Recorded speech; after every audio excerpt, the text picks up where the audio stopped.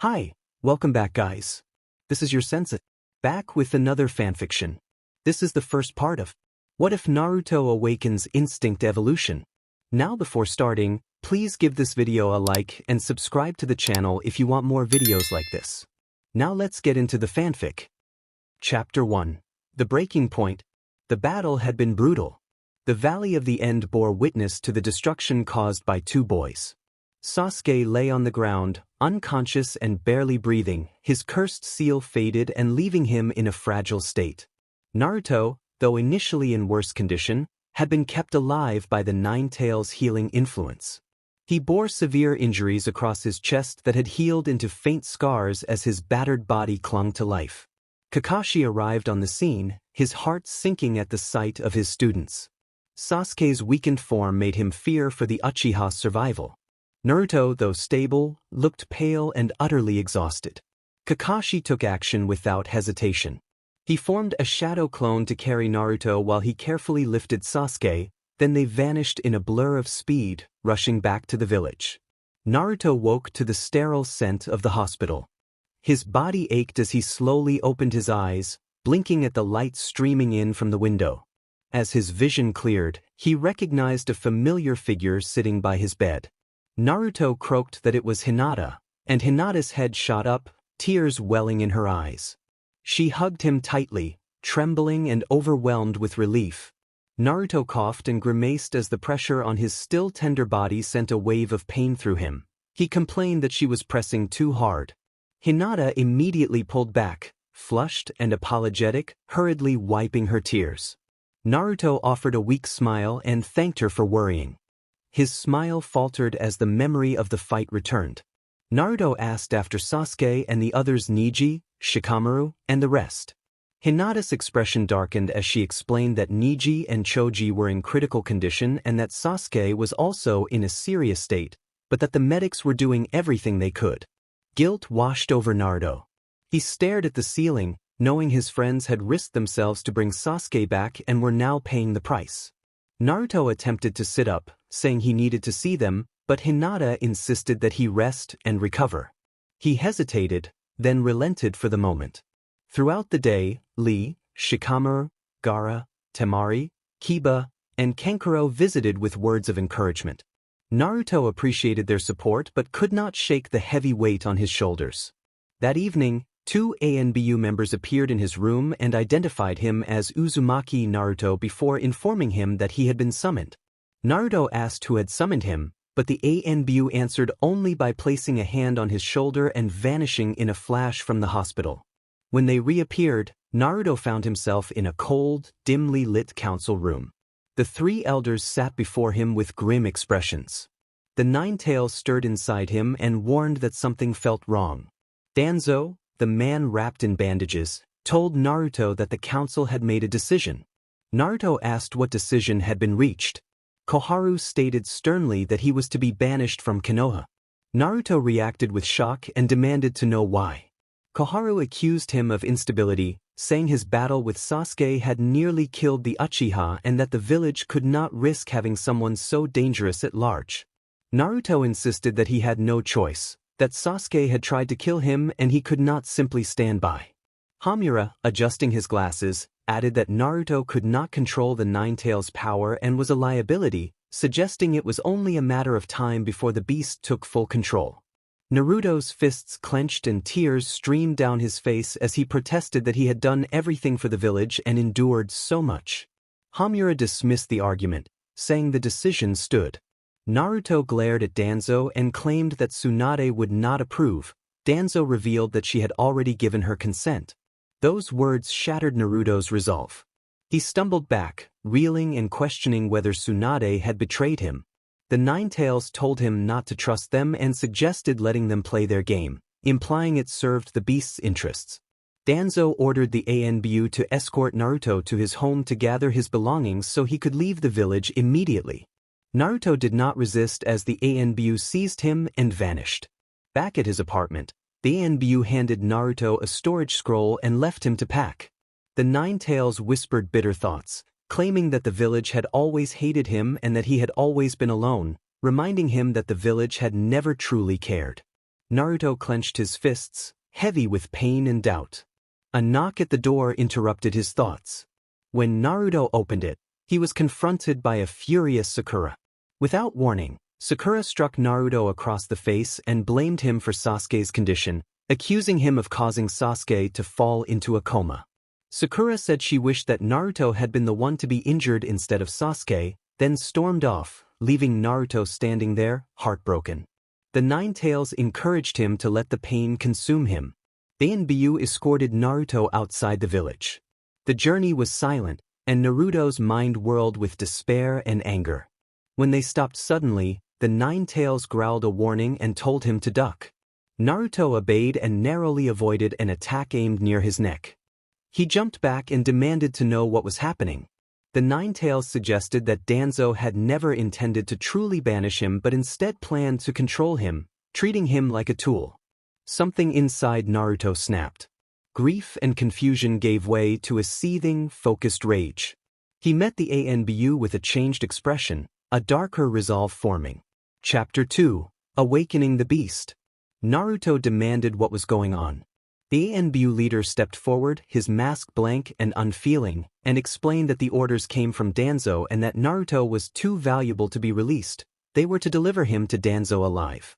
Naruto lowered his head and realized that the banishment had been a lie, that the intention had been to take him prisoner. Another ANBU member jeered that Naruto should be grateful to remain alive, saying that if it were up to him they would have killed Naruto on the spot.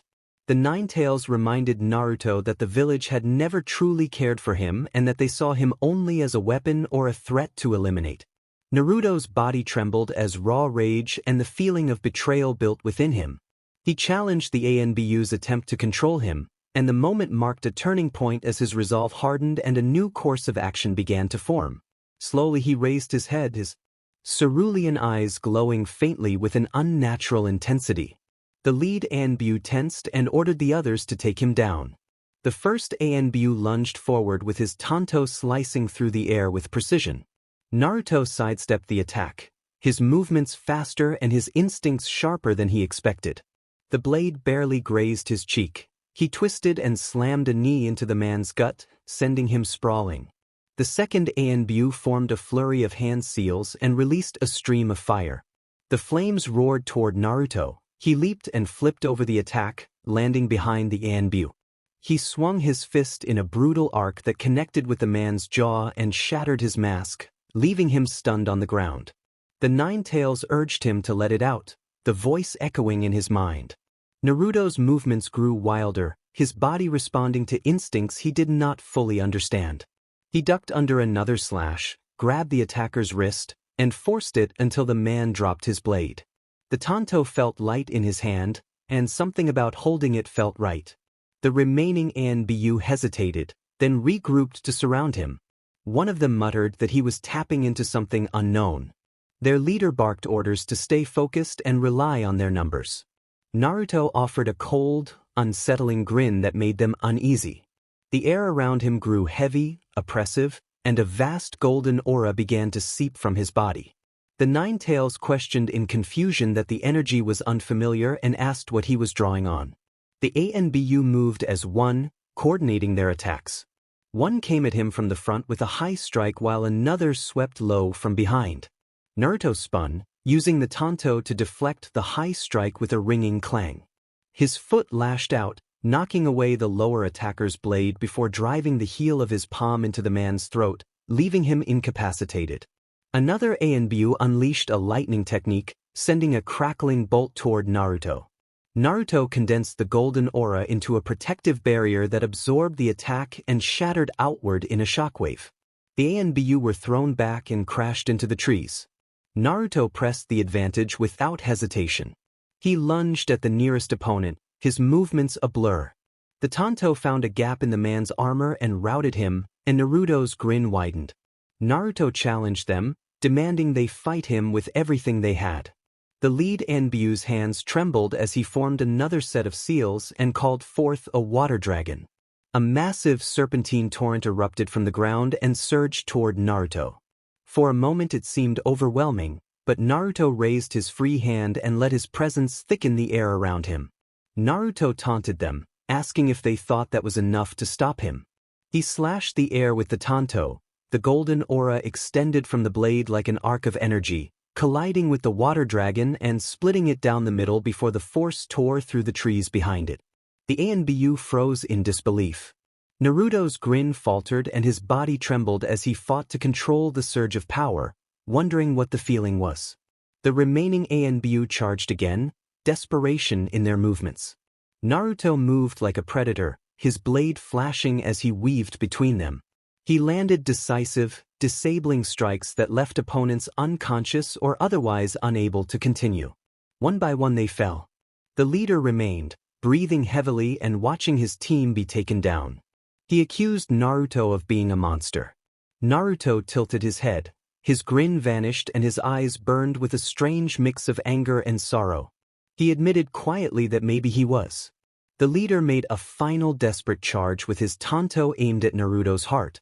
Naruto sidestepped, seized the man's wrist, and delivered a decisive strike that ended the leader's attack. The leader collapsed.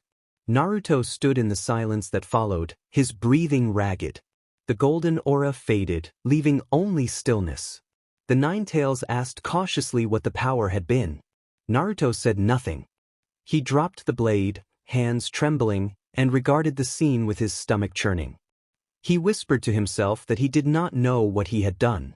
The knight offered no answers, only the weight of his actions remained. Chapter 3, Paths Diverge.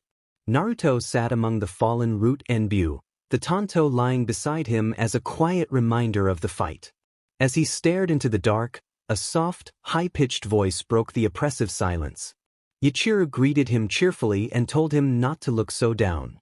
Naruto blinked in confusion and turned his head.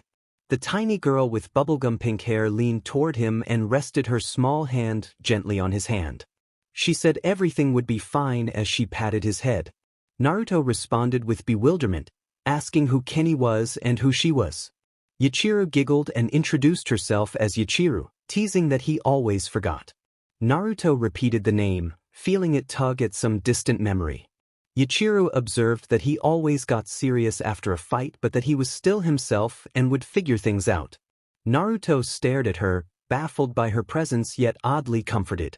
Later, Naruto sat cross-legged on the forest floor with the tanto nearby as his thoughts waged war. He had realized that Tsunade had not truly betrayed him and that Danzo had manipulated events, but even with that understanding he was unsure of his next move. He considered going back. The Ninetales growled in his mind, warning that returning would only lead to more betrayal. Yachiru sat beside him, swinging her legs idly, and urged him not to listen to the gruff voice in his head. She reminded him to follow his instincts. Naruto clenched his fists as something stirred deep within him. His instincts did not speak of retreat or SBMsen but of a fierce hunger for action. He raised his head and a fierce grin spread across his face as he acknowledged that he wanted more. He wanted to fight. Yachiru's eyes sparkled with delight and she declared that this was the Naruto she knew.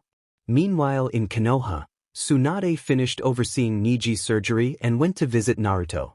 When she did not find him at the hospital, concern quickly turned to alarm. She ordered the staff and ANBU to search for him. Her worry deepened into despair when a note was found in his apartment stating that he could not stay in the village and was leaving for good. The revelation hit her like a physical blow. She sank into her chair, clutching the letter tightly. The memory of Naruto proudly declaring his dream to become Hokage flashed through her mind, and Tsunade whispered his name, her heart breaking. The situation worsened when her ANBU returned with a report of an attack in the forest. The Root ANBU team had been ambushed and did not survive. Tsunade's fury boiled over. She summoned Danzo to her office, fists clenched in barely restrained rage. Tsunade demanded to know what he had done to Naruto. Danzo stood calmly, feigning ignorance and insisting he did not know what she meant.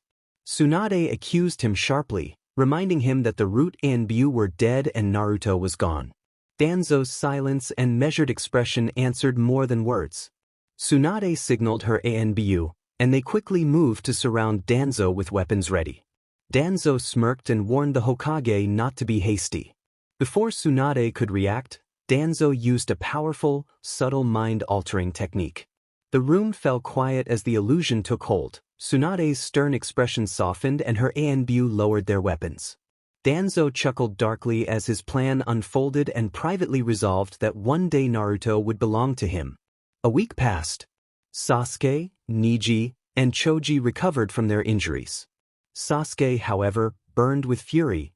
His hatred for Itachi had only intensified, and he resented Naruto for standing in the way of the power he sought. When Sakura visited Sasuke in the hospital, she felt relief to find him awake and told him so. Sasuke fixed her with a glare and coldly told her to leave. Sakura's heart sank and she pleaded weakly, but Sasuke repeated his command to get out. Tears welled in her eyes as she left the room, shoulders shaking. Naruto's friends gathered in worry. Ino, Shino, Sakura, Shikamaru, Lee, Hinata, and Kiba sat together, their faces heavy. Kiba asked if anyone knew where Naruto was. Shikamaru said grimly that no one was saying anything and that something did not add up, because Naruto wouldn't just disappear. Ino frowned and wondered aloud what could have made him leave. Sakura looked down, hands trembling, and confessed that she felt responsible. She admitted that she had said terrible things to Naruto, blaming him for Sasuke's condition and even wishing, in a moment of cruel anger, that Naruto had been the one to suffer instead. The others turned in surprise at her admission. Hinata reacted with fierce resolve. She confronted Sakura, striking her sharply across the face. Sakura gasped and held her cheek, tears filling her eyes. Ino cried out in shock, but Hinata pressed on, scolding Sakura for how she had treated Naruto and reminding her that Naruto had always supported them, even when he had not been treated kindly in return. Hinata told Sakura that Naruto deserved better and that Sakura needed to apologize to him, not to Hinata. The group fell silent, the weight of Hinata's words sinking in. Sakura sobbed in guilt, and the others silently vowed to find Naruto and make things right. Chapter 4. Fractured Bonds. Jiraiya stormed into Tsunade's office with uncharacteristic anger etched on his face. He slammed a fist on her desk and demanded to know what had happened and where Naruto was. Tsunade, still under the influence of the subtle mind technique, replied flatly that Naruto had defected. Jiraiya clenched his fists and insisted that such a claim was a lie, arguing that Naruto would never abandon the village and had always dreamed of being Hokage. Tsunade told him that the root Anbu had been killed and that Naruto's letter said he could not stay, and that the boy had broken under the pressure. The word struck Jiraiya hard. He rejected the idea that Naruto had simply broken and insisted that something did not add up. He warned that Danzo would pursue Naruto if given the chance and that they had to find Naruto before Danzo did. After a brief hesitation, Tsunade allowed him to do what he must. Frustrated, Jiraiya left the office, resolve hardening with each step. The cemetery was quiet as Kakashi knelt before the graves of Minato Namikaze and Kushina Uzumaki. He did not bring flowers, he brought only the weight of his guilt. Placing a hand on Minato's gravestone, he bowed his head and confessed that he felt he had failed his sensei and failed Naruto. He admitted that perhaps if he had intervened sooner, Naruto might not have suffered alone. He then turned his thoughts to Kushina, acknowledging the traits he saw in Naruto and lamenting that he had not done enough to nurture them. Kakashi vowed that, although he felt powerless for the first time in years, he would try to bring Naruto back because he owed him that much. In his hospital room, Sasuke sat by the window, eyes fixed on the horizon as the days stretched slowly. When the door creaked open, he did not need to look to know who had entered. Kabuto stepped inside with a sly smile and told Sasuke that it was time. Sasuke responded with a smirk and said he was ready. Kabuto relayed that Orochimaru was waiting and asked if Sasuke was prepared to leave everything behind. Sasuke said he had left it behind the moment he set his sights on his brother. Kabuto motioned to the window and instructed him to follow quietly, warning that the Hokage still had people watching. Sasuke slipped out of the window without hesitation, the cool night air brushing his skin, and his smirk widened as he and Kabuto disappeared into the darkness. Finally, he was moving closer to his goal, Itachi's death. The training ground was eerily quiet as the genin sat in a loose circle. Ino, Shino, Shikamaru, Lee, Hinata, Kiba, and Sakura were gathered, but the usual camaraderie was absent. Sakura sat slightly apart with her head bowed. The weight of her earlier confession lingered in the air, and no one addressed her directly. Shikamaru sighed and reminded them they would not get anywhere by sitting in silence and that they needed to focus on finding Naruto. Kiba growled and questioned how they could be sure Naruto wanted to come back after being gone for weeks. Lee, fists clenched, insisted that Naruto did not give up and that there must be a reason if he had left. Hinata cast a cold glance at Sakura and suggested that perhaps Naruto had simply grown tired of being hurt by those he cared about. Sakura flinched but remained silent. Ino crossed her arms and pointed out that not everyone had treated Naruto well and that Sakura had been the last to push him. Shino cut through the rising tension with a calm voice, insisting that the blame game was unhelpful and that, because Naruto was gone, they needed to decide what to do next. Hinata stood abruptly, fists trembling but resolved, and declared that she would find Naruto and tell him the truth that he was not alone. With that, she stormed off, leaving the others stunned and silent. Naruto ran through the dense forest, senses acute and body primed. Danzo's men pursued relentlessly, and each confrontation sharpened him further, pushing him toward a fierce, single-minded clarity. He told himself they would not stop, and neither would he. Elsewhere, Zetsu reported that the boy was on the run and had downed multiple Route A and Bu squads. Pain, expression steady, ordered Itachi and Kisame to find him and made clear that failure was not an option. The two nodded and prepared to move. Naruto arrived at a clearing littered with the remnants of a brutal confrontation. His clothes were torn and his breathing heavy as he surveyed the scene with a dissatisfied scowl, muttering that it was pathetic. The scowl shifted to a feral grin when he sensed two powerful presences approaching. From the shadowed trees, Itachi and Kisame emerged, taking in the aftermath with unreadable expressions. Kisame gripped Samehada and noted the boy's bravado. Itachi studied the girl standing near Naruto, noting an absence of the usual chakra signature yet sensing something unusual about her. Naruto greeted them with contempt, challenging them to try to take him.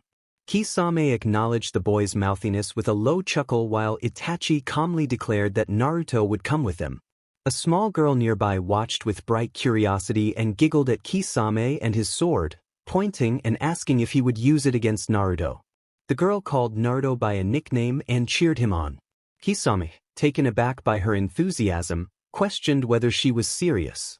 Naruto dismissed her as mere entertainment while Itachi remained focused on the girl's odd presence, aware that their mission took priority despite the potential complications. Naruto cracked his knuckles and warned them not to hold back. The girl bounced and cheered louder, urging Naruto to show his strength. Kisame hoisted Samehada and grinned at the prospect of a fight. The air tightened as both sides readied themselves.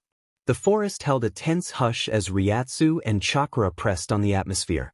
The girl perched on a branch, swinging her legs and smiling, her carefree demeanor at odds with the charged moment. She continued to cheer for Naruto, prompting his grin to widen and his yellow Ryatsu to flare, making leaves stir and the ground tremble. Kisame commented that the kid had guts but that guts alone did not win battles. Itachi narrowed his eyes and analyzed Naruto's oppressive energy, activating his Sharingan and advising caution. Naruto launched forward with explosive speed, instincts driving him. Kisame swung Samehada in a wide arc. Naruto ducked at the last moment and used his pressure to disrupt Kisame's balance. Naruto's fist struck Kisame's side and sent him skidding back, earning a grunt of acknowledgement that the kid had power.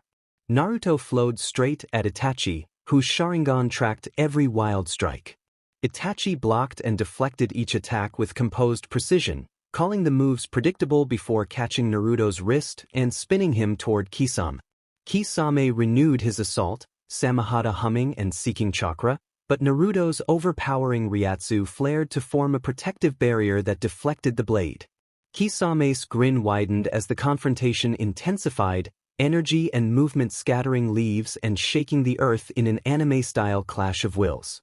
Itachi moved swiftly, his Sharingan glowing as he formed a series of hand signs and cast demonic illusion, shackling stakes. Naruto froze mid-strike as the world around him darkened. Shadows enveloped him and he felt phantom stakes pinning him in place, immobilizing him and blurring his vision. Kisame leaned on Samehada and remarked that this seemed to wrap things up. Inside Naruto's mind, Kurama stirred and growled at him, urging him to break free because the illusion would not hold. Kurama's chakra surged, disrupting the genjutsu. Naruto's Ryatsu flared, shattering the illusionary restraints and restoring his senses. Naruto responded with defiant energy, his Ryatsu intensifying and sending shockwaves through the forest. Itachi narrowed his eyes and noted that the Nine Tails was cooperating with him. Naruto's movements sharpened, his instincts refining with each exchange. He began to predict Kisame's strikes and Itachi's evasions, his Ryatsu adapting to block and counter their attacks. Yachiru, perched nearby, called encouragement to Kenny and cheered him on with bright enthusiasm. Naruto laughed as the thrill of battle took hold. His Ryatsu surged and even Kisame and Itachi felt its pressure. Kisame liked his lips in excitement, observing that this kid was something else and warning Itachi that Naruto might actually take them out if they weren't careful. Itachi replied calmly but cautiously that they would see. Naruto grabbed a discarded blade from one of the fallen root umbu and charged Kisame. The clash of steel echoed through the forest as Naruto's raw power met Kisame's refined kenjutsu. Samehada hummed, attempting to absorb Naruto's Ryatsu, but the energy was too volatile and the blade recoiled slightly. Itachi moved to assist, but Naruto's instincts forced him to refocus. Naruto's blade met Itachi's kunai in a rapid exchange of strikes. Yachiru giggled and encouraged Kenny, urging him to beat them both and praising him. As the fight continued, Naruto felt a shift within himself. His Ryatsu steadied and he began to use it to bolster his attacks, increasing their force and speed.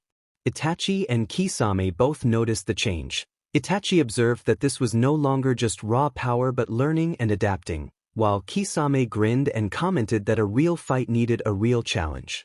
Naruto widened his grin and taunted them, daring them to show more of their strength. The forest trembled under the weight of their battle. Trees splintered and the air crackled with energy as the three combatants reshaped the terrain. Yachiru clapped and chanted Kenny's name, her excitement cutting through the chaos. The battle was far from over, and Naruto's thirst for growth burned brighter than ever. The scene shifted into a maelstrom of Ryatsu and chakra. Naruto's yellow Ryatsu flared like a storm as he urged Itachi and Kisame to stop holding back. Kisame wiped at the corner of his mouth, admitting that he had not had this much fun in years. Itachi narrowed his eyes, feeling the difference in Naruto. He muttered to himself that this boy was unlike anyone they had faced. Kisame formed a rapid series of hand seals and unleashed a powerful water style, exploding water shockwave, flooding the area and turning the forest into a watery battlefield. He rode the torrent like a predator. Naruto landed on the water without faltering and grinned as his Ryatsu flared. He declared that water was no problem. Kisame called him cocky, then surged forward on the wave. Naruto's Ryatsu split the wave in half with a burst of pressure, sending water crashing aside. Kisame roared in approval and launched himself at Naruto with Samehada, but Naruto twisted midair to avoid the strike and countered with a powerful kick that sent Kisame flying. Kisame landed gracefully on the water, laughing that Naruto kept surprising him. While Kisame engaged Naruto head-on, Itachi moved silently, his Sharingan tracking every move. As Naruto darted toward Kisame, Itachi formed a single hand sign and cast a great fireball jutsu. A massive sphere of flame roared toward Naruto, scorching the air. Naruto's instincts created a Ryatsu shield that absorbed the brunt of the attack, dissipating the fire but leaving him pushed back and momentarily vulnerable.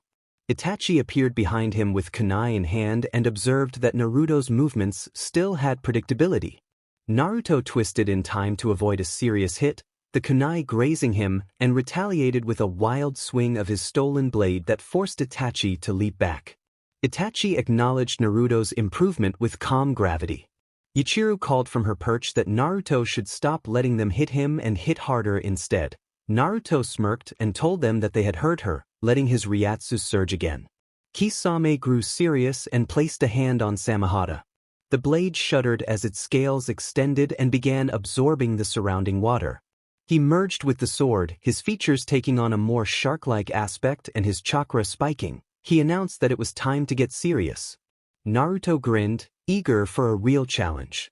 Kisame attacked with incredible speed, bending the water to strike from all angles. Naruto relied on his instincts and Ryatsu to block and counter, but Kisame escalated the assault by slamming his hands together and forming a water prison dome. The water rose to encase them both in a massive sphere, swirling currents pressing from all sides and threatening to overwhelm Naruto. Outside the dome, Yachiru watched with tilted head, her pink hair swaying. A tense standstill filled the air as the two remained locked within the watery enclosure. A short neutral pause followed as the combatants reassessed their positions and prepared for the next exchange. Yachiru exclaimed that Kenny was in a bubble and that it looked fun. Itachi watched the scene unfold, composed but vigilant, his Sharingan tracking Naruto's movements and analyzing the struggle against the water. He observed that this would test whether the boy could adapt under true pressure. Inside the water prison, Kisame's shark-like grin widened as he taunted that this was his domain and wondered how long the boy could last without air. He shot through the water like a torpedo, slamming into Naruto with overwhelming force. Naruto spun from the impact and struggled desperately for air. His Ryatsu flared, pushing back the water for a moment before the currents overwhelmed him again. Kisame laughed that struggling would not save him. Naruto insisted that he would not give up, not here and not to him. Kisame launched another attack aimed close to Naruto's neck. Naruto twisted his body to narrowly avoid the strike and pushed his limits as he fought to stay conscious, telling himself he needed to end this now. Naruto's Ryatsu began to concentrate, the yellow energy condensing around his body. Kisame noticed the change and his grin faltered. With a fierce roar, Naruto released his Ryatsu in a massive burst. The force shattered the water prison and sent a shockwave across the battlefield. Water erupted in all directions, drenching the area and leaving Naruto standing tall with his Ryatsu blazing like a second sun. Kisame was thrown backward, landing heavily on the soaked ground, coughing and momentarily stunned by the force of the attack. Outside the collapsed dome, Yachiru clapped enthusiastically and cheered that Kenny had popped the bubble. Itachi's eyes narrowed as he assessed the aftermath and remarked that Naruto was stronger than he had anticipated. Kisame growled as he forced himself to his feet and conceded that Naruto was tougher than he looked, but insisted he was not finished. Naruto smirked, welcoming the continued fight and teasing that he would hate for it to end too quickly. They clashed again, but this time Naruto moved with sharper precision and greater power, forcing Kisame onto the defensive. With a final, earth-shaking strike, Naruto sent Kisame crashing into the ground, creating a massive crater. Kisame lay motionless as his form reverted. Samahata fell from his grasp and its scales retracted as it pulled away. Naruto stood over Kisame, breathing heavily but triumphant, and commented that it had been entertaining and that next time Kisame should not hold back so much. Yachiru celebrated that she had known he would win. Naruto chuckled and noted that of course he had won and wondered if anyone had doubted him. Itachi stepped forward with an unreadable expression and stated that Naruto was more dangerous than he had expected. Naruto's grin widened as he declared that they had not yet seen his full strength. Chapter 7: Naruto vs. Itachi. The forest lay in ruins, water flooding the battlefield from Kisame's earlier attacks. The defeated Akatsuki swordsman floated unconscious on the water. Yachiru remained perched in a tree, swinging her legs cheerfully as if untouched by the devastation. Naruto stood amid the chaos, tense and battered, his clothes torn but his grin intact. His golden Ryatsu flickered around him like a storm. He was worn but eager to continue. Itachi regarded him carefully, his Sharingan spinning as he assessed Naruto's condition and noted that the boy was strong but lacked discipline and precision. Naruto wiped at his lip, his feral grin unwavering, and replied that Itachi could lecture him after he won. Without another word, Itachi began a rapid sequence of hand seals and initiated a barrage of fire-style projectiles. Small fireballs zigzagged unpredictably toward Naruto. Naruto darted aside and leaped across the water's surface, his speed barely enough to evade the scorching flames, and taunted that Itachi would have to do better. Itachi responded by shifting tactics and unleashed a massive wind technique. A roaring gust picked up water and debris and formed a devastating whirlwind that struck at Naruto's barrier and forced him to brace. Before he could recover, Itachi followed with a water technique that shaped a colossal water dragon. Naruto leapt upward and the dragon twisted to follow, but Naruto's Ryatsu flared and, with a swing of his stolen Tanto, he sliced through the dragon, dispersing it into harmless droplets and landing back on the water, panting and admitting that he was only getting warmed up. Itachi's demeanor remained calm and emotionless as he criticized Naruto's reliance on brute force and prepared a different test. His Mangekyo Sharingan activated and pulled Naruto into a separate, illusory reality. Naruto found himself immobilized on a wooden structure in a dark, endless void beneath a blood-red moon, surrounded by multiple illusions of Itachi armed with blades. Itachi explained that this was the world of Tsukuyomi and warned that in that realm he controlled time and space and would subject Naruto to prolonged torment. The illusion subjected Naruto to relentless simulated strikes and agonizing sensations that felt disturbingly real. Naruto struggled against the restraints but could not break free. He refused to cry out and kept his Ryatsu flickering with defiance despite the fabricated reality. When the illusion finally shattered, Naruto collapsed to one knee in the real world, breathing ragged and sweating, his body trembling from the lingering effects of Tsukuyomi. His eyes still burned with determination, and Itachi, narrowing his gaze in surprise, remarked that surviving was impossible. Naruto grinned weakly and insisted that Itachi would have to try much harder to break him. Yachiru clapped excitedly from her perch and celebrated that the strange eye trick had not stopped him. Itachi stepped back and activated his Mangekyo once more. The air thickened as a skeletal armor began to form around him, rising into a fully formed Susanoo whose imposing presence radiated invulnerability. In one hand the Susanoo held the Yata mirror, capable of reflecting incoming attacks, and in the other it conjured the Yasaka Amagatama, spinning beads of chakra with destructive potential. Itachi challenged Naruto to face this manifestation. Naruto's grin returned as he welcomed a target worthy of his blade. The Susanoo launched the Yasaka Amagatama, the spinning projectiles tearing through the air with explosive force and sending shockwaves across the battlefield. Naruto barely evaded the blasts as the explosions rocked the surroundings. Charging forward, Naruto swung his blade at the Susanoo's chest, ready for the next exchange. The Yata mirror intercepted the strike, reflecting the force back at him. Naruto was sent flying, crashing into the water with a loud splash. Itachi declared that this was the end. A faint whisper reached Naruto as he struggled to stand and a voice urged him to call to it. Naruto wondered who was there. The voice, soft yet commanding, told him to call its name and promise strength in return. The name was on the tip of his tongue, and he understood what he needed to do. Naruto rose, a wound on his forehead stinging but not slowing him. He raised the Tanto with a wild grin and pressed his hand to the blade, channeling his spiritual energy into it. The weapon began to glow, its shape shifting and expanding as Naruto commanded the blade to awaken. The Tanto transformed into an enormous battle axe, its presence filling the air with energy. Itachi watched the weapon and noted its power. Naruto swung Nozarashi, and the force of the attack sent a shockwave across the water and ground. The Susanoo tried to raise the Yata mirror, but Nozarashi cut through the shield, breaking it apart and driving into the construct until it faltered and began to break. Itachi muttered in disbelief. Naruto leapt forward with his spiritual pressure flaring, declaring that Itachi would not stop him.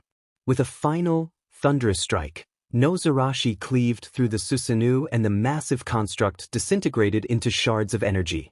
Itachi was thrown back and landed hard, visibly injured. The battlefield fell silent. Yachiru cheered loudly, celebrating Naruto's victory. Naruto stood tall with Nozarashi resting on his shoulder, his energy still blazing. Itachi, weakened, acknowledged that Naruto was far more dangerous than he had anticipated. Naruto replied that he was only getting started. Yachiru landed beside him and praised him exuberantly. The fight was over for now, but Naruto knew this was only the beginning. With Nozarashi in hand, his journey had taken an unexpected turn and the world would never be the same. Chapter 8. Naruto stood steady, breathing heavily but composed as he looked at Itachi. Yachiru laughed with excitement on his shoulder, triumphantly declaring Naruto the victor. To Naruto's surprise, Itachi slowly rose to his feet, swaying slightly. His cloak was torn and he bore several injuries. Their eyes locked, and Itachi activated his Sharingan to trap Naruto. Naruto's grin faded as the familiar sensation of Tsukuyomi tried to take hold. He remarked that genjutsu like that no longer worked on him. Itachi said that he only wished to talk. Naruto asked what Itachi wanted to talk about. Within the illusionary world, Itachi folded his arms and asked why Naruto had left the village. Naruto scoffed and said it was none of Itachi's business. But when Itachi persisted, Naruto explained that he had left because he was tired of the lies and the way the village had treated him. He said he had never felt it was his home. Itachi's expression softened and he admitted he understood. He acknowledged that the same village he had sacrificed for had turned its back on Naruto. Itachi said he believed Naruto deserved better and offered to train him, explaining that Naruto had immense potential but fought with raw, unrefined instinct. With proper guidance, Itachi believed Naruto could become a true force. Naruto was surprised and asked if Itachi's interest was related to the Nine Tails. Itachi shook his head and said the Nine Tails had never been his goal. He followed orders but did not seek the tailed beasts. He told Naruto he saw something worth nurturing in him. Naruto said he would think about the offer. The genjutsu faded as Itachi released it. He stepped closer, produced a crow from his sleeve, and the bird slipped into Naruto's mouth in a flash. Naruto staggered, coughing and clutching at his throat in confusion. He demanded to know what that had been. Itachi called it a gift and said that one day Naruto would understand, then turned his attention to Kisame. Itachi moved toward Kisame, clearly strained. He gripped Samehada and felt the sword drain the remainder of his energy, but he continued and placed it into Kisame's hand. The weapon shuddered and then fed energy back to its wielder, helping to restore Kisame. Kisame stirred and asked what had happened. Itachi said it was time to leave and collapsed against a tree. Kisame stood up as his strength returned and looked toward Naruto holding Nozarashi, admiring the blade. He complimented Naruto on the fine weapon. Naruto replied that next time he would use it to cut Kisame down. Kisame wrapped Samehada in bandages and said he was looking forward to it. Kisame hoisted the unconscious Itachi onto his shoulder and muttered that their leader would be furious they had failed. The pair then vanished, leaving only a faint ripple in the air. When they were gone, Nozarashi cracked and shattered, reverting back to its makeshift Tanto form. Naruto watched as the spirit blade splintered and crumble. Yachiru giggled and said that the Tanto had not been strong enough to contain his spirit sword's power. Naruto sighed, running a hand through his hair, and acknowledged that he would need a proper sword. The Akatsuki gathered in holographic form, their images flickering in the dim space, with Pain at the center commanding attention. Pain asked where the host of the Nine Tails was. Kisame reported that they had failed. Pain demanded an explanation. Deidara smirked quietly, taking some satisfaction in Itachi's setback. Itachi calmly stated that Naruto had grown stronger since their last encounter. Kisame added that Naruto seemed unstoppable, knock him down, and he only came back stronger. Konan questioned why Itachi had not neutralized Naruto with his Sharingan if the growth had been so rapid. Itachi admitted he had tried but found his genjutsu ineffective. Naruto had evolved. Deidara commented that the boy sounded interesting and suggested he might try his hand at him next time. The black half of Zetsu made a low, sinister sound. A voice warned that if his power grew with every fight, he would become a threat to them all, and allowing him to continue unchecked could jeopardize their plan. The white half mocked that concern, calling it entertainment and describing the boy who grew stronger the harder he was pushed as the perfect experiment, wanting to see how far he could go before he broke. Sasori remained silent, but his mind raced. A puppet with that kind of power would be a masterpiece, one capable of evolving mid-battle, and he resolved that the boy would belong to him one way or another. Haydn sneered that the others were pathetic and demanded that they deliver the boy to him so he could demonstrate Jashin's wrath. Kakuzu merely grunted that Haydn would have to survive long enough for that to happen. Pain raised a hand to silence the bickering and announced that if the Nine Tails was truly as powerful as they claimed, he would handle the matter personally. Irika sat on the roof of the academy and stared at the horizon as the setting sun painted the village in orange and red.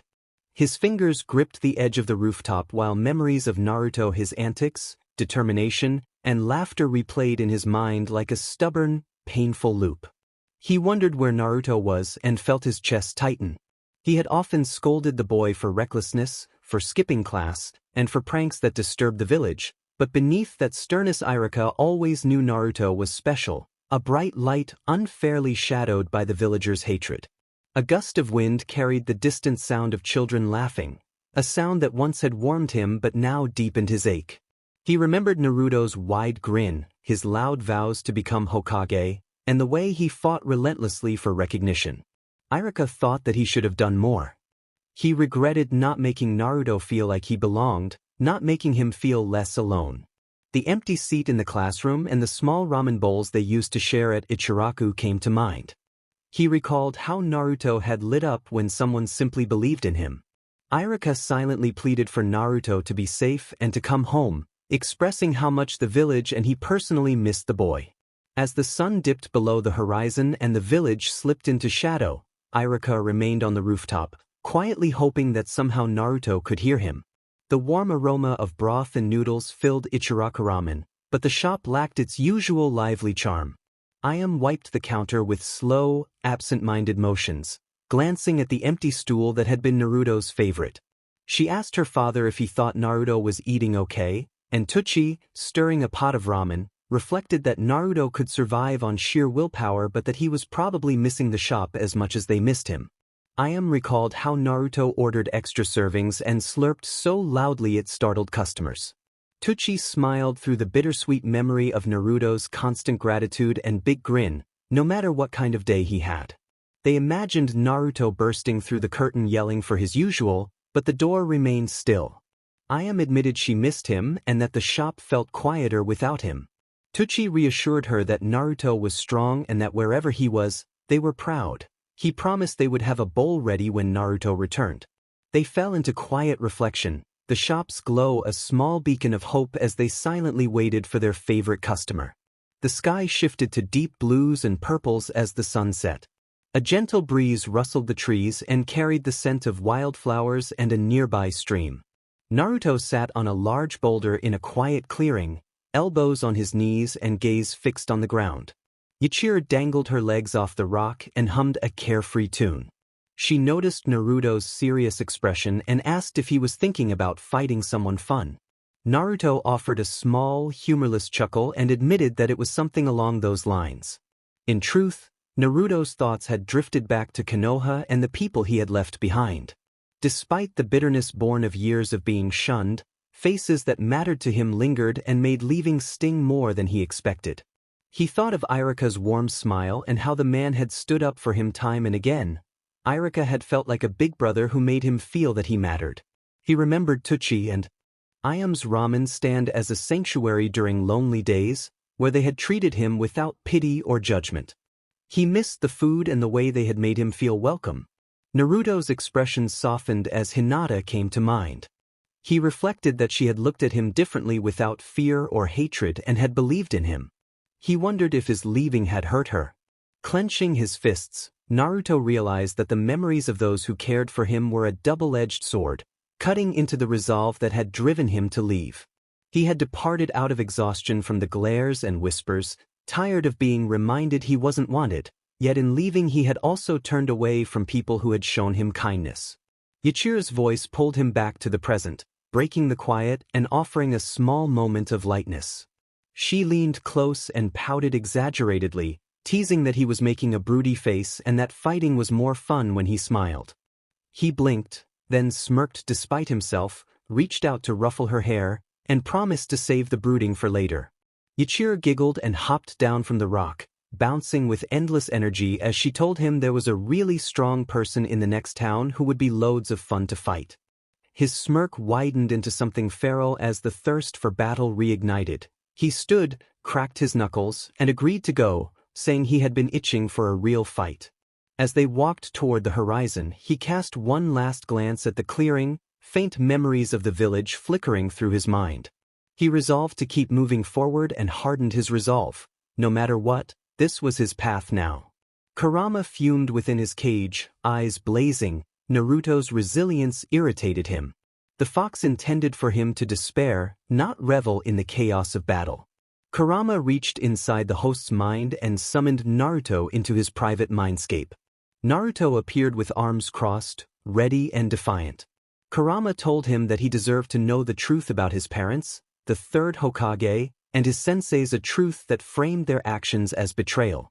Hearing this, Naruto's smirk vanished and his fists clenched. He accused them of knowing and leaving him to suffer. Kurama urged him to drown in despair with a cruel, mocking tone. The words cut deep, but Yachiru wrapped her arms around Naruto, pulling him back from the edge of rage with steady, gentle reassurance. She called him Kenny and promised that everything would be all right. Kurama froze as the girl's voice echoed in his mind, and Yachiru warned the fox not to manipulate Kenny, threatening to stop him if he persisted.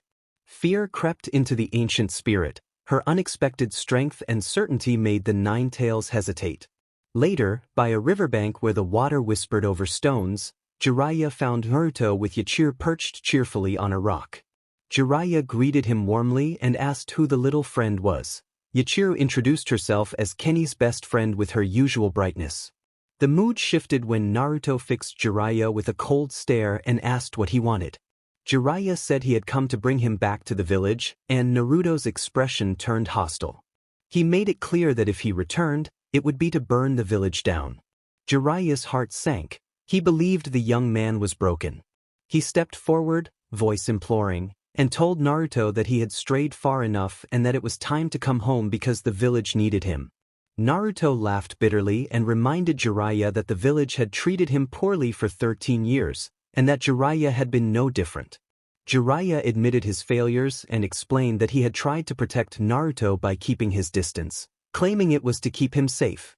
Naruto accused him of making excuses for his own conscience and rejected the idea that Jiraiya could play the hero now. Jiraiya acknowledged his mistakes and pleaded that it was not too late to fix them, but Naruto's resolve hardened and he declared it was too late for him before lunging. Naruto moved with blinding speed. His fist hurtled toward Jiraiya and struck the ground near him with enough force to scatter dirt and knock stones aside. Jiraiya barely sidestepped and responded immediately by forming seals and calling up an earth technique that turned the ground into a sticky mire to trap Naruto. The boy refused to be contained. A surge of his energy cracked the earth beneath him as he leaped free and launched himself at Jiraiya again. Jiraiya, assessing the pace and power as entirely Naruto's own rather than a trick of clones, blocked a punch with his forearm and was sent sliding, trenches gouged in the dirt by the impact. Naruto followed with a kick aimed at Jiraiya's ribs. The older man ducked and countered with a palm strike that sent Naruto skidding back. Jiraiya admitted that Naruto had grown stronger, and Naruto shot back that he was stronger than Jiraiya could handle. Not wasting a moment, Jiraiya unleashed a torrent of toad oil across the ground to reduce Naruto's traction, then ignited it with a fire technique.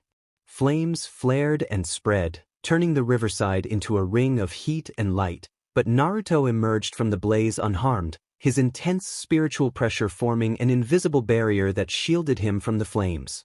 Energy crackled in the air as both prepared for the next exchange, the battle escalating into a spectacle of swift, high-energy clashes rather than anything catastrophic. The riverbank, once serene, was now the stage for a fierce but non-graphic confrontation between a repentant mentor and a young fighter who had been hardened by years of abandonment. The older man wrestled with guilt and responsibility, while the younger pushed forward with anger and a determination to define his own path. The clash of their powers marked the beginning of a deeper reckoning that neither could avoid. Naruto shot forward again, aiming for Jiraiya's abdomen. Jiraiya countered using the Needle Guardian technique, his hair extending into hardened spikes that lashed out like whips. Naruto dodged most of them, though a few grazed his arms, leaving thin scratches. He did not slow. He ducked under the spikes and delivered a powerful uppercut to Jiraiya's jaw, sending the older ninja stumbling back. Jiraiya wiped his mouth and remarked that Naruto had changed, warning that raw strength alone would not be enough to win. Naruto dismissed the warning and challenged him to prove it. Jiraiya formed hand signs and unleashed a fire release, Dragon Fire technique, sending a concentrated stream of flames toward Naruto. Naruto stood his ground and extended his hand, the flames bending away as his spiritual energy flared. Naruto taunted that it was not enough and charged again. Jiraiya slammed his hands into the ground and used Earth Release, rock lodging destruction, raising a massive wall of earth that forced Naruto to halt. Naruto grinned, gathered a swirling ball of spiritual energy in his palm, and unleashed a spiraling sphere that tore through the earth wall like paper. Jiraiya barely leaped clear and landed hard, panting. The riverbank had become a battlefield of fire, earth, and raw power. Tension rose with every exchange as neither fighter gave an inch. From a nearby rock, Yachier cheered loudly, urging Naruto to show what he was made of, her eyes sparkling with excitement. As smoke and dust settled, Jiraiya moved into a familiar hand formation and steeled himself, deciding that holding back was no longer an option. He warned Naruto that he had left him no choice and that he would demonstrate the power of one of the 3 legendary ninjas. Naruto smirked and dared him to bring it on. Chapter 10. The air still trembled with the echoes of their clash. Naruto stood tall, his spiritual energy burning like an untamed flame, while Jiraiya's expression was hard and focused. Jiraiya called Naruto stubborn and announced that he would stop holding back as he unfurled a scroll and performed a summoning technique. With a deafening boom, Gamabunta appeared and cast a massive shadow over the battlefield. The boss Toad surveyed the scene, grumbled that he hated getting dragged into pointless fights, and told Jiraiya this had better be worth it. Jiraiya replied that Naruto needed to be brought to his senses. Gamabunta rumbled with a note of regret that it had come to this. Naruto smirked at Gamabunta and noted that the Toad still smoked his pipe. Gamabunta sighed, told Naruto he had made quite a mess, and warned him not to make him regret intervening. Naruto's spiritual energy flared and he provocatively suggested that Gamabunta might regret it. Gamabunta swung his massive blade with enough force to send a shockwave through the air. Naruto moved with blinding speed, dodging the strike and landing on the blade itself before dashing up its length toward Gamabunta with his short blade gleaming. Jiraiya warned him not to get cocky and formed hand signs to trigger wind release, great breakthrough, summoning a powerful gust that blasted toward Naruto and forced him to leap back. The wind tore through the battlefield, uprooting trees and sending debris flying. Naruto landed lightly, short blade raised defensively, and challenged Jiraiya to do better. Jiraiya then used a sealing technique to produce golden chains erupting from the ground in an attempt to bind Naruto. Naruto reacted instantly, his spiritual energy surging outward in a powerful pulse that shattered the chains before they could take hold. Jiraiya stated that this was only the beginning. Jiraiya's hair extended and hardened into razor-sharp spikes in a Needle Guardian assault. The spikes shot toward Naruto, forcing him to weave and dodge with incredible agility. A few spikes grazed him, leaving superficial scratches, but Naruto closed the distance with a burst of speed. Jiraiya shifted into a Wild Lion's Mane technique, his hair extending further and wrapping around Naruto like tendrils. The tendrils tightened to immobilize him, but Naruto's spiritual energy flared violently and tore through the hair with raw force. He surged forward, his short blade slashing with speed and power that forced Jiraiya to leap back. Jiraiya landed on Gamabunta's shoulder and admitted that Naruto was impressive. Naruto raised his short blade and declared that Jiraiya had not seen anything yet. Gamabunta leaped and brought his massive blade down like a guillotine. Naruto met the attack head-on, imbuing his short blade with spiritual energy.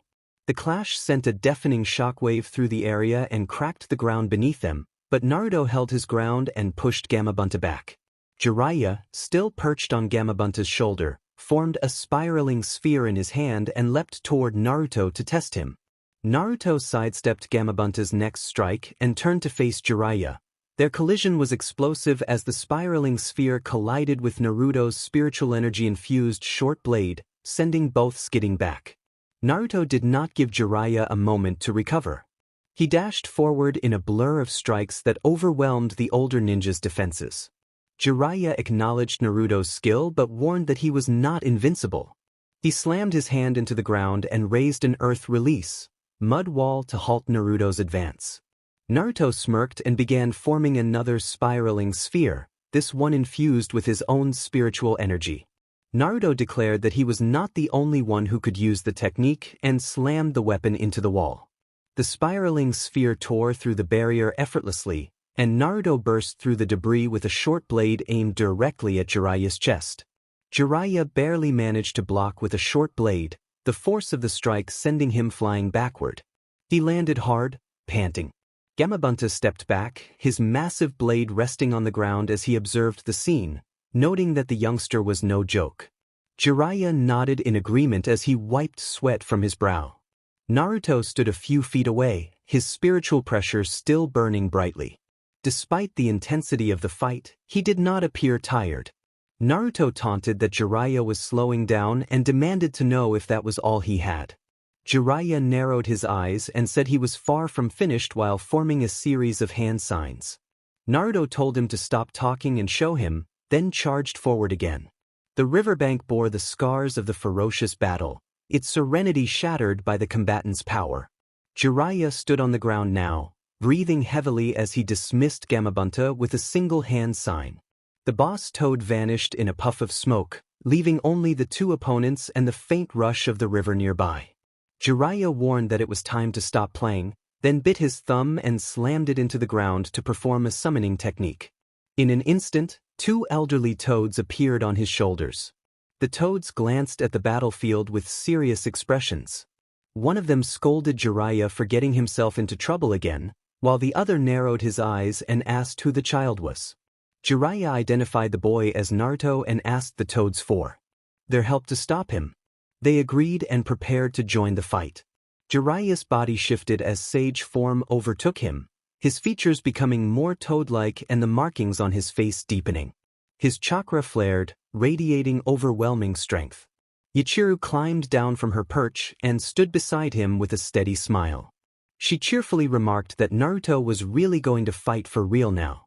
Naruto returned a faint grin and responded that since Jiraiya was not holding back, he would not either. Naruto drew the short blade and held it aloft. He made a small ritual motion to bind the blade's power, then called to it. The weapon transformed, becoming a massive hybrid of axe and cleaver, jagged and weathered and exuding a destructive aura. The pressure of Naruto's spirit intensified, pressing down on the battlefield like a hurricane. Jiraiya and the summoned toads watched in surprise as Naruto hefted the weathered cleaver onto his shoulder and announced that this would not take long, then vanished in a blur of speed. Naruto wasted no time. He swung the weathered cleaver in a wide arc, and the force of the swing sent a shockwave tearing through the air, splitting the river in two and carving a deep gouge into the earth. Jiraiya leaped into the air to avoid the attack, his sage-enhanced agility turning him into a blur. Jiraiya unleashed a wind release technique that formed a crescent of wind blades aimed at Naruto. Naruto responded by swinging the weathered cleaver upward, cutting through the wind as the technique's remnants dissipated harmlessly around him. Naruto taunted that Jiraiya would have to do better than that and dashed forward with incredible speed, swinging the massive blade down to strike with decisive force. Jiraiya sidestepped at the last moment. The attack missed him but left a massive crater in the ground.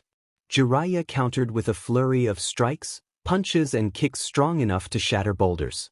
He moved with incredible speed, his senses in sage form allowing him to anticipate Naruto's motions. Jiraiya followed with a fire release attack that launched a massive ball of flame. Naruto swung the weathered cleaver through the fire as if it were nothing and charged forward, bringing the cleaver down in a diagonal slash. Jiraiya blocked with both hands, but the force of the strike sent him skidding back and cracked the ground beneath his feet. Jiraiya did not relent. He formed a series of hand signs and slammed his hands into the earth, summoning an earth release technique that turned the ground beneath Naruto into a viscous swamp intended to trap him. Naruto reacted instantly, leaping into the air and bringing the weathered cleaver down in a devastating overhead slash. The swamp exploded outward in an anime-style burst of force, the impact obliterating the terrain in the immediate area. Naruto acknowledged the effort and gripped the weathered cleaver tightly before challenging Jiraiya to see how he would handle what came next. He dashed forward and swung the massive blade in a horizontal arc. Jiraiya ducked, The blade missed him by inches but sliced clean through a row of trees behind him. Jiraiya called to the toads for support, and the elder toads responded with a combined sage technique that erupted from their mouths as a torrent of oil, flame, and wind. The blazing inferno surged toward Naruto, consuming everything in its path and causing even the river to begin evaporating. Naruto focused his spiritual pressure into the weathered cleaver and swung with both hands. The resulting shockwave collided with the inferno, producing a massive explosion that rocked the battlefield. When the smoke cleared, Naruto stood unscathed, his aura still raging, and the weathered cleaver's edge glowed faintly. Jiraiya leaped into the air, forming a spiraling sphere of energy in his hand. His sage-enhanced speed and strength made him a blur as he descended toward Naruto. Naruto raised the weathered cleaver to meet the attack head-on. The collision produced a blinding explosion of energy and shockwaves that rippled across the battlefield. Both combatants were flung backward, yet they both landed on their feet. As the toads began chanting, Naruto's eyes narrowed. Jiraiya kept Naruto occupied until the toads finished. Jiraiya activated an illusion technique known as the Toad Confrontation Chant. Naruto, caught within its grasp, felt the world shift around him. The chaotic destruction of the riverbank faded and gave way to a strange confinement. He found himself enclosed in a tube of water. 4 towering armored toad samurai appeared outside the tube, each wielding a colossal stone blade and bearing imposing, otherworldly light in their eyes. They surrounded Naruto and formed an impenetrable barrier. Jiraiya's voice echoed across the void, telling Naruto that his movements and mind were sealed, urging him that it did not have to go any further and that he should stop fighting so Jiraiya could help. Naruto grinned and answered defiantly, his expression cutting through the tension. Naruto clenched his fists, his spiritual pressure flaring in defiance as he accused Jiraiya of abandoning him and questioned where that help had been when he had been alone and hated, rejecting Jiraiya's return after 13 years as no savior. Jiraiya flinched, regret palpable, and admitted that he had failed Naruto and was trying to make things right. Naruto snapped that it was too late. The toad samurai moved with stone swords raised. One blow struck Naruto's shoulder, making him wince. Another follow-up forced him to one knee, water rippling around him from the impact. Ma-Toad urged him to give up, insisting that the genjutsu was unbreakable and that he should stay down to avoid further suffering. Naruto chuckled darkly, his smirk unchanged despite his injuries, and challenged them, determined to prove them wrong. The toad samurai closed in with their blades ready. Jiraiya begged Naruto to stop, saying he did not want to hurt him any more than he already had. Naruto ignored him. His spiritual pressure surged violently, shaking the illusion. The water beneath him rippled and the towering forms of the toad samurai faltered. Naruto's roar carried the weight of his anger and pain as his spiritual pressure spiked, causing cracks to form in the illusory ocean. The toad samurai staggered and their movements slowed as the barrier began to crumble. Ma and Pa toads chanting faltered, their composure shaken by the oppressive energy. Pa Toad muttered that the aura was monstrous. Jiraiya's eyes widened as his body grew heavy and his limbs felt paralyzed under the force of Naruto's presence. Naruto's spiritual pressure continued to climb and tore through the illusion like a storm. The toad samurai dissolved into mist as the genjutsu shattered. In the real world, Jiraiya stumbled, his knees nearly buckling under the weight of the released energy. Even Ma and Pa Toad appeared shaken. Naruto stood amid the aftermath, breathing raggedly, his resolve unbroken. His eyes burned with a mixture of fury and sorrow, and tears tracked down his face. Naruto reflected that the confrontation had been a grim sort of game and declared that he was done playing. He raised Nozarashi, the massive cleaver axe glinting ominously, preparing for a Raiden strike. Jiraiya stared at the boy he had failed to protect, tears in his own eyes, and said that it did not have to be this way. Naruto tightened his grip on Nozarashi and, voice breaking, demanded why Jiraiya had not come sooner. Jiraiya could not answer. The moment hung suspended as Naruto gathered himself to bring Nozarashi down with the full weight of his pain and strength, both warriors overwhelmed by emotion. Naruto lifted Nozarashi high, muscles straining, spiritual pressure roaring around him, and the blade poised to fall. In a blur of motion, Yachiru shot through the battlefield and landed a precise dropkick that struck Naruto and sent him crashing to the ground, the impact cracking the earth beneath him. Zaraki slipped from his grip and sank into the soil before fading away. Naruto lay unconscious. Jiraiya exhaled heavily, trembling with exhaustion and relief at narrowly escaping a fatal strike. He turned his weary gaze to Yachiru, who stood with her hands on her hips and a bright grin. Jiraiya thanked her, his voice hoarse, saying that she had saved his life. Yachiru's playful expression shifted to something sharper and more serious. She explained that she had acted not to save Jiraiya but to prevent Naruto from doing something he would later regret. Jiraiya swallowed and watched as Yachiru lifted Naruto with surprising ease. Her eyes briefly glowed with fierce light before she vanished toward the horizon in a flash step. Jiraiya pressed his hand to his ribs and winced from the pain of the battle, the emotional toll weighing heaviest. He sighed deeply and began to leave, each step laden with a sense of failure.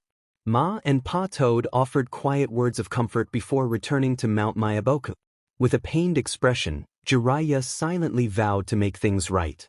A few days later in Konoha, Jiraiya sat in Tsunade's office and recounted the harrowing encounter, his voice subdued and full of regret. Tsunade listened, then reminded him that she had warned him, though her tone held sympathy. Jiraiya groaned, rubbed the back of his neck, and berated himself, saying that if he had been there for Naruto from the beginning none of this would have happened. Tsunade's stern expression softened as she placed a hand on his shoulder and told him that the past could not be changed, only the present could be faced by being there for Naruto now.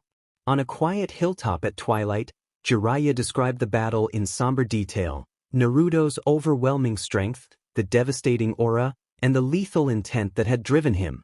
Kakashi's single visible eye widened in disbelief and he asked if Naruto had tried to kill Jiraiya. Jiraiya confirmed grimly, warning Kakashi that Naruto would not hesitate if crossed and that, knowing the truth about his parents and how he had been left unprotected, Naruto was furious and had power beyond what they had imagined. He advised Kakashi to prepare, because Naruto would be aiming to kill. Meanwhile, in the shadowed halls of Root's headquarters, Danzo sat deep in thought. Reports of Naruto's growing power and the losses among his operatives had frayed his patience. He decided that he could no longer leave the matter to chance. A cold smile crossed his face as he resolved that Naruto would be brought under Konoha's control and that the power of the Nine Tails would belong to the village and to him. He began crafting a plan to ensure Naruto's capture. Far from Konoha, Naruto sat by a stream, his usual carefree demeanor replaced by a sour expression. The encounter with Jiraiya had left him unsettled, emotions churning with anger and confusion. Yachiru sat nearby, legs swinging lazily as she patted Naruto's head and teased that he should stop frowning so much or he would scare the fish, though her tone carried genuine concern. Naruto did not reply, his gaze fixed on the water. His body suddenly tensed as a powerful, oppressive presence rushed toward them. The air rippled with a crushing spiritual force that stole his breath and sent shivers down his spine. The ground trembled, and with a thunderous crash a massive figure descended and created a deep crater on impact. Dust and debris billowed into the sky and obscured the intruder. When the dust settled, a towering being stood in the center of the crater. Noitra Gilga grinned wickedly, his scythe resting on his shoulder as his predatory eyes locked onto Naruto. Naruto's breath caught in his throat, a mix of fear and exhilaration. Yachiru's eyes widened in panic as she warned Naruto that he had to run because he was not strong enough to face him. Naruto's instincts urged flight, but a more reckless impulse rose up. His pulse raced and a wild smirk curled his lips as he refused to back down. Noitra tilted his head and taunted that he thought he sensed something familiar and that the one before him was the one who had killed him, naming Kenpachi Zaraki. He remarked that Naruto looked different, smaller and weaker. Yachiru's panic grew and she handed Naruto her Zanpakuto, insisting that he take it. Naruto accepted the weapon with a steady nod and thanked her.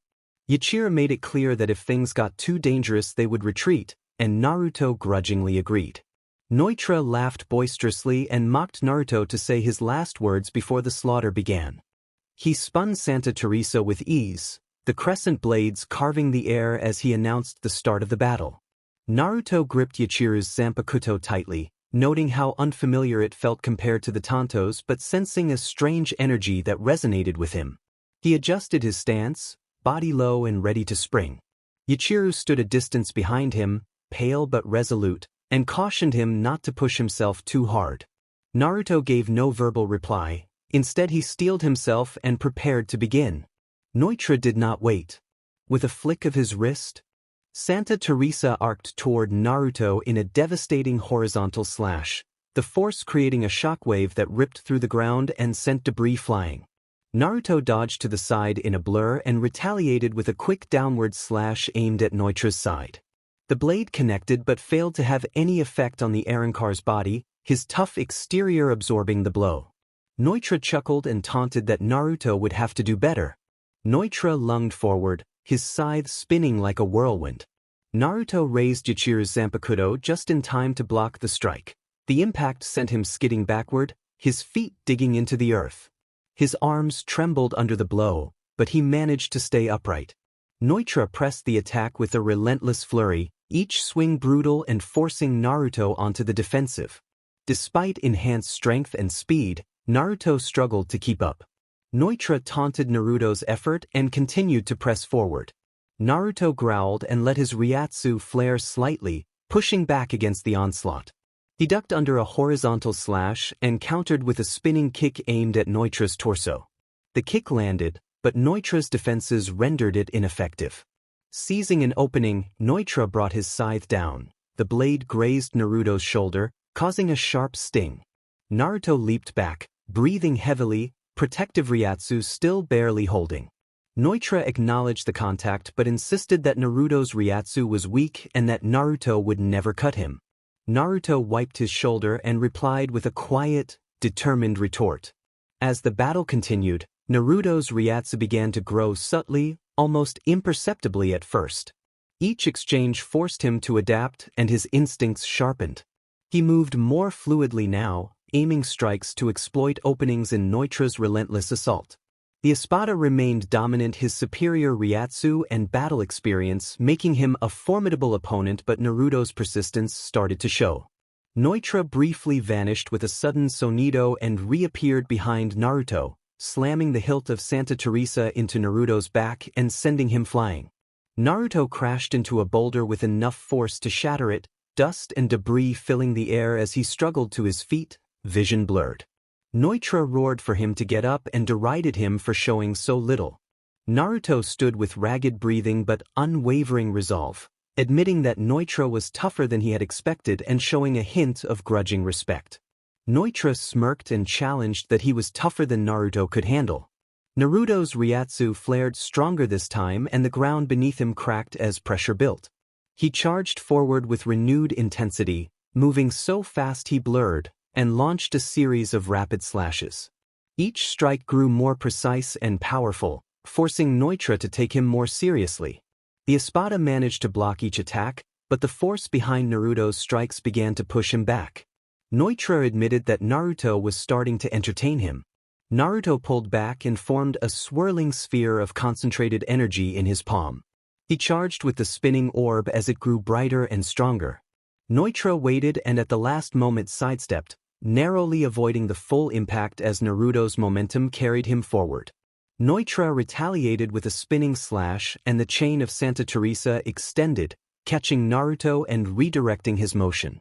Naruto grunted in pain but used the momentum to twist and bring Yachiru's Zanpakuto down in a wide arc, keeping the battle alive. The blade struck Neutra's shoulder, and while it did not pierce his iron armor, the impact forced the Espada to step back. Neutra shook his arm and acknowledged Naruto's persistence, then declared that it was time to end the warm-up. Naruto gritted his teeth as his spiritual pressure flared again. His strength, speed, and endurance were steadily increasing, and he could feel the battle shifting, but Neutra was far from finished. With a roar, Neutra unleashed a zero blast from his tongue. The golden beam surged toward Naruto with devastating speed. Naruto barely managed to dodge as the blast gouged a trench into the earth. The two warriors faced each other again, both breathing heavily but neither willing to yield. As Neutra spun Saint Teresa once more, His grin widened and he taunted Naruto to show what more he had. Chapter 14 The Beast Unleashed. The battlefield lay in ruins. Deep trenches and shattered rocks scarred the earth, testament to the ferocity of the ongoing fight. Naruto hunched over, breath ragged, body battered but unyielding. Across from him, Neutra stood tall and menacing, Saint Teresa gleaming in his hand and his twisted grin widening. Neutra narrowed his golden eyes and let his spiritual pressure spike, blanketing the area with an oppressive weight. He noted that Naruto had lasted longer than expected and vowed to show what true despair looked like. Naruto tightened his grip on Yachiru's soul blade and steadied himself. His body ached and his spiritual pressure was still far from its peak, but he would not back down. Neutra raised Saint Teresa above his head and commanded it to transform. A surge of yellow energy erupted from him, engulfing the area in blinding light. As the light subsided, Neutra's transformed form emerged, towering and monstrous. 2 additional arms extended from his sides, each wielding a massive scythe identical to Saint Teresa. His carapace gleamed with an insect-like sheen, and crescent horns on his head gave him a predatory silhouette. He flexed his new limbs and taunted Naruto about his resurrection. Naruto's eyes narrowed. He lifted Yachiru's soul blade, the wrapped handle trembling in his hands. He could not afford to hold back any longer. He resolved to call forth the weathered cleaver. His spiritual pressure surged, swirling like a violent storm. The cloth wrapping the handle unraveled and the blade transformed into a massive axe-cleaver hybrid, its presence overwhelming. Naruto gripped the weapon tightly, its weight both daunting and empowering. Neutra did not wait. He charged forward, all 6 limbs working in unison as his sides slashed in a relentless barrage. The speed and coordination of his attacks were overwhelming, forcing Naruto to backpedal as he parried and dodged. The weathered cleaver clashed against the sides, each impact sending shockwaves rippling through the battlefield. Despite the blade's legendary cutting power, Neutra's immense spiritual pressure made it nearly impossible for Naruto to land a decisive blow. Neutra urged Naruto to show his cutting strength and laughed at him, goading him on. Naruto gritted his teeth, arms straining under the weight of both the cleaver and the relentless assault, his mind racing as he adapted to Neutra's new form. With a roar, Naruto swung the weathered cleaver in a wide arc, forcing Neutra to leap back momentarily. Seizing the opening, Naruto lunged forward and struck one of the espada's sides, slicing it cleanly in 2. Neutra laughed and revealed another hidden limb bearing a freshly formed scythe, mocking that breaking his weapons would not stop him because he could create more. The espada counterattacked with faster, more erratic movements. Naruto barely dodged as the edge of a scythe grazed his side and forced him to stagger. Neutra sneered that Naruto would not cut him down, that his iron armor could not be breached by brute force. Naruto's spiritual pressure flared with mounting frustration. He swung the weathered cleaver with everything he had, aiming for Neutra's torso. The blade struck but slowed as if meeting an immovable wall. Naruto reacted with raw frustration at the resistance. Neutra grinned and made a point of how his iron armor could not be simply forced through. He slammed a scythe against the cleaver, forcing Naruto back. Before Naruto could recover, Neutra's limbs lashed out. 2 sides slashed diagonally while another came down vertically. Naruto blocked 2 of the strikes but was caught off guard by the third, which struck his shoulder and sent him sprawling to the ground. As Naruto struggled to rise, Neutra loomed over him, his grin widening as he asserted that Naruto was strong but not a match. He raised his hand and began gathering energy into a dark, condensed orb, the air around it crackling with power. He formed a black zero blast and prepared to fire it. With a roar, Neutra fired the blast directly at Naruto. The dark beam tore through the air, its force shaking the ground. Naruto reacted instinctively and raised the weathered cleaver to shield himself. The impact was overwhelming. The ground erupted and a massive crater formed as the blast consumed everything in its path. Dust and debris filled the air, briefly obscuring the battlefield. When the dust settled, Neutra stood at the edge of the crater, triumphant and mocking that Naruto was still alive. From the center of the destruction, Naruto emerged wounded and battered but still standing, his grip on the weathered cleaver firm though his arms trembled. He acknowledged, with hoarse honesty, that he was tougher than he looked. Neutra noted Naruto's stubbornness and vowed that the fight would end now. Before Naruto could respond, Neutra moved in a blur of rapid motion, his sides descending in a flurry. Naruto raised the weathered cleaver to defend, but his movements were slower now, his body pushed to its limits. The sides broke through his guard. One slammed into his side and sent him crashing to the ground. The weathered cleaver fell from his grasp and embedded itself in the dirt a few feet away. Naruto lay on his back, gasping for air as Neutra loomed above him and raised a scythe high to finish the confrontation. Neutra taunted Naruto, asking if he had any last words. Naruto's vision blurred and his body refused to move. The Oni's wrath. The battlefield was a wasteland of shattered stone and debris. Neutra loomed in his Resurrection form, 6 sides twirling ominously, the weapons marked by the recent struggle. Naruto lay on the ground, his grip on Nozarashi slack. He bore many wounds and breathed with difficulty, but his crimson eyes still burned with unyielding defiance. Neutra sneered and declared that Naruto was finished, stepping closer with malicious satisfaction. Naruto tried to rise and collapsed again, frustration and anger roiling through him. Winning or losing mattered less than the fight itself. He could not accept that it was over. A sharp, fierce voice that was not his own urged him to get up. Naruto's inner world. In the endless black of his subconscious, Yachiru stood before him, arms crossed and radiating a wild energy. Her usual playfulness was gone, replaced by a fierce intensity. She scolded him for crawling on the ground and reminded him that he was Kenpachi, someone who fought and destroyed his obstacles. Naruto bristled and demanded to be shown how. Yachiru told him that he already had true power and that he only needed to learn to use it. She warned that she would only do this once and urged him not to waste it. Her form began to glow and then dissolved into streaks of light, the energy focusing toward Nozarashi. Back on the battlefield, a massive surge of energy erupted from Naruto's fallen form, forcing Neutra to take a step back. The ground around Naruto cracked and splintered as his Ryatsu expanded outward, shaking the battlefield. Naruto convulsed as a transformation took hold. His muscles bulged, his skin took on a crimson hue, and jagged dark markings crawled across him like living shadows. His eyes glowed with a fierce light, and a pair of horns emerged from his forehead. Nozarashi shifted in his hands, shortening and taking on a jagged, brutal shape. Naruto reared his head and unleashed a roar that echoed across the battlefield like the cry of a beast. Neutra stared in stunned disbelief, unable to hide his shock at what Naruto had become. Naruto did not answer. With a guttural growl he charged, closing the distance in an instant. Naruto's new power overwhelmed the field. He moved with wild, untamed speed, each swing of his cleaver striking the ground and sending shockwaves through the air. Neutra countered with every move he had, his 6 sides dancing in a deadly pattern. No matter how many blows the espada unleashed, Naruto pressed forward, his jagged blade cutting through the defenses again and again. Neutra fired a barrage of Siros, each blast carrying the force to level structures.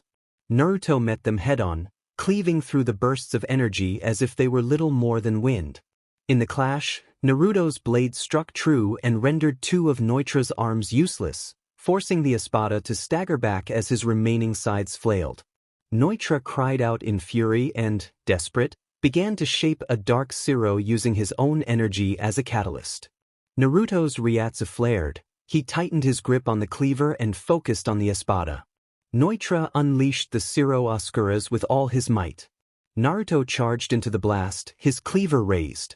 The energy struck him, but he pushed through his roar, overpowering the explosion. With a final, thunderous swing he cut through the attack. The strike also pierced Neutra's defenses, breaching the espada's hierro and forcing him to stagger back, his sides falling from his hands. Neutra groped for what remained of his strength, muttering in stunned disbelief. Naruto stood over him, trembling from the toll of his bankai, cracks of energy fading along his crimson skin. He lifted his blade for one last decisive strike. With a devastating blow, Naruto incapacitated Neutra, ending the fight. The Espada's form collapsed and the life drained from his expression. Naruto remained amid the wreckage, breathing ragged and uneven. His Bankai began to fade, the crimson hue receded and his jagged blade returned to its original form. He stumbled, every movement taxed by pain and exhaustion, but he refused to fall. The battlefield fell silent except for the echo of his final roar. The fight was over. Naruto's body hit the ground hard. His cleaver-like blade came to rest in the earth beside him, trembling faintly from the last swing. He bore many visible injuries and lay broken and exhausted, breathing shallowly. Ichiru stood over him, her small frame trembling not from fear but from the weight of the moment. She knelt and placed a gentle hand on his face, brushing away a smear of blood from his brow. She whispered that he had done it, calling him Kenny with her voice thick with emotion. Naruto's eye opened slightly and he murmured that he couldn't move, asking if they had really won. Ichiru nodded in affirmation. He let out a shallow laugh that was more breath than sound and said that it felt like he was dying. Ichiru's smile turned bittersweet. She leaned in and pressed her forehead to his, telling him that she would always be with him, even beyond this life. Naruto's lips trembled as he asked if he might get another chance. His voice cracked with hope and fear. Ichiru did not answer. His eye closed and his chest fell one last time before stilling. Inside Naruto's mindscape, sewer waters stirred and distant thunder rolled. Kurama, the nine-tailed fox, stood tall, his massive tail swaying as if in quiet triumph. He declared that the prison was finally beginning to crack. He had told the boy that he was dying and that he was finally, then he stopped. Something shifted. The storm had not come from the boy's death but from something older. Back in the real world, Ichiru sat cross-legged beside Naruto's body, unmoving, her hand on his chest as if hoping for a pulse. The wind rustled the trees. A presence arrived, a shadow that glided forward rather than walked, its spiritual pressure coiling like a thick, overwhelming serpent. Ichiru's eyes lit with pure joy as she leapt into the arms of a woman cloaked in shadow. The woman's long black hair drifted like mist, and her presence was both beautiful and terrifying. Ichiru grabbed the woman's robes and pleaded for help, begging her to save Kenny because she believed the woman could. The woman looked down at the broken boy on the ground and gave a slow, predatory smile, noting that he had finally arrived. A day later Naruto's eyes snapped open and his breath returned in a violent gasp. He sat up, trembling, and found his body whole again. He muttered in confusion as Ichiru beamed beside him and wrapped her arms around his neck to tell him that he was alive. He blinked, stunned and asking how it had happened and why he had been gone. The door creaked and the woman entered. Naruto's eyes widened as a battlefield scene flashed in his mind, swords clashing and her piercing gaze, and he realized that he had once believed he had killed her. Now she stood before him, smiling. She welcomed him back in a voice that was smooth and dangerous. Naruto felt a tear roll down his cheek. Despite everything, he felt a fragile happiness at seeing her. 2 years later, Naruto stood at the edge of a cliff with the wind tugging at him. His hair framed a face of sharp blue eyes, reflective and mature. His once youthful features had hardened, shadows beneath his eyes and angles carved by despair and pain. Beside him, Unohana stood with arms folded. 2 years of brutal training under her guidance had not only restored his strength, it had forged him anew. He had regained memories of his past life, learned despair, refined his swordsmanship, and experienced Kido. Most of all, he had found purpose. Land of Rivers. The battlefield lay silent beneath dark clouds. Kakashi, Sakura, Chiyo, Shikamaru, Ino, and Choji stood frozen, battle-weary and hopeless. Before them, Gaara lay motionless beneath Deidara's foot. Shikamaru muttered that they had been too late. Sakura whispered that he was gone. Deidara laughed, raised a hand, and said that another freak had bitten the dust and the Kazekage's art had ended beautifully. From the heavens, a voice apologized for being late and addressed Gaara. Everyone looked up. A silhouette stood against the setting sun, descending slowly. Naruto carried a cleaver on his shoulder with Ichiru sitting atop it, legs swinging. His hair fluttered in the wind and his coat billowed like a crimson shroud. his eyes fixed on Gaara with sorrow rather than rage. This was not the Naruto they remembered. He was silent, composed, and dangerous. Sakura whispered Naruto's name. He did not answer. He descended, eyes still on Gaara, and tightened his grip on his blade. Chapter 17. An Unsettling Reunion. The battlefield held a heavy, stunned silence. Gaara lay unmoving beneath Deidara's foot, a stark emblem of their failure. The shinobi of Konoha and Suna stood frozen, exhaustion, grief, and a quiet hopelessness written on their faces. Deidara's triumphant laughter cut through the air as he announced that another casualty had fallen and praised the end of the Kazekage's artwork. Sasori, concealed within his Hiriko puppet, remained motionless and patient. From the sky came a low, sorrowful voice apologizing for being late. All eyes turned upward to a silhouette descending against the dying light, a long coat billowing like a crimson shroud. He landed without sound a short distance away, his arm resting on the heavy blade over his shoulder, and a small pink-haired girl perched atop it, swinging her legs with unsettling cheer. His sun-kissed blonde hair carried streaks of black now, and his blue eyes, once bright and playful, were sharp, cold, and focused on Gaara. The man standing before them was not the Naruto they remembered.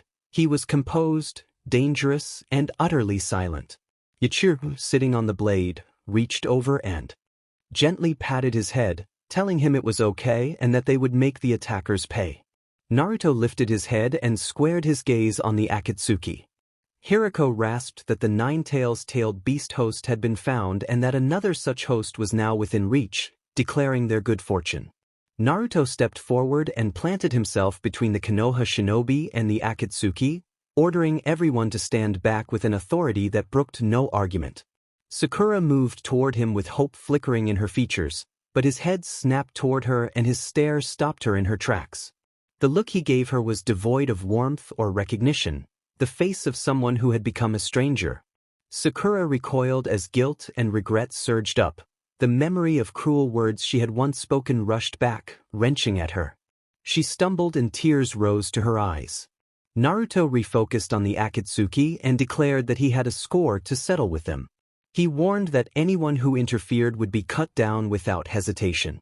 Kakashi's visible eye widened at the threat, and the cold, detached warning Jiraiya had once spoken returned to his mind with terrible clarity that this man would not hesitate if crossed. Shikamaru realized that this figure before him was not the boy he had once failed to mentor but a warrior forged by pains Shikamaru could not imagine. A cold sweat broke out on his brow as he thought how different this person had become. He felt the pressure as suffocating, far beyond the laziness he usually complained about. This presence carried a focused intent that suggested the man in front of them had changed completely. Ino and Choji exchanged a nervous glance, and both felt the same unspoken fear that the Naruto they knew was gone, replaced by someone whose presence alone felt threatening. Team Guy arrived in a blur of motion and landed nearby, taking in the grim scene. Lee announced that they had come to offer their assistance, though his usual fiery spirit was dampened by the sight. He then called out to Naruto. Tenten murmured that Naruto looked different, unnerved by his cold demeanor. Niji's special eye technique activated, and he noted that Naruto's chakra pathways were unusually calm but that another energy, a terrifying, golden aura swirled around him like a maelstrom. He wondered what Naruto had become. Deidara, offended that he was not being noticed for his artistry, demanded attention in a loud, angry outburst. That was the final straw. Naruto's intent to kill surged outward, not as the wild, unfocused rage of the Nine-Tails but as a cold, sharp pressure that carried a deadly promise. Naruto roared that they should leave before he started cutting them down, his voice vibrating the air. Yachiru, seeing the hesitation, decided to help. She released a fraction of her own spiritual pressure, a playful yet vast force that felt like the weight of the sky itself. She shouted for emphasis and urged everyone to step aside so Naruto could handle the attackers. That convinced them. Kakashi ordered everyone to fall back immediately. The Konoha shinobi retreated, hearts heavy with fear, confusion, and sorrow. Before Chiyo left with them, she met Naruto's gaze and asked that they secure the Sand Village leader's body. Naruto gave a single, almost imperceptible nod. When the battlefield cleared, only 3 figures remained facing the 2 members of the rogue group, Naruto, Yachiru, and the body of Gaara. A feral, eager smirk spread across Naruto's face. He shifted Nozarashi off his shoulder and pointed the massive blade at the duo, announcing with arrogant confidence that he would even allow them a free hit and to do their worst. Sasori's mechanical voice commented that arrogance often led to a short life. Deidara, incandescent with rage, declared that Naruto could not mock his art and threatened to blow him to pieces. Deidara moved his hands into his clay pouches and flung a dozen clay birds into the air. They swooped down on Naruto in a spiraling vortex. Deidara then released a detonating cry, and a series of powerful explosions blanketed Naruto's position in a thick cloud of smoke and dust. Sasori did not wait and activated the puppet's prepared 8 waves of needles. A torrential stream of thousands of small poison needles shot into the smoke, a relentless metallic rain meant to pin down whatever remained. When the dust began to settle, Deidara grinned confidently, convinced of his success. But his grin vanished as Naruto stood unscathed in the exact same spot. The ground around him was littered with shattered, bent needles, and not a single one had pierced his skin. Naruto's golden spiritual pressure had flared briefly, acting as an invisible, absolute shield. Sasori's heavy silence carried meaning. He warned Deidara to be on guard and to remember that this was the boy who had defeated Kisame and Itachi. Naruto's smirk widened and he taunted that he was starting to get bored.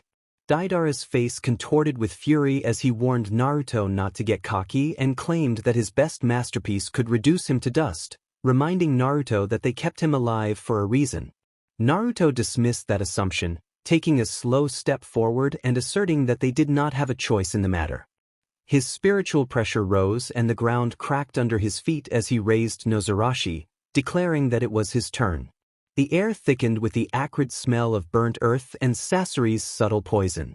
Deidara wore a mask of indignant rage while Sasori's Hiriko puppet remained unervingly still, analyzing the boy who had effortlessly shrugged off their combined opening assault. Naruto repeated that they had no choice as he advanced and the ground cracked under the force of his growing aura. Before either opponent could react, Naruto vanished. He did not use a trick so much as move with raw acceleration that tore a trench in the dirt. He reappeared directly in front of Sasori with Nozarashi already descending in a brutal 2-handed overhead strike. Sasori's poisoned iron tail shot up and intercepted the massive cleaver. The impact was deafening. The tail bent under the strain and sparks flew as Hiriko's puppet was driven partway into the ground. Naruto pressed the attack with a roar, forcing Sasori to commit fully to defense. In that split second, Yachiru leaped from his shoulder in a tiny pink blur, landed beside Gaara's body, hoisted the Sand Village leader over her shoulder with surprising strength, and moved at incredible speed to a safe distance, vanishing from the immediate battlefield. Deidara shrieked in surprise and fury at how quickly she had gone. Sasori urged Deidara to focus, insisting the primary target was still present. Naruto settled into a low stance and said that he did not want distractions. Deidara, furious at being ignored, moved his hands into his pouches again and molded clay with furious speed. He launched a volley of small, scuttling clay spiders that skittered across the ground, swarming toward Naruto from all angles. Simultaneously, Sasori activated the puppet's prepared 8 waves of needles once more, sending a fresh torrent of small poison needles forward, timed perfectly with the spider's approach. It was a classic pincer attack, designed to force a target to choose between being destroyed or blown up.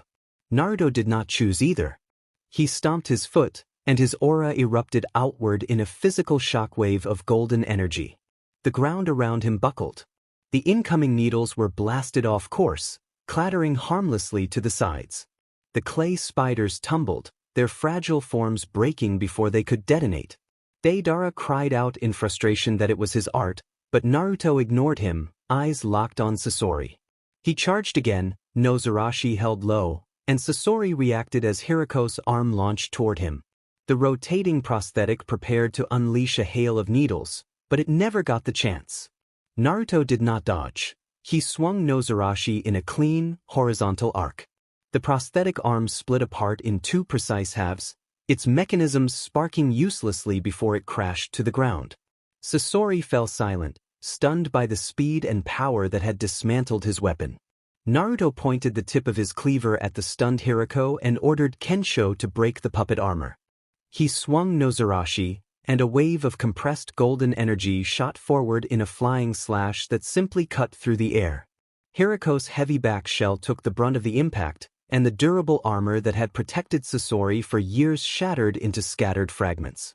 The puppet collapsed, its wooden limbs and mechanisms scattered across the battlefield.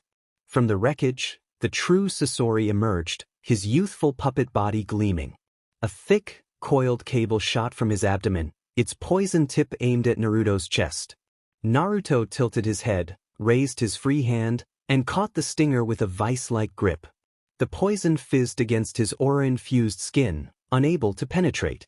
Naruto regarded Sasori with cold curiosity and dismissed him as pathetic, then tugged the entire cable free and tossed it aside. Sasori stumbled back, disbelief flickering across his usually impassive puppet face. His ultimate surprise attack, which would have killed a normal shinobi, had been neutralized. Deidara, now airborne on a massive clay dragon, declared from above that Naruto would not get away and launched a smaller, bird-shaped guided missile. Naruto kept his eyes on Sasori and swung Nozarashi behind him in a lazy, backhanded arc, slicing the clay bird neatly in two so its halves exploded harmlessly to the sides. Naruto told Deidara that he was annoying and that he would deal with him later, then turned his attention back to Sasori and said he was taking out the trash. Sasori recovered his composure and proclaimed that Naruto was a fool to face his true masterpiece. A scroll unrolled from Sasori's back and the ground erupted as 100 human puppets, former warriors with their abilities preserved, unnaturally rose from the earth. They surged forward in a coordinated wave of blades, chains, and poisoned weapons. Naruto's smirk widened into a fierce grin. He planted his feet, gripped Nozarashi with both hands, and began to spin, calling on a whirlwind technique. He became a vortex of destruction. Nozarashi's massive blade carved through the puppet army like a scythe through wheat. Wood and metal burst apart, and the puppets were torn from their positions and toppled. The coordinated attack of 100 skilled warriors collapsed into chaotic motion. In seconds, the legendary army was reduced to a field of ruined puppets. Sasori stood frozen, his chakra threads slack. His ultimate technique, his pride, his art, had been dismantled in less than a minute. He whispered a stunned question about how this had happened. Naruto told him that he had already said he was trash and then dashed forward, closing the distance in an instant. The poles on Sasori's hips erupted with spinning blades as a final defensive measure. Sasori hoped the mechanism would stop his attacker, but it did not matter. Nozarashi met the spinning blades and sliced through them as if they were paper. The cleaver continued its path and struck Sasori's puppet torso, sending the puppeteer flying. Sasori's puppet body crashed to the ground in ruined pieces. From the broken puppet, Sasori's living core glowed faintly. In a desperate final act, the light streaked from the damaged body into a hidden masterpiece nearby. A concealed third Kazekage puppet sprang to life, Sasori's voice echoing from it as it declared that Naruto would not mock his art. Iron sand erupted and formed into a massive triangular spear, which spun forward like a drill. Naruto did not bother to dodge. He took a final, powerful step, gripped Nozarashi with both hands, and brought the cleaver down in a single, devastating overhead slash. The strike split the iron sand spear and then cleaved the Kazekage puppet cleanly in two, destroying the living core housed within and ending Sasori's final gambit. The two halves of the puppet clattered to the ground. Silence fell over the battlefield. Naruto rested the massive Nozarashi on his shoulder, breathing steady. He looked up at the horrified Deidara alone in the sky and asked where they had left off. Chapter 17, Part 3, The Final Fleeting Art. Silence settled over the ruined landscape, broken only by the whisper of the wind. The two halves of the third Kazekage puppet lay inert on the ground, a monument to a master's final failure. Sasori of the red sand, the genius who had sought eternity in his art, was gone. High above, Dara stared down from his clay dragon, his single visible eye wide with shock, disbelief, and a profound hollow emptiness. He whispered the word master, the name catching in his throat. A tremor ran through him, starting in his hands and growing until his whole body vibrated with suppressed emotion. He fixed his gaze on Naruto below, who stood calmly with Nozarashi resting on his shoulder as if he had not just defeated an S-rank legend. Deidara demanded to know what Naruto had. Naruto tilted his head and dismissed it, stating that he had taken out the trash and asking if Deidara had been watching. The casual dismissal ignited Deidara's fury. He refused to let the mockery stand, insisting that Sasori's art had been eternal and that its beauty was something Naruto could never understand. Tears streamed down his face, not from sadness but from an artistic rage born of loss and disbelief. He had argued with Sasori and insulted his philosophy, but there had always been a grudging respect and a partnership between them. Now that was gone, and he blamed Naruto. A terrifying calm descended on Deidara as his fury focused into resolve. He declared that his art was the only true art, an explosion, a fleeting, sublime moment brighter than anything else. He vowed to create his ultimate masterpiece to honor his memory and to prove his philosophy supreme. His hands moved in sharp, deliberate seals. Naruto watched with a flicker of interest, gripping Nozarashi tighter as he noted the rising chakra. The emergence of such power excited him. To a warrior like him, this was not a threat to be avoided but a challenge to be met. The clay dragon descended and Deidara landed a safe distance away, his face a mask of serene, fanatical devotion. He told Naruto that the battle was not over and that Naruto was merely the canvas for his magnum opus. He then produced a single shadow clone that stood before him and nodded solemnly. He instructed the clone to show the ultimate art, then leaped back onto his dragon and flew high into the sky to take a front-row seat. Down below, the clone ripped at the stitching on its chest, revealing a strange mouth hidden there. It produced a large lump of clay and began to knead it into that chest mouth, a process both solemn and intense. Naruto watched, intrigued and slightly disappointed that Deidara would rely on a clone. The clone looked up with a beatific, ecstatic smile. Dark veins spread from its chest across its skin like cracks in porcelain. It proclaimed that this was not a fight but art. The energy radiating from it swelled into an immense, suffocating pressure that made the air itself vibrate. The clone announced that it was initiating its ultimate technique, C0. Yachiru, back on Naruto's shoulder, whistled and reacted with the excitement of someone watching a spectacle about to begin, noting that it looked like it would be a big bang. Naruto remained where he stood. He did not flee. He planted his feet in the cracked earth, hefted Nozarashi, and let his golden spiritual pressure pour from him in a dense, steady torrent that wrapped around him like a shroud. The clone began to condense, folding in on itself as the massive chakra concentrated into an infinitesimally small point. Dark veins crept over its form as it became like a human star on the verge of going supernova. The clone cried out for everyone to witness its art and issued the command to detonate. A blinding sphere of white light expanded outward in silence, swallowing ground and air alike. Color and substance seemed to wash away as Deidara's ultimate art unfolded in a beautiful, terrible finality. The explosion swelled, rushing toward Naruto like a wave of total destruction with a 10-kilometer radius. Naruto stood his ground, a lone figure against the apocalypse, raising his massive cleaver and gripping it with both hands. He declared that that was not destruction and that he would show what real power looked like. He poured an immense amount of spiritual energy into his blade. The golden aura condensed, swirling around the jagged edge of Nozarashi until it shone like a miniature sun. He swung, not aiming for the center of the blast or trying to block it, but aiming to cut the explosion itself. He invoked a space cut. Nozarashi moved, and for a moment the world seemed to hold its breath. The blade did not merely move through the air, it tore a seam in the fabric of reality. A thin, black line of nothingness appeared, stretching from sky to earth. The silent, expanding sphere of the attack hit the line and split. The apocalyptic explosion, a force that could have wiped out a village, was cleaved in two. The two massive hemispheres of destructive energy were redirected, parting around Naruto as if flowing around a stone in a river. They continued their paths, carving immense semicircular scars into the landscape for miles, but the space where Naruto stood remained untouched. When the light faded, the devastation was absolute. The battlefield had been transformed into a massive, smoking gouge in the earth.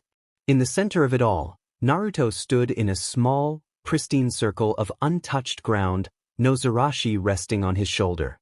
He looked up at the tiny speck that was the real Deidara in the sky, his expression one of pure disappointment as he dismissed the attack as boring and unworthy. High above, Deidara could only stare, his artistic spirit broken. His ultimate statement had been cut in half. Chapter 18. An Uneasy Truce. The world around them was a wasteland. A massive, semicircular scar, miles wide, was carved into the earth, a testament to Deidara's final, failed masterpiece. High in the sky, a lone clay dragon beat its wings while its riders stared down at the devastation, his spirit broken and his arm badly injured from the battle. Deidara whispered in shocked disbelief that his masterpiece was gone. Below, Naruto shifted the massive weight of Nozarashi on his shoulder, disappointment etched on his face. He had expected a true challenge. All he had gotten was noise and dust. He poured his spiritual energy into the blade again and, with a single fluid motion, swung, releasing a wave of cutting pressure toward the heavens. It was not meant to kill but to make a statement, a dismissal. Deidara glared down one last time, grief and defeat on his face, then vanished into the clouds with his dragon. The attack continued, slicing through the sky and disappearing over the horizon like a golden scar. Naruto adjusted the weight on his shoulder. The released form of his blade was his new normal, a heavy reminder of who he had become. Ichiro appeared beside him and commented that Deidara had been all show and no substance. Naruto agreed flatly and headed toward the direction where Gaara had been taken. When they arrived, there was no celebration. A large contingent of Sand Village shinobi, including a recovered Kankuro and his sister Temari, had gathered. The atmosphere was somber, heavy with grief.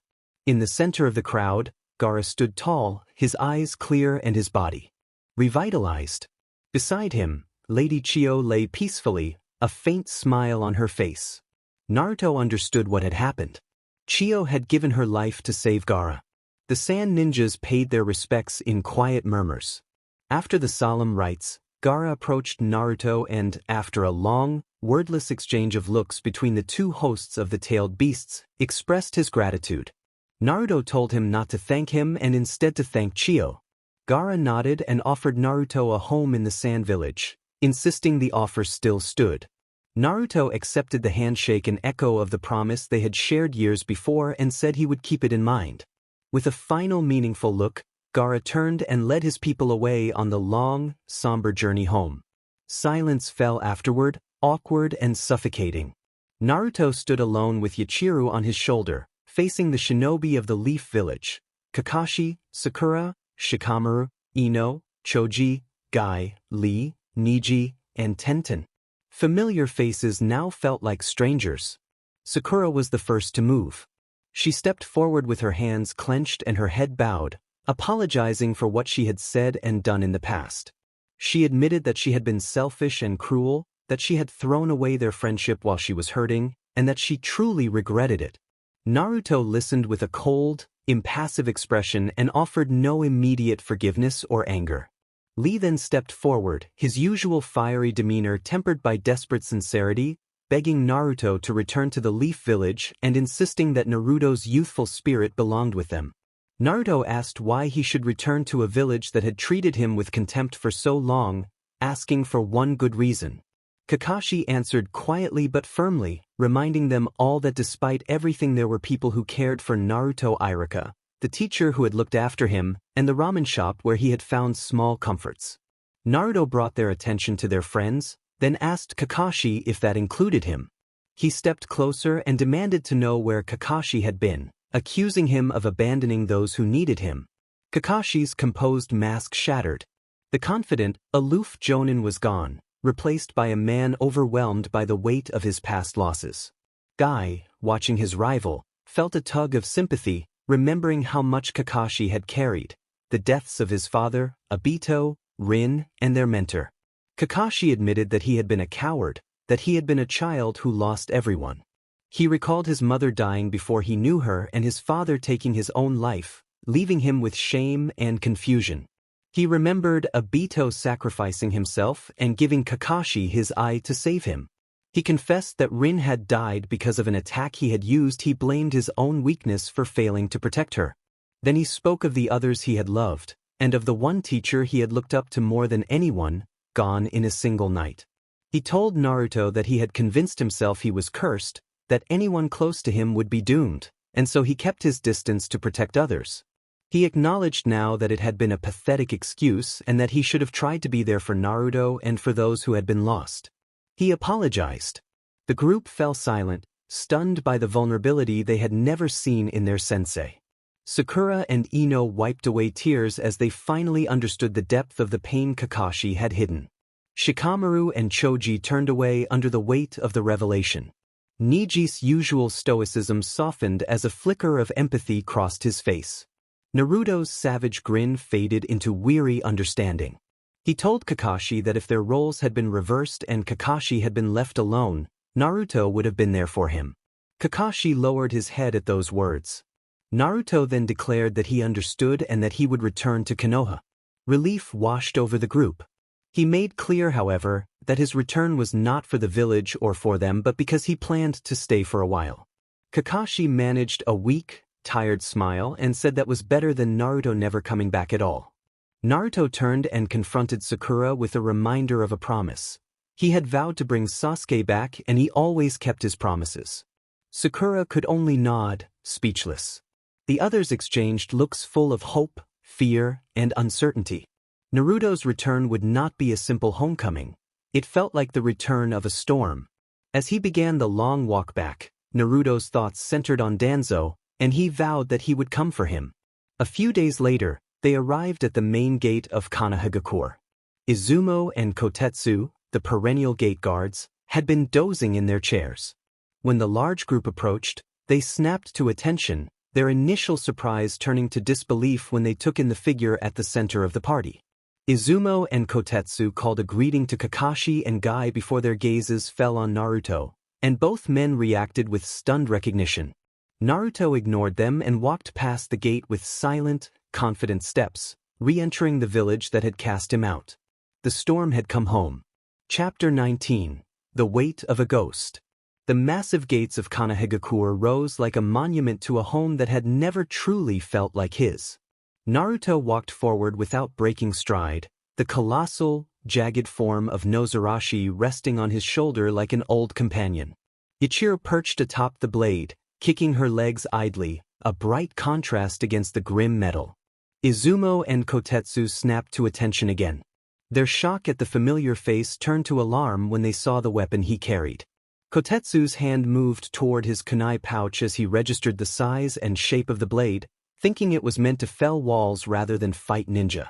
Izumo rattled through the oddness of Naruto's silence. The old Naruto would have been loud and familiar, but now he seemed like part of the scenery. They were ignored as the group passed. A tense, silent procession escorted a storm back to the village. The moment they stepped onto the main street, the atmosphere shifted. Daily life faltered. Shopkeepers froze mid-task. Children playing stopped and pointed with widened eyes. Whispers spread from storefront to storefront as people stared and murmured, their reactions ranging from fear to accusation. Villagers saw not a returning hero but a living embodiment of their fears. The weapon on Naruto's shoulder and his unflinching calm made them uneasy. Mothers pulled children close and men hardened their expressions. The air filled with a collective unease. Naruto moved through the stares and whispers as if they were a breeze, his expression masked in cold apathy and his gaze fixed ahead. The Konoha shinobi following him felt the weight of those looks. Their recent mission had failed to save the Kazekage, and they had been ordered back by a Naruto they no longer recognized. They did not know the full details of what had happened after they left, only that Naruto had stayed behind to confront two Akatsuki members alone and had returned calm and unhurt. Kakashi's visible eye hardened as he considered what Naruto must have faced. He realized that Naruto had faced two S-rank Akatsuki members and come back without obvious injury. To Kakashi, that suggested not just survival but overwhelming power. He thought of Deidara and Sasori and of the frightening growth Jiraiya had warned about. Sakura flinched and lowered her head in shame. She thought that this was what he lived with every day, her heart aching with a guilt so profound it made her feel sick. She blamed herself for adding to his burden. She saw herself reflected in those who had hurt him. The fact that he was now strong enough to face threats that would once have killed her, and that he had achieved it after she had cast him aside, only twisted the knife deeper. Lee clenched his fists at his sides, brow furrowed with a righteous anger, and thought that the others did not see the boy's youthful fire, they only saw their own fear. He recognized the injustice in their scorn. Shikamaru clicked his tongue in annoyance, the usual lazy demeanor gone as he watched the pointing fingers and heard the fearful whispers of the crowd. He thought that they had no idea what was truly going on, only that the boy they had long resented had returned with a big sword and found dealing with that ignorance to be the most troublesome thing of all. Ino and Choji stayed close, unnerved by the hostility. It was one thing to hear about the way Naruto had been treated, it was another to walk through the thick, suffocating cloud of it. Kakashi observed the villagers and then watched Naruto's complete indifference to them, realizing that the boy had built a wall so high that none of their scorn could touch him anymore. He acknowledged to himself that they had allowed this to happen. Their procession halted in front of a familiar, comforting establishment, Ichiraku. The warm, steamy aroma drifted out, a stark contrast to the cold hostility of the street. Naruto paused at the curtain, a flicker of nostalgia passing through his eyes. He glanced at the massive blade on his shoulder, then at the narrow entrance. With a quiet resolve, he focused his will and altered Nozarashi so it shrank down to the size of a large cleaver, still imposing but manageable at his side. Ichiro hopped off his shoulder as he entered, impatiently declaring that she was starving. Inside, the familiar faces eased a wound Naruto had not realized was still raw. Irika sat at the counter, laughing with Konohamaru. Team Ebisu, Moegi and Udon were eagerly slurping their noodles. Tucci stood behind the counter wearing a warm smile, and Ayam refilled a glass of water. The moment Naruto stepped through the curtain, everyone brightened. Irika sprang to his feet and rushed forward, nearly upsetting his chair, his relief obvious as he embraced the young man with a fatherly grip and scolded him in the tone of someone who had been terrified of losing him. Konohamaru leapt up beside him, greeting him with wide-eyed enthusiasm. Tucci welcomed him back with a booming, heartfelt greeting, and Ayam's face broke into a relieved, radiant smile. For the first time since his return, the cold mask on Naruto's face cracked. A small, genuine, hesitant smile touched his lips as he acknowledged the warm reception and greeted Irika and Ayam in a familiar, relaxed way. Irika stepped forward and hugged him tightly, calling him an idiot in a voice thick with emotion and begging him not to vanish again. Naruto tensed briefly before awkwardly patting his former teacher on the back and indicating that he understood. When they parted, all eyes turned to the tiny girl tugging on Naruto's sleeve. Ichiro complained about her rumbling tummy. Konohamaru asked who the child was, and Naruto ruffled her pink hair and explained that Ichiro had been found during his travels and that she was now like a little sister to him. Kakashi watched from just outside the curtain and reflected that Naruto was hiding Nozarashi's true nature in plain sight, a learned deception. The reunion was warm, a small island of acceptance in an ocean of hostility. Naruto ate his ramen, the familiar taste evoking memories of a life he had stepped away from. He answered questions vaguely, speaking of training and traveling. The words were hollow but sufficient for those who loved him. After the meal, the group made their way to the Hokage Tower, Nozarashi remaining in its smaller, more discreet form. When they entered the office, Tsunade was pacing, anxiety and frustration plain on her face. The moment she saw him, her composure broke and she crossed the room to gather him into a fierce embrace that lifted him off his feet.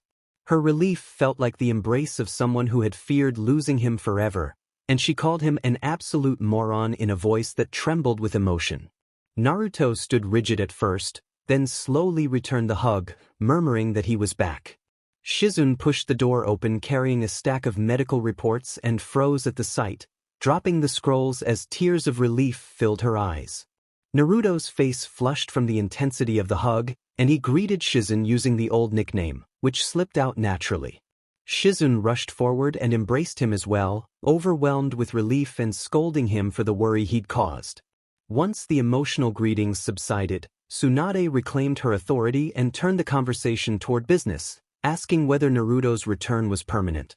The rest of the Konoha shinobi waited anxiously for an answer.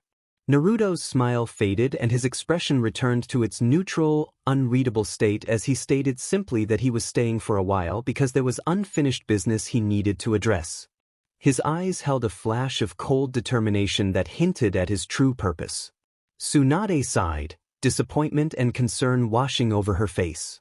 Tsunade thought it was a shame he would not commit to staying for good, but she knew better than to push. After everything, having him there at all felt like a miracle.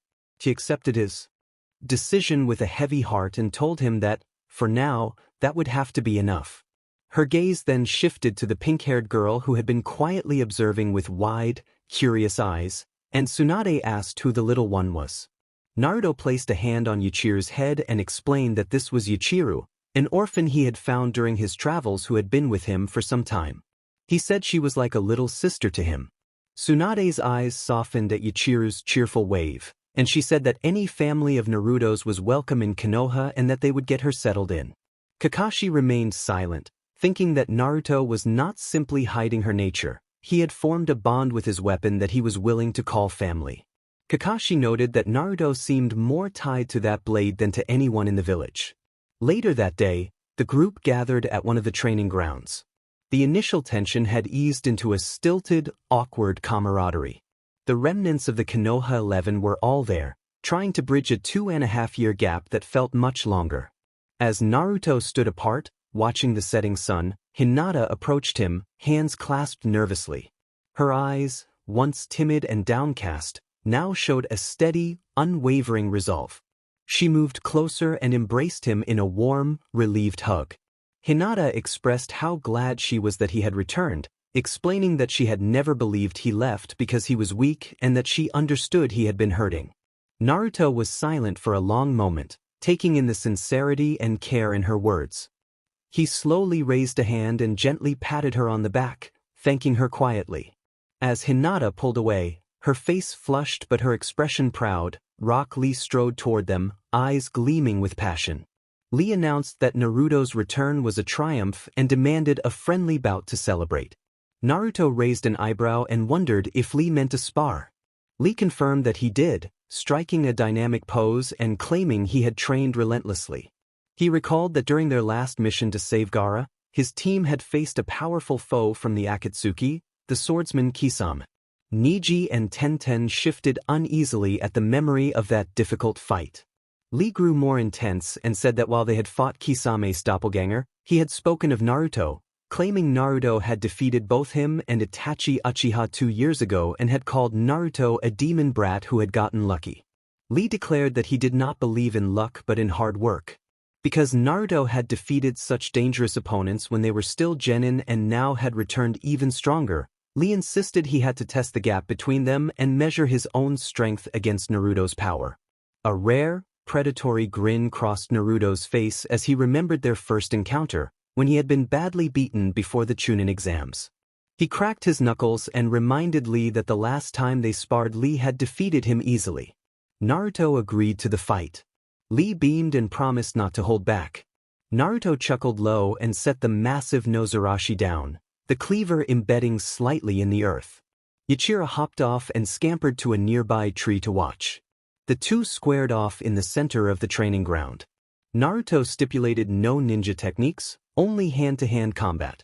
Lee agreed enthusiastically, calling it a pure contest of martial arts and settling into his strong fist stance. Naruto remained relaxed, hands in his pockets, and subtly lowered his spiritual pressure, capping his physical output to Lee's base level to see what Lee's training could do. Lee charged like a green blur, launching a flurry of high and low kicks. The new Naruto simply swayed his body, avoiding the high kick by an inch and letting the low kick whistle past his shin. Lee transitioned into a spinning low kick aimed at Naruto's back, but Naruto stepped aside, leaving Lee's foot to pass through empty air. Lee praised Naruto's speed and opened the first gate of opening. A visible aura of green energy surrounded Lee as his speed increased and he appeared in front of Naruto to strike. Naruto brought up a hand and caught Lee's punch with a dull thud, holding his ground. Naruto said it was his turn. He pushed Lee's fist aside and delivered a simple, straight jab. It was neither flashy nor fast, but it carried a focused weight that sent Lee skidding back 10 feet, sandals carving furrows in the ground. Lee shouted in excitement and opened the second gate of healing and the third gate of life. His skin flushed and he became a crimson cyclone, blitzing Naruto with a relentless barrage of punches and kicks as a precursor to his more powerful techniques. Naruto remained mostly still, deflecting each blow with minimal movement, a turn of the wrist, a shift of the shoulder, a tilt of the head as if he could anticipate every attack. His battle instincts processed the fight on a level beyond simple prediction. Naruto noticed how much stronger Lee had become and let his own power rise slightly to match the output of the third gate. He caught one of Lee's flying kicks, gripping the ankle firmly, and told Lee that he was holding back too much. With a powerful heave, Naruto spun Lee around and launched him into the air. Lee roared from above that he was not holding back and opened the fourth gate of pain and the fifth gate of closing. The air around Lee crackled with amplified energy, and the clash continued as both fighters pushed themselves in a dynamic, anime-style display of skill and determination. Lee became a comet of pure green energy, descending for a devastating blow. Naruto's grin returned, wider this time, filled with a fierce, almost hungry joy. Golden Ryatsu, invisible to everyone else, flared around him, matching Lee's output perfectly. Naruto whispered approval and met Lee's descending strike with an open palm. A shockwave erupted from the point of impact, shaking the entire training ground. The other shinobi watched, mouths agape. Lee froze in midair, his most powerful gate-assisted strike stopped dead by Naruto's single, outstretched hand. Naruto's eyes gleamed with the thrill of the fight. He rumbled that this was getting interesting. The training ground fell silent, a collective breath held by every spectator. The Konoha 11 and their Jonin sensei stood watching from the sidelines. They had just witnessed Rock Lee unleash the power of the fifth gate, a force capable of leveling the very ground they stood on, only to be stopped by Naruto's single, outstretched palm. High in the Hokage Tower, hidden from sight, a crystal ball glowed. Within it, the same scene played out. Danzo Shimura watched with a cold, calculating expression, and Hamura and Koharu shifted uneasily beside him. Koharu murmured that his power was considerable. Hamura added that he was reckless and untamed, like a beast on a leash he did not even know he wore. Danzo said nothing as his single eye fixed on Naruto, analyzing every movement, every flicker of energy. He noted the result of 2 years away in the wild, more power than anticipated. Yet he reminded himself that power without discipline is only a tantrum. The boy remained a tool to be controlled. Back on the field, Lee pushed back, landing gracefully a few feet away. He panted, his body steaming from the strain of the fifth gate, but his eyes burned with ecstatic fire. Lee roared in admiration, declaring Naruto's strength like a radiant sun of youth and insisting he had not yet shown his full power. Naruto lowered his hand, a predatory grin spreading across his face. The casual ease with which he had stopped Lee's assault was terrifying. He had not even been pushed. Naruto rumbled that this was getting interesting and invited Lee to show more. Lee took a deep breath and shifted his posture. The green aura around him intensified, churning like a storm. He proclaimed that he had dedicated his life to this path, to prove that hard work could overcome any genius, and he opened the sixth gate of joy. An explosion of emerald chakra erupted from Lee, kicking up a hurricane of dust and leaves. The ground beneath him cracked, and the air vibrated with the force of his will. His power skyrocketed, making the Jonin sensei flinch. Guy murmured with a mixture of pride and worry that it was the sixth gate and that Lee had truly done it. Kakashi's eye widened. The speed and power were astonishing. Lee had surpassed most Jonin in this state. Lee vanished and reappeared in front of Naruto as a green comet of force. He unleashed a blitzkrieg of blows, a relentless, untrackable storm of kicks and punches from every conceivable angle. High, low, left, right. Lee became a whirlwind of motion, each strike carrying the force of his training. The air cracked with repeated sonic booms as his fists and feet broke the sound barrier again and again. Naruto smiled. He stood his ground, barely moving, arms a blur as his hands and forearms shifted with impossible precision. He parried a kick aimed at his head with his elbow, blocked a punch to his ribs with an open palm, and swayed as a devastating axe kick whispered past his ear. To the spectators it looked like Naruto was being overwhelmed, caught in the center of an emerald hurricane. Kakashi and Guy, however, saw that Naruto was not simply reacting. He was already there, neutralizing every gate-powered attack with the minimum movement. He was a stone in a raging river. Neji, using his Byakugan, struggled to follow the exchange.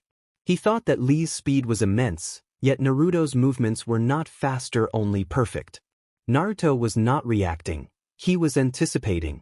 In the heat of his ultimate assault, Lee funneled every last ounce of the Sixth Gate's power into a single, decisive blow. A pile-driving kick aimed straight at Naruto's chest. Naruto met the kick with his own. The two legs collided midair.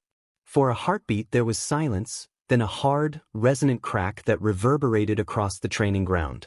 Lee screamed and was sent flying backward. He tumbled through the air and crashed to the ground, the green aura of the Sixth Gate flickering and dying as unconsciousness took him. His leg had given way under the impact and he lay collapsed and motionless. Stunned silence fell over the crowd. Guy immediately crossed the field and knelt beside his student, calling out in alarm. Sakura, her medical training overcoming her shock, rushed forward and urged Guy not to move Lee while she checked him. Naruto remained where he stood, unmarked. He slowly lowered his leg and fixed his gaze on Lee's unconscious form. The predatory grin had faded, replaced by a complex look mixing disappointment, a flicker of respect, and the quiet melancholy of a battle ended too soon. He knew instinctively the difference between human resilience and the endurance of the spiritual beings tied to his past life, and he had not expected Lee to match those standards. He had simply hoped the fight would last a little longer. Naruto turned away from the frantic scene of Guy and Sakura attending to Lee and walked back toward his discarded blade. The group of his former peers parted before him as if he were an outcast. He picked up the massive Nozarashi and hefted it onto his shoulder without looking back. He paused and, looking toward the sky, observed quietly that Lee was strong for a human. The simple statement hung in the air, factual and measured. Coming from him, after what they had just witnessed, it was the highest form of praise imaginable. It acknowledged Lee's immense power, validated his years of hard work, and at the same time declared the unfathomable gap that now existed between them. Kakashi's eye widened slightly. It was not a taunt but an honest assessment from someone no longer judging by human standards. Naruto did not wait for a response and began to walk away, Yachiura hopping back onto the blade.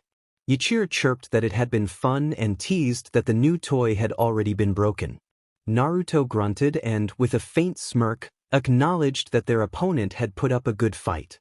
The thrill had passed, but a sliver of respect remained, and for the new Naruto that was a rare prize. In the Hokage Tower, the crystal ball went dark. Danzo steepled his fingers and regarded the empty room with a dangerous, thoughtful expression.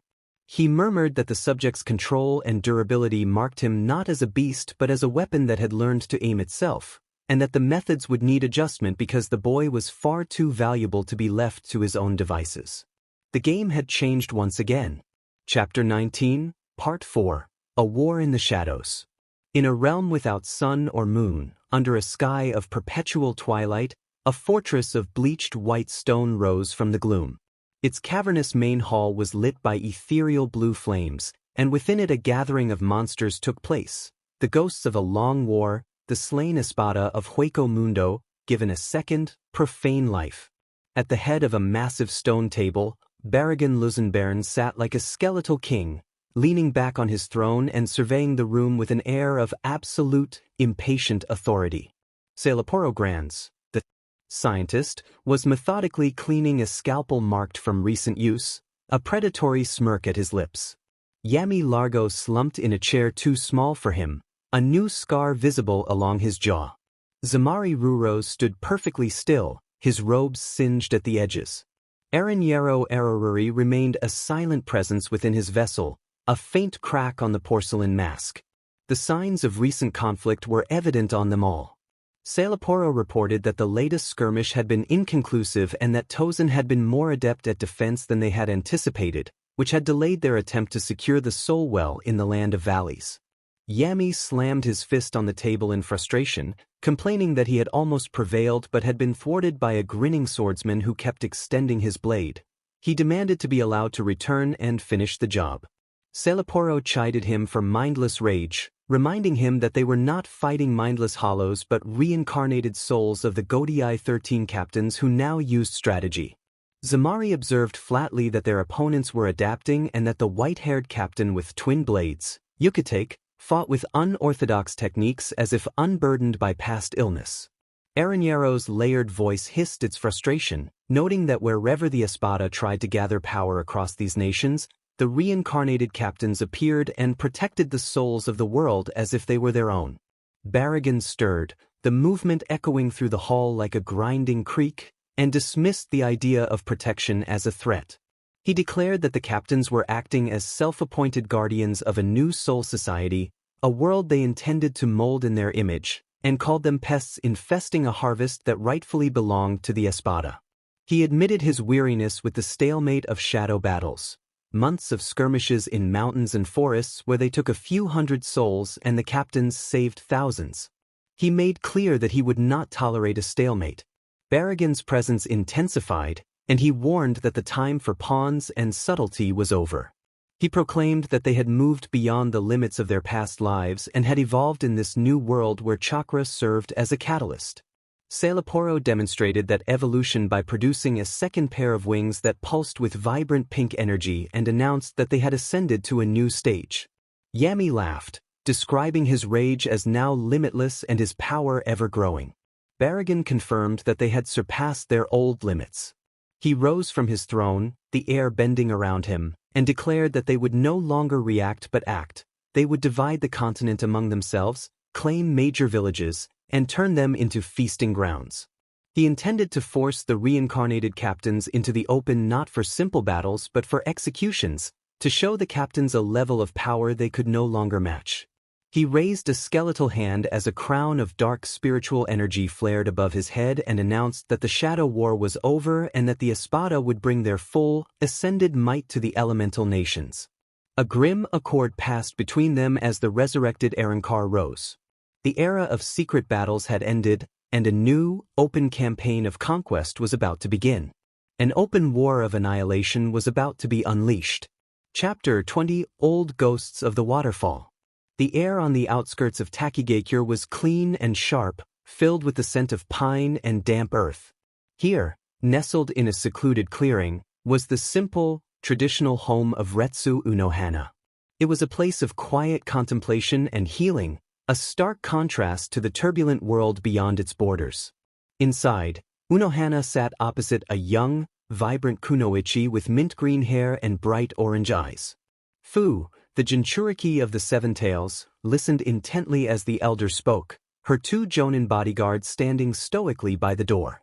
The relationship between the legendary medic and the cheerful Jinchuriki carried a deep, grandmotherly affection. Unohana saw in Fu a boundless spirit, and Fu saw in the elder a pillar of wisdom and strength.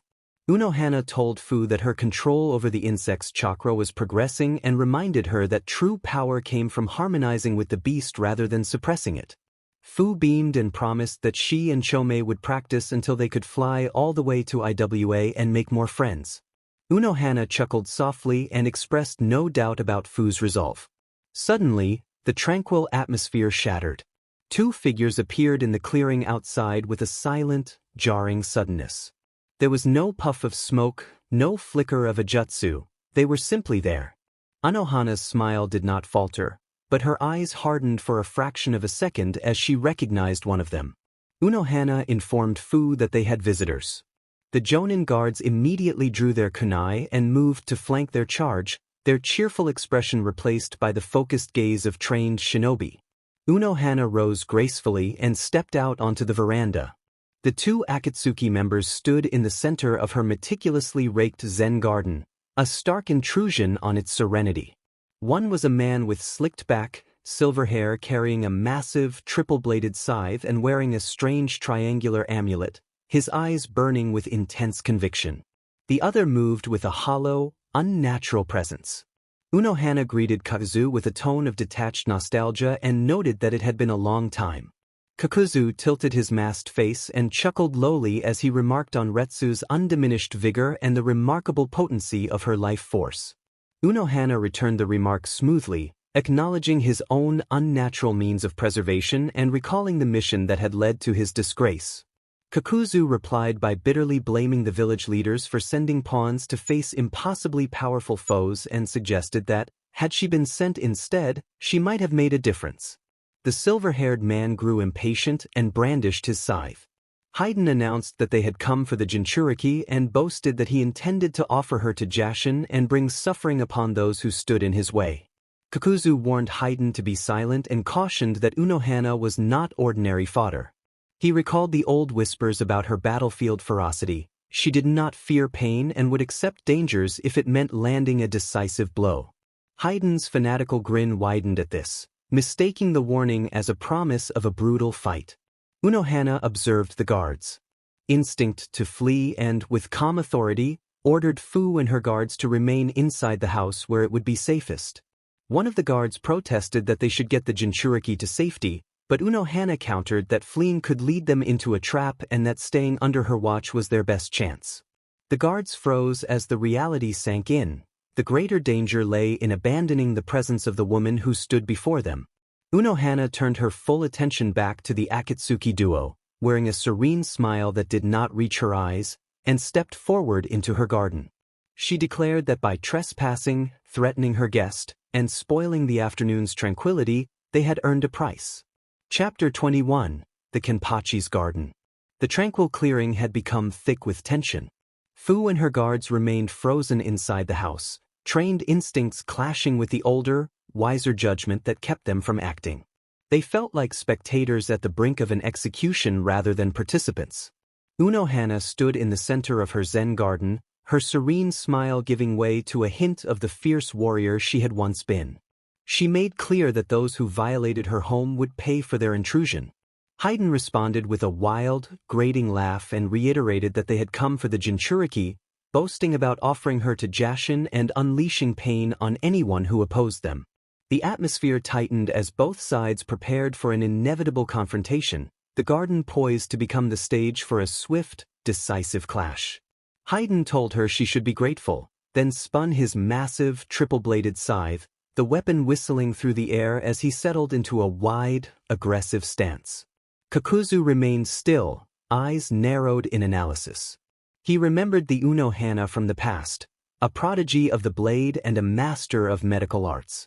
Her legendary kenjutsu, her use of healing to offset damage, and her mastery of standard ninjutsu made her a dangerous opponent. He had calculated the variables and decided the odds favored 2 S-rank Akatsuki against 1 retired elder. Overwhelm her, he had thought. It would be simple. That too confident calculation would be his first and last mistake. Kakuzu instructed Haydn to take the lead and wound Unohana. Haydn roared with delight and charged, moving with surprising speed for a man wielding such a cumbersome weapon.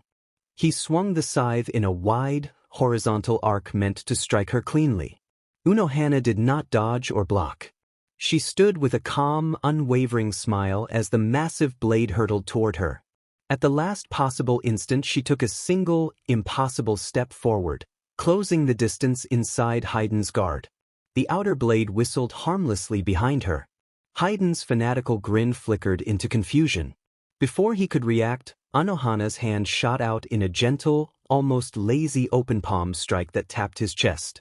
The impact sent a shock through his body. He was driven backward in a violent arc, tumbling through the air and crashing into the forest, shattering a thick trunk on impact. Kakuzu froze, stunned. There had been no chakra flare, no visible technique, just an impossible physical force that defied explanation. Haydn staggered back from the treeline, laughing wildly with a smear of blood at the corner of his mouth. He declared his love of pain and proclaimed that the ritual would begin, voice edged with mania. Unohana watched with a smile that carried a trace of pity. commenting on the oddity of an ability that made one unable to die and how it must dull excitement. She began to walk toward him, her pace unhurried, as if stallying through a garden. Haydn shrieked for Kakuzu to attack. Kakuzu's analytical mind restarted and he moved his arms forward, unleashing black, writhing threads from his sleeves that shot toward Unohana like a swarm. She did not break her stride. Finally, she drew her sword, Minazuki, the blade sliding from its scabbard with a quiet sound. Her movements were a blur of controlled precision, small, exact cuts and flicks that intercepted and severed the threads cleanly, as though walking through a spring rain. Kakuzu watched, alarmed, as she neutralized his extensions faster than he could form them. Her skill with the blade was monstrous. Haydn swung again, using the sides cable to create a wide, unpredictable pattern, intent on landing a killing blow. Unohana sidestepped the first swing, ducked the second, and parried the third with a clang that sent a painful shock up Haydn's arm. To her, his attacks were clumsy and childish. She stopped moving. Haydn saw his opening and committed to a massive final arc, aiming to finish her. At the moment the blade would have struck, Unohana released her sword. Minazuki fell to the ground with a soft thud. She stepped back and received the side strike to her midsection, taking a heavy blow but not showing the expected mortal reaction. Haydn crowed that he had her. Kakuzu stared in disbelief. She had taken the hit willingly. Unohana looked down at the scythe, then up at Haydn, and her serene smile shifted into something fierce and resolute, a grin recalling the legendary first Kenpachi. She reached for the side's cable and seized it, then pulled. Haydn was yanked forward and thrown off balance. In the same movement, Unohana produced a hidden dagger and struck at Haydn's leg, aiming to incapacitate and twist his momentum. He howled, torn between pain and exhilaration. Unohana moved with blinding speed. She was no longer the calm healer. She moved like a warrior, delivering a series of precise, lightning-fast strikes designed to disable and immobilize rather than to gore. Her blows targeted joints and limbs to prevent further movement, rendering Haydn unable to continue his assault. Haydn collapsed, screaming for help. Kakuzu finally unleashed his full power. The stitches along his back split open and 4 heart masks emerged, shaping into dark, malignant constructs that erupted from his frame. He unleashed elemental attacks in rapid succession, combining fire and wind into a massive, swirling storm that surged toward Unohana. Unohana withdrew the scythe from her midsection, and a faint green glow of healing knit the wound as she took up the weapon. With a single, powerful swing she deflected the firestorm, sending the inferno upward and away.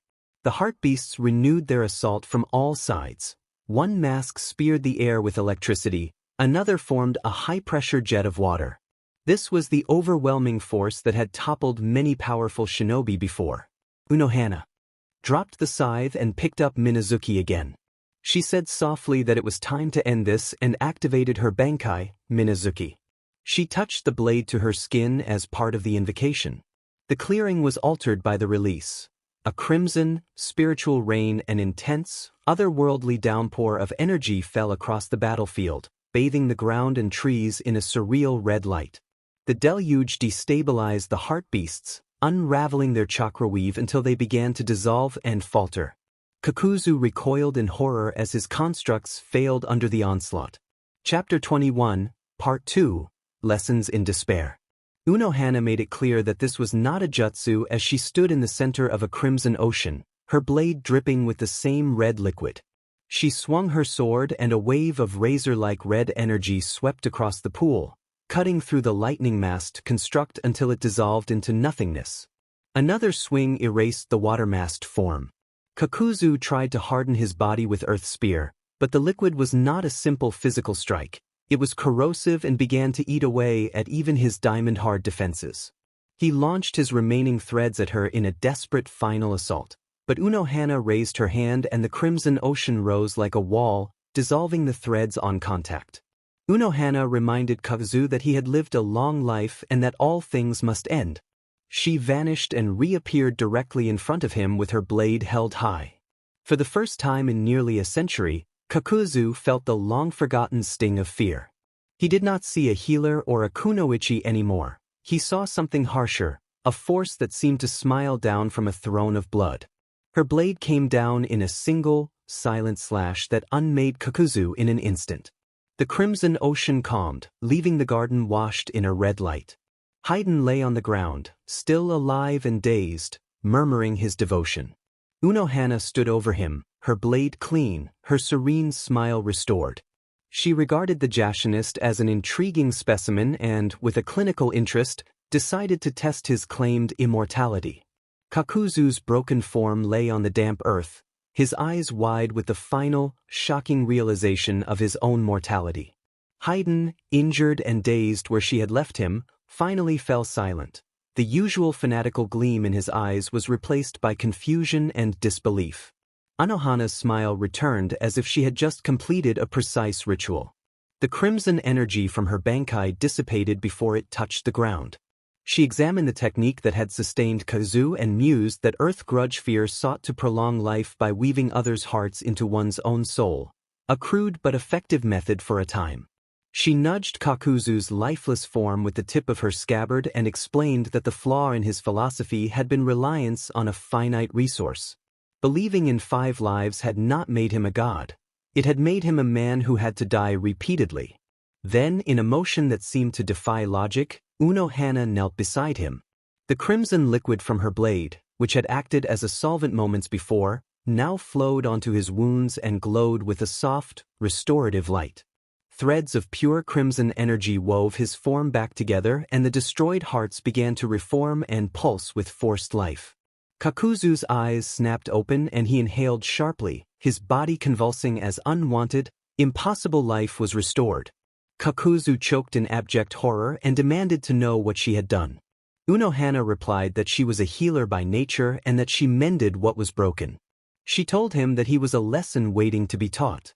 Her blade descended again in a clean, effortless strike that felled him once more. The crimson liquid flowed and brought him back. He screamed in raw terror. This was a nightmare in which his mastery over life and death had been reduced to a toy. Unohana explained that true immortality was not having spare lives but being unable to escape this one. She spoke calmly as she repeated the cycle, killing him and restoring him, demonstrating an immortality defined by inescapable continuity rather than spare parts. Her attention then turned to Haydn. The fanatic finally understood what he was witnessing, a brand of immortality far beyond his own that made his own faith in unkillable suffering look small, and it terrified him. Unohana picked up his triple-bladed scythe and inspected it with the eye of a connoisseur, calling it a clumsy weapon made for wounding rather than for a clean end. She noted that he worshipped pain and believed his unkillable body to be a gift. He reveled in suffering. Haydn spat and shouted that his god would diamend her, but Unohana silenced him with a soft, cutting command and delivered a swift strike that separated his head from his body. His head came to rest a short distance away. It remained animated for a moment before Unohana retrieved it. She affirmed that he was immortal in his own terms, and with a surge of her power she reconnected his head and body so that neck and face fused back together in seconds. Haydn gasped as his neck rejoined. Without hesitation, Unohana then drove one of Haydn's own retractable spears into his chest. The pain he sought arrived, but the familiar release he expected was absent. There was only the dying and then the restoring. The ritual he had depended on proved hollow under her control. She brought him back, then struck him down again and again, alternating between dispatching Kakuzu and Haydn and then restoring them. Where Kazu felt the horror of losing control over his lives, Haydn experienced the terror of his greatest pleasure collapsing into an unending cycle of torment. His god remained silent throughout. The joy of pain had become the agony of repetition. Inside the house, Fu and her guards huddled together, pale and trembling, listening to the alternating screams of agony and terror. They could not see what was happening, but they could hear it. They could feel it. The Kenpachi was teaching a lesson. After what felt like an eternity, the screams stopped. Unohana stood in the center of her now pristine garden. Kazu and Haydn lay before her, healed in body but broken in will. Their expressions were empty and distant, as if something crucial had been taken from them. The immortal fanatics had been made to confront an unending judgment, and it had undone them. Unohana announced that the lesson was over as her bankai finally receded. She sealed Minazuki, its duty completed. She looked down at the two catatonic Akatsuki members and noted that they were no longer threats but quiet subjects for study. Unohana admitted to herself, with a glint of scientific curiosity, that the real work could begin, and that she had always wanted to study the mechanics of Jashin's curse on a living subject. Chapter 22, Old Ghosts, New Scars. The Mizuki's office was, for a change, peaceful. Sunlight streamed through the large window, illuminating the swirling mist that clung to the valleys of Kirigakure. Mei Terumi sat behind her desk, reviewing mission reports with a small, weary sigh. Opposite her, Ao launched into a familiar, feudal complaint about resources and propriety. Ao complained that Jin's requisition for 1,000 rubber ducks for what he called tactical aquatic diversions was absurd and an insult to the village budget. Jin Ikimaru, lounging on a nearby couch with his trademark closed-eye smile, suggested that Ao should not be so quick to dismiss unconventional tactics, insisting that the enemy's confusion would be priceless. Mei massaged her temples, noting silently that this daily sparring between Jin's teasing and Ao's irritation was a strange reminder of the hard-won peace. Suddenly, Jin grew still. His relaxed posture vanished and he sat up straight, his smile tightening into something thin and sharp. Mei sensed the shift instantly and asked what was wrong. Jin tilted his head as if listening to a distant, familiar sound, and then, for the first time in months, his eyes opened wide. Ao and Mei froze at the change. The playful glint was gone and had been replaced by the calculating focus of someone very dangerous. Jin observed with a soft, dangerous purr that something significant had arrived, and he excused himself to greet an old acquaintance. He gave a theatrical wave and then vanished in a flicker, leaving only the faint scent of ozone behind. Mei and Ao exchanged a worried glance, each recognizing that Jin's past had returned. High on the misty cliffs overlooking Kirigakure, two figures in black cloaks adorned with red clouds stood surveying the village. Itachi Uchiha noted quietly that this was where Kisame had come from, his tone calm and observational. Kisame Hoshigaki grinned, remarking that the place was less violent than his memory had suggested, and Samahata, wrapped in bandages, twitched on his back as if sensing its former home. A light, almost musical voice drifted up from the mist behind them. Jin leaned against a damp rock with his hands tucked into his sleeves, his smile fixed and seemingly as if he had been waiting there all day. Kisame acknowledged him by the old name Seijiro before Jin corrected him, saying he preferred to be called Jin now. Itachi kept his hand concealed and watched, his mind scanning their profiles and files.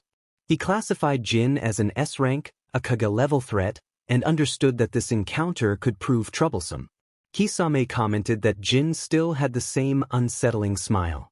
Jin returned the insult with a jibe about Kisame's charm, then stepped forward slowly and asked, with faux concern, what had brought the Mist's most notorious figure back to his former home. Jin implied that Kisame's past massacres had been messy, and Kisame's expression hardened. Kisame answered bitterly that he had shed blood in the name of Kirigakure's secrets comrades and friends sacrificed to protect what the village pretended was honor and then discovered that his master, Fuguki, had been betraying them by selling secrets to the enemy. He said that he had taken decisive action against Fuguki for his lies and betrayal. Kisame declared that the world and the village were built on deceit and that the Akatsuki at least did not hide its nature. They sought to remake the world, and liars would face the consequences. Jin returned to his sharp smile and mocked the idea of nobility in such a rotten den. He asked whether Kisame's purpose in returning was to pay respects to the new Mizuki. Kisame replied that they were not there for her and that their true target was the Three Tails Jinchuriki, that they had come for Yagura. Jin let out a soft reflection about Yagura, expressing a measure of sympathy while keeping his expression unreadable. Jin observed that it must be inconvenient now that the man was no longer a mindless puppet. He let the statement hang in the air for a moment, then his smile sharpened into something far more dangerous as he suggested that perhaps they had come to reclaim a tool they had lost control of and hinted that an organization that collected tailed beasts was a prime suspect. Itachi's expression remained neutral, but a flicker crossed his copy wheel eye. The man before them was not just powerful, he was dangerously perceptive. He had just linked the Bloody Mist era to the Dawn organization's current goals with unnerving accuracy. Kisame tightened his grip on the hilt of Shark Skin and accused Jin of talking too much. Jin only smiled wider and positioned himself between them and the path down to the village, declaring that Yagura was a critical asset to the new Hidden Mist village and that he could not allow them to take him. Kisame's grin showed predatory teeth as he scoffed at the odds and hefted the bandaged shark skin, which seemed to hum in anticipation. Jin, his hands still tucked into his sleeves, teased Itachi for his silence. Itachi kept a calm mask, but his copy wheel eye spun as it analyzed every shift in Jin's posture and every tremor of spiritual pressure. He answered that there was nothing to say and ordered Kisame to end the confrontation quickly. Kisame responded by striking the damp cliffside. The moisture in the air and the rock coalesced into a massive, roaring shark of high-pressure water that launched toward Jin like a torpedo. Jin remained motionless, watching the aquatic predator close the distance with the same infuriating smile. Just as the water beast was about to engulf him, he vanished in a flash step and reappeared high in the air above them, seemingly standing on nothing. The water creature, deprived of its target, slammed into the cliff face behind where he had been standing, sending a shower of debris into the chasm below. From above, Jin chastised Kisame for the destruction and mocked the loss of the scenery. Kisame roared and began forming new hand signs. Jin obliged and fell, dropping through the air like a stone. Halfway down he finally revealed the hilt of a short sword and, with a soft metallic whisper, drew the blade. He aimed the tip of the short sword at Kisame and invoked the true spear. The blade flashed white and then extended as a silent needle. Of light at impossible speed, aiming for the band holding shark skin. Kisame had no time to dodge and brought the massive, bandaged form of shark skin up in a desperate block. The blade struck the weapon with a resounding clang, the force driving Kisame back a step and leaving him grimacing. The tip of the true spear had struck shark skin directly. The blade retracted as quickly as it had extended, but Jin was not finished. Still falling, he swung the now short blade in a wide, horizontal arc and called on the true spear again. The weapon extended into a sweeping 100-meter arc of white light aimed at both members of the Dawn organization. Itachi moved with lightning speed, grabbing Kisame's cloak and pulling him back with a powerful leap. The sweeping blade passed through the space they had occupied a moment before, carving a deep, clean line through the cliff face behind them. Jin landed lightly on the ground and offered a faint, impressed acknowledgement of Itachi's reflexes. Itachi observed that Jin's speed was not entirely in his movements but in the weapon itself, and warned Kisame not to let its tip point at him. Kisame, rubbing his numb shoulder, muttered that he had figured that out and complained about the troublesome ability. Jin dashed forward with a shinobi's speed, his blade held in a reverse grip. Kisame met him with a powerful swing of shark skin. Jin ducked under the massive weapon, the wind from its passage rustling his silver hair. He came up inside Kisame's guard and moved upward in a blindingly fast motion, but his true target was not Kisame. Itachi was already there, intercepting the move with a throwing dagger. The clash of metal rang out as Itachi's copy wheel eye tracked every twitch of Jin's muscles and predicted his moves, forcing the short blade back. Jin returned the question of predictability with a wicked smile, and the tip of the true spear, locked against the dagger, began to glow. The weapon extended while they were still locked in the clash, a point-blank, impossible-to-dodge attack. Itachi's eyes widened in the barest fraction of a second and he threw himself backward, abandoning the clash entirely. The blade shot past his face and clipped a few strands of his dark hair. Kisame seized the opening and swung shark skin down in an overhead chop. Jin allowed his blade to retract and used the backward momentum to spin away from the strike, which slammed into the ground and shattered the rock. He came to a stop a dozen meters away, unmarked. His fighting style unfolded like a deadly waltz of extension and retraction, feints and impossible speed. He moved like a coiling serpent, always seeking the perfect angle. Kisame growled that Jin was toying with them. Itachi corrected him, noting that Jin was analyzing their reactions, gauging their speed and patience and waiting for the perfect moment for a single, decisive strike. Kisame roared that they would not give him that chance and prepared to press the attack. Water technique, exploding water colliding wave unleashed a massive torrent from Jin's mouth. Not merely sharks but a surging ocean that flooded the clifftop and transformed it into a roiling, watery arena. Jin landed effortlessly on the moving surface. Jin said cheerfully that he loved the water. Itachi announced that he was unleashing the water fang bullet technique. Dozens of high-pressure, spinning projectiles of water erupted from the depths, shooting upward to strike Jin from below. At the same time, Kisame summoned 5 water sharks that circled him and formed a vortex. It was a perfectly coordinated trap. Jin's smile finally, truly vanished. His sky-blue eyes widened, cold and sharp as chips of ice. He whispered that he was activating his final release and named his weapon the God-slaying spear. His short blade did not change form, there was no explosion of energy, but the atmosphere tightened with expectation. Kisame and Itachi hesitated, confused by the lack of visible transformation. Jin raised his blade and held it against his chest without swinging. Then the world was cut in half. The single word that announced his dance technique passed his lips, and the battlefield was bisected by an invisible, instantaneous move. The vortex of water sharks, the rising water fangs, even a large segment of the cliff beyond them were cleanly divided by that silent, devastating line. The water dome collapsed, pouring into the chasm below. Kisame and Itachi landed on slick rock, stunned by the incomprehensible speed of the attack. Kisame stammered, revealing the first hint of real fear. Jin reappeared on the far side of the clearing, his blade returned to its normal size and his smile restored.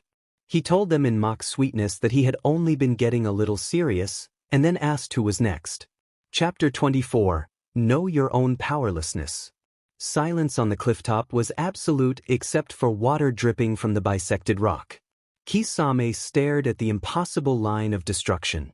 Itachi stood motionless, his crimson eye spinning as it tried to process an attack that defied known principles of speed and technique. Jin repeated that he had only been getting a little serious and lifted the god-slaying spear again. Kisame growled in frustration and rage, demanding what kind of technique it had been, noting that there had been no hand seals. Jin smiled wider and explained that it was not a conventional technique. Itachi decided that Jin was too dangerous to act freely and ordered Kisame to coordinate their attack and not give the man an instant to breathe. Kisame responded eagerly and unleashed a colossal water technique, Great Shark Bullet, moving his hands forward as a churning shark of water erupted and surged toward Jin.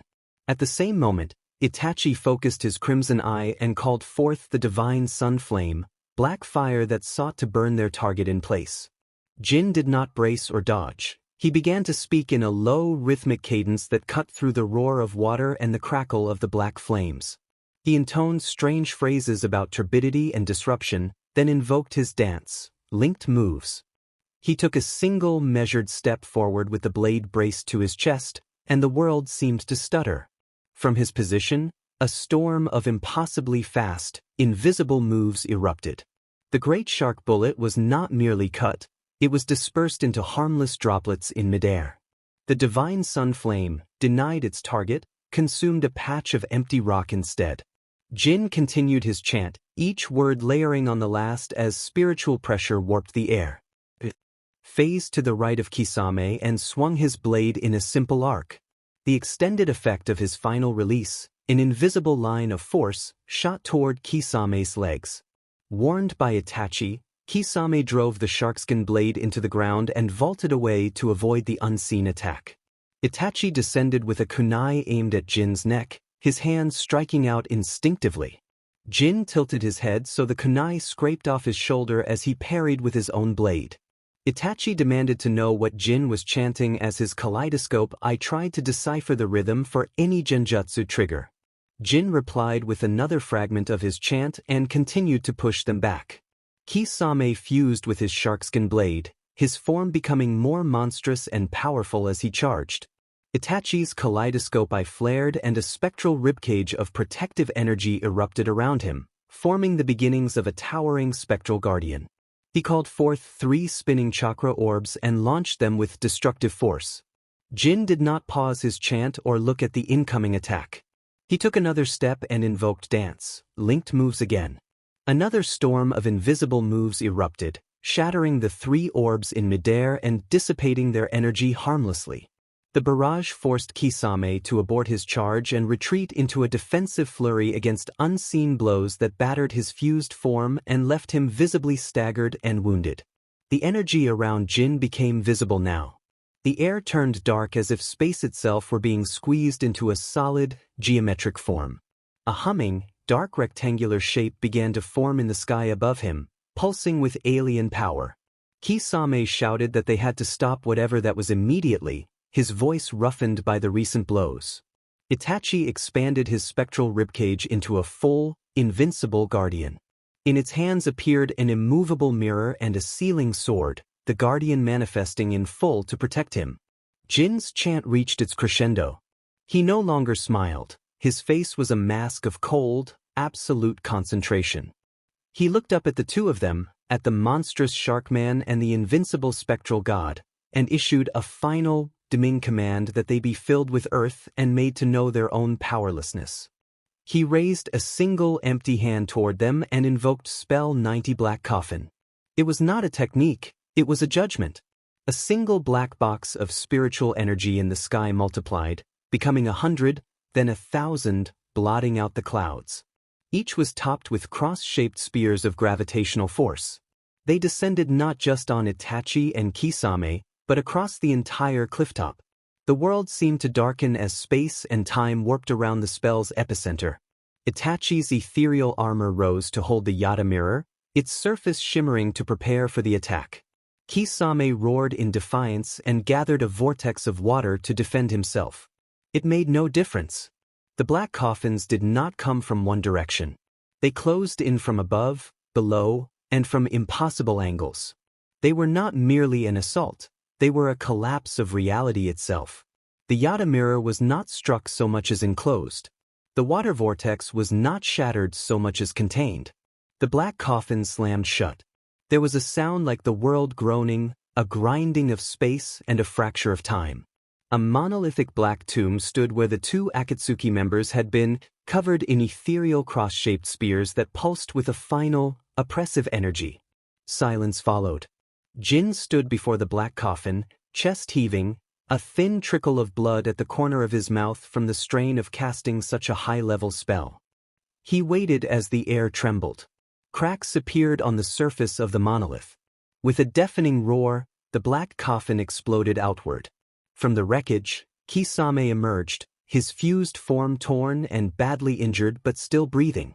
Samahata had absorbed a massive backlash of spiritual energy at the last moment, pulling Kisame back from complete annihilation and now shuddered at his side. Itachi's ethereal warrior was gone.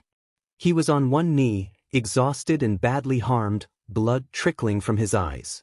The protective mirror had kept him from immediate destruction, but the distortion within the tomb had pierced its defenses and left him drained.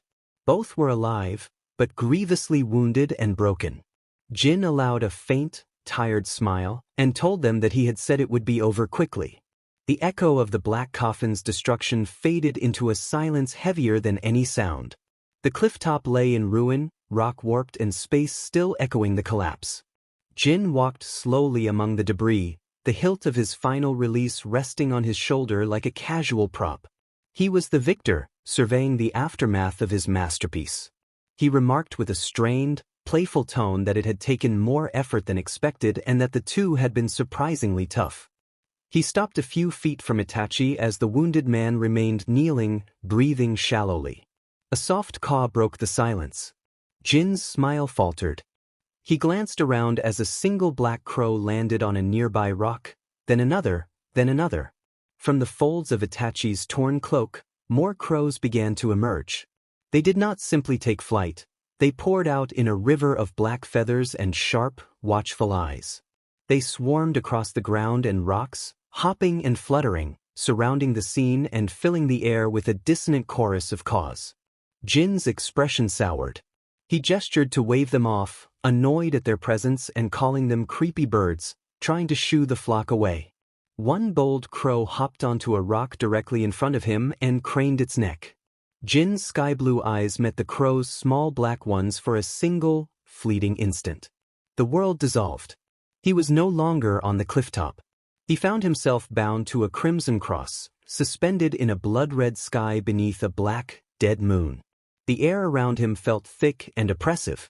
Itachi stood before him, the pattern in his eyes spinning not with exhaustion but with cold authority. Itachi informed him that 3 seconds in the real world equaled 72 hours in this realm. Jin's mind, normally a fortress of cunning, tried to resist and to disrupt its own spiritual pressure, but the control was absolute. Itachi declared that he would not ask for information or force secrets from him. Dozens of spectral images of Itachi appeared, each holding a dark blade, and Itachi explained that he would simply cut. In the world of the mind, Jin endured a relentless, monotonous torment that lasted. The full span of those 72 hours. The illusion delivered repeated assaults that shattered and reformed him over and over. Each cycle healed and reset him only to begin anew, eroding his spirit with a sterile, inescapable repetition that felt like fragmenting and then being made whole again a moment later. The experience was not the exhilaration of battle but a perfect, soul-crushing trap aimed directly at his psyche. 3 seconds later in the real world, Jin's eyes snapped open. He was on his knees, gasping, drenched in cold sweat, his mind reeling from the compressed weight of 3 days of mental torture. His vision swam and the world tilted on its axis. The clifftop was empty. Itachi and Kisame were gone, leaving only the scars of battle and the faint smell of ozone and iron. The crows remained, dozens of them perched on rocks and scattered across the ground, their heads tilted as if sharing a silent intelligence. He staggered to his feet with a hand against his temple and realized that he had been trapped by a genjutsu cast through the crow's eyes, a contingency already in place. He had planned it from the start. The crows suddenly took to the air, not in a frantic flutter but in a coordinated, silent mass. As they rose, a faint red glow began to emanate from each of them. Jin Ikamaru's eyes widened, a flicker of genuine alarm finally breaking through his composure. A clone, a trap within a trap. He brought his blade to his chest, preparing to use a sudden strike technique to attack, but he was too late. Itachi Uchiha whispered the name Great Crow Explosion. The flock of crows detonated in dozens of coordinated bursts, producing a wave of burning energy that swept across the clifftop. The force of the combined blasts ripped through the ground, sending Jin tumbling into the chasm below as the earth crumbled away. Chapter 24, Part 3, The Serpent's Promise. The roar of the explosions faded, replaced by the rush of wind and the distant crash of falling rock from the chasm below.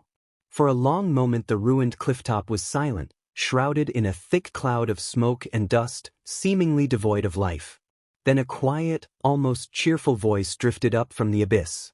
Jin appeared at the cliff's edge as if stepping out of thin air onto a foothold formed from his own spiritual pressure. His silver hair was slightly disheveled, and his black uniform robes were singed and torn in several places, but otherwise he was unharmed. A faint shimmer of violet spiritual pressure dissipated around him. He brushed a speck of soot from his shoulder with a casual, lazy motion, his smile firmly back in place. He looked down at the devastation where the cliff had been and let out a soft, breathy chuckle. Jin expressed genuine amusement rather than anger or frustration. It was a laugh of respect. He acknowledged that he had been so focused on overwhelming his opponent with his ultimate release and his magical spells that he had momentarily underestimated the true nature of Itachi Uchiha. Itachi was not merely a creature of raw power, he was a creature of intellect, a master of contingencies and layered traps. He had used his own apparent defeat as the ultimate misdirection, luring Jin into a state of victorious calm before executing a final, perfectly timed escape. Jin analyzed the sequence. A genjutsu cast through a crow followed by a coordinated crow explosion. Itachi had not tried to win outright, he had sought to survive, to create an opening and flee with his wounded comrade while leaving a sting as a parting gift. Jin admitted to himself that he had been outplayed. The thought thrilled him rather than infuriated him. Someone had truly surprised him for the first time in a long while. The game had become far more interesting than he had expected. He turned his gaze toward the distant horizon in the direction the Akatsuki duo had likely fled, and his smile widened into a sharp, predatory grin, the grin of a serpent identifying worthy, future prey. Jin acknowledged that Itachi had gotten the better of him this time and promised that next time he would not take it so easy. With a final amused chuckle, Jin vanished in a blur of movement, leaving only the ruined cliffs and the echo of his laughter behind. Chapter 24, Part 4, The Puppet Master's Shadow. The air in the leader of the Mist Village's office was thick with anxious silence. Materumi stared out the window at the swirling mists over her village. Ao stood by the door with his white eye active, scanning the perimeter with restless energy. It had been over an hour since Jin had vanished, an hour of tense uncertainty. Jin reappeared in the center of the room as silently as he had left. His arrival brought both relief and immediate concern. His once clean black robes were singed along the edges and torn across the shoulder and chest, clear evidence of a violent confrontation. May moved to his side at once, her calm, authoritative demeanor giving way to genuine personal worry. She asked whether he was all right and what had happened out there, her eyes scanning his damaged clothing. Jin offered his trademark closed-eye smile, though it was more strained than usual, and told May that he appreciated her concern but that it had only been a disagreement and nothing to worry about. Ao stepped forward with a gruff observation that a mere disagreement did not explain the state of Jin's clothes and demanded to know who the old friend had been. Jin's smile sharpened, and he revealed that he had run into a familiar face, their old comrade Kisame Hoshigaki. The name hung in the air, heavy with history. The monster of the hidden mist. Kisame's name was both a source of shame and a terrifying legend in Kirigakure. May's expression clouded as she drifted back through the years, through the fog of memories. She did not only remember the S-rank defector, she remembered the boy. Kisame had once been a quiet but intense child, fiercely loyal to the village, seen on the training grounds with an ambition to join the Seven Swordsmen burning in his eyes. Then came the bloody mist. The cheerful boy vanished and a grim, ruthless shinobi emerged, executing missions with cold efficiency. The laughter was gone, replaced by a shark-like grin. The system had changed him, twisting him into the weapon they needed. The infamous mission with the Cipher Division and the reports that he had turned on his own comrades remained a painful, unresolved wound for her. She had assumed it was the final act of a man broken by the system before he fled. May finally asked in a low voice why Kisame had been here and what he wanted, her concern evident at the thought of one of their most dangerous defectors returning. Jin corrected that Kisame had not been alone, his tone turning serious as his sky-blue eyes sharpened. Al muttered that two of them would mean the Akatsuki were moving against them. Jin stated plainly that they had come for the Three Tails and for Yagura. May's face hardened at the implication that they sought to capture the Jinchuriki, and she began to order increased security for Yagura. Jin interrupted and drew their full attention, lowering his voice as he revealed that their interest went beyond the tailed beast. It was personal. He explained that he had spoken with Kisame and gotten him to talk about his hatred for the village, how he had called it a world of lies. Jin asked what the one unresolved mystery of Yagura's reign had been, the thing that never made sense. Ao frowned and questioned Jin's meaning. Jin described how Yagura, seemingly a perfect Jinchuriki and the most powerful Mizukage of his generation, had suddenly become a bloodthirsty tyrant, slaughtering his people and isolating the village without any apparent reason, as if he had not been himself but controlled. May realized the implication and thought of genjutsu.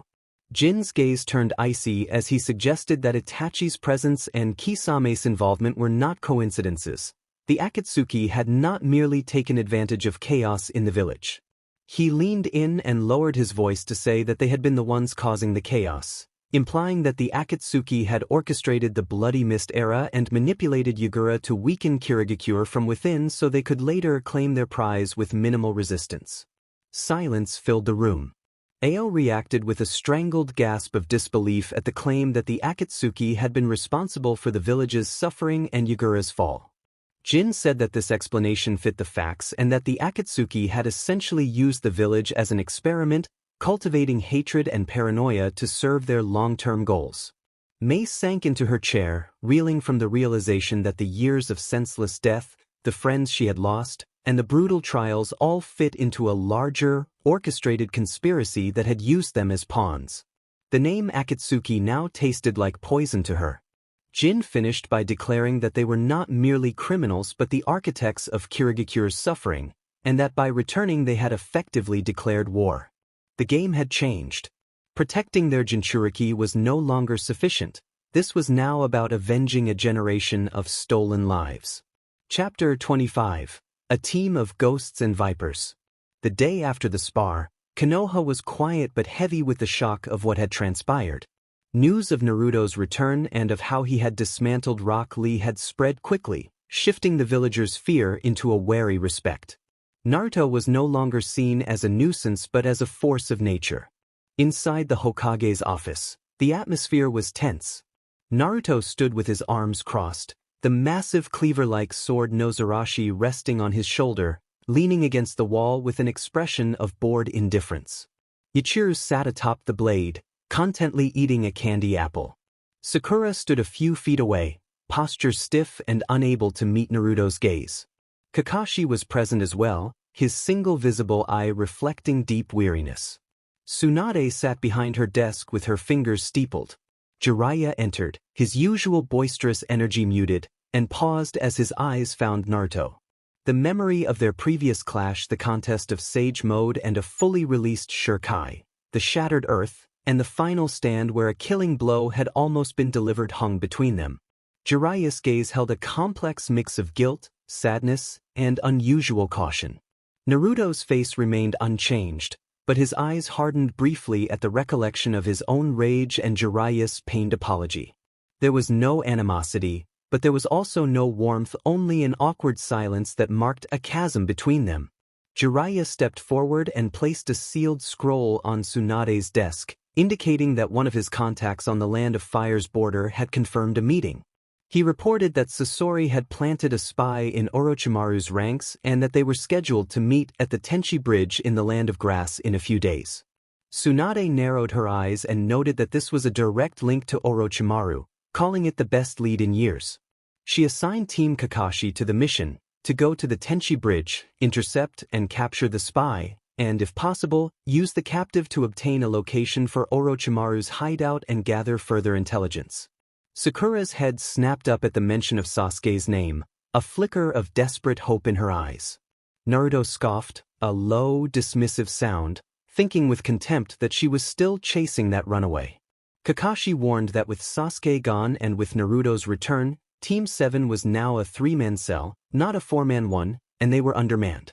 Tsunade explained that she had already taken that into consideration and that they would be getting 2 new members for the assignment, one to act as temporary captain and one to fill the empty slot. She signaled to the ANBU to send them in. The door opened and a masked man in a standard Jonin flak jacket entered, his brown hair short and his demeanor calm. He acknowledged the summons.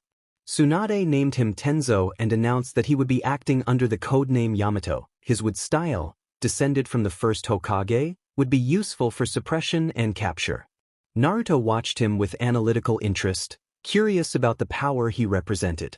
Deep within Naruto's seal, however, a different reaction stirred. Kurama roared within Naruto's mindscape, filled with bitter memories of being controlled and bound. The fox warned against trusting anyone whose power could be used to restrain others, his fury echoing through Naruto's inner world. Naruto noted the warning but set it aside for now, filing it away as another piece of information. Then the second figure entered. He was a boy of about their age, with unnervingly pale skin and a deliberately placid smile. He introduced himself as Sai in a voice as calm as his expression. Naruto's bored indifference vanished. His posture changed subtly, his eyes sharpening to chips of ice, and his grip on Nozarashi tightened. He recognized the sterile, emotionless scent of Root, the scent of Danzo's agents. Sakura tried to be polite and welcomed the new arrival. Returned the greeting but then made a rude remark about people with large foreheads, even using the word ugly, Sakura's jaw dropped at the insult. Sai then made a rude personal remark directed at Naruto. The comment produced absolute, deafening silence. Yachiru stopped munching. Sakura, Jiraiya, and Tsunade were speechless. Kakashi's visible eye widened in alarm. Naruto did not erupt. He smirked, a slow, terrifying, predatory grin, and pushed himself off the wall with deliberate, unnerving calm. He responded with a low, pleasant purr that challenged Sai to repeat himself. Sai began to speak but did not finish. Wood shot up from the ground in a thick prison of branches, a desperate restraint formed by Yamato. Naruto rested his hand on Nozarashi, and the wood-style enclosure began to splinter and crack under the oppressive pressure of his leaking Ryatsu. He ordered them to get the wood out of his way, or he would cut it down, along with the puppet hiding behind it. The threat hung in the air, heavy and chilling. Yamato felt cold sweat run down his back at the suffocating pressure. Tsunade commanded Naruto to stand down, reminding him that Sai was under her command for the mission and that he was to treat Sai as such. Naruto's gaze shifted from Sai to Tsunade. He studied her for a long moment, uneasy that she would defend a root agent so vehemently. He relented outwardly, but the encounter planted a seed of suspicion in him. Naruto agreed to stand down but tossed a cutting remark at Tsunade, calling her granny and warning her to keep the new member on a leash. He added that, for the record, Sai was a terrible liar. Sai's painted smile faltered for a fraction of a second, a flash of genuine surprise passing through his dark eyes before the mask returned. Jiraiya exhaled the breath he had been holding. Tsunade sighed. Everyone understood this was going to be a long mission. Chapter 25, Part 2, The Sound of Silence. The journey began in a suffocating silence. The newly formed Team 7 moved through the dense forests of the Land of Fire, a fractured unit bound by a single mission. Kakashi led with relaxed posture but a constantly scanning eye, aware not only of external threats but of the potential eruption within his own ranks. Yamato stayed at the rear, a quiet, stoic presence whose gaze often lingered on the two volatile members ahead. Sakura kept to the middle, attempting light conversation that died in the oppressive quiet. Naruto and Sai traveled on opposite sides of the path, a wide, unspoken chasm between them. Naruto carried the massive Nozarashi on his shoulder, his cold eyes fixed ahead and utterly indifferent to those around him. Yachiru perched on the blade, humming a cheerful tune that formed a strange counterpoint to the grim atmosphere. Sai maintained his perfect, painted-on smile, his dark eyes occasionally flicking toward Naruto with unreadable, analytical curiosity.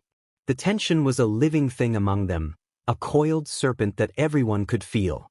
Night fell. Kakashi halted and chose a defensible clearing for camp. A small fire was lit, its crackling flames doing little to warm the cold distance between them. Naruto stayed apart from the group, taking a watchful position on a high branch of a towering oak. He sat silhouetted against the moon, Nozarashi at his side, a silent, intimidating figure above the camp. Yamato sat with his back to a tree, eyes closed but senses alert, monitoring the flow of chakra in the area. Kakashi appeared to be reading his Ika book, but his gaze flickered up constantly as he observed the interactions. Sakura decided to try to bridge the gap. She saw Sai sitting a short distance from the fire, apart from the others, with a small leather-bound sketchbook on his lap, a brush and a small ink pot in his hands. He was completely absorbed, his usual fake smile absent and replaced by a look of intense, quiet concentration. Hoping for an opening, Sakura walked over and sat a respectful distance away and asked what he was drawing. Sai did not look up immediately. He added a final delicate slide to the page before closing the book, and then told her that it was nothing of consequence. Sakura gently asked if she could see. For a moment she thought he would refuse, but with slight hesitation he handed the sketchbook to her. She opened it.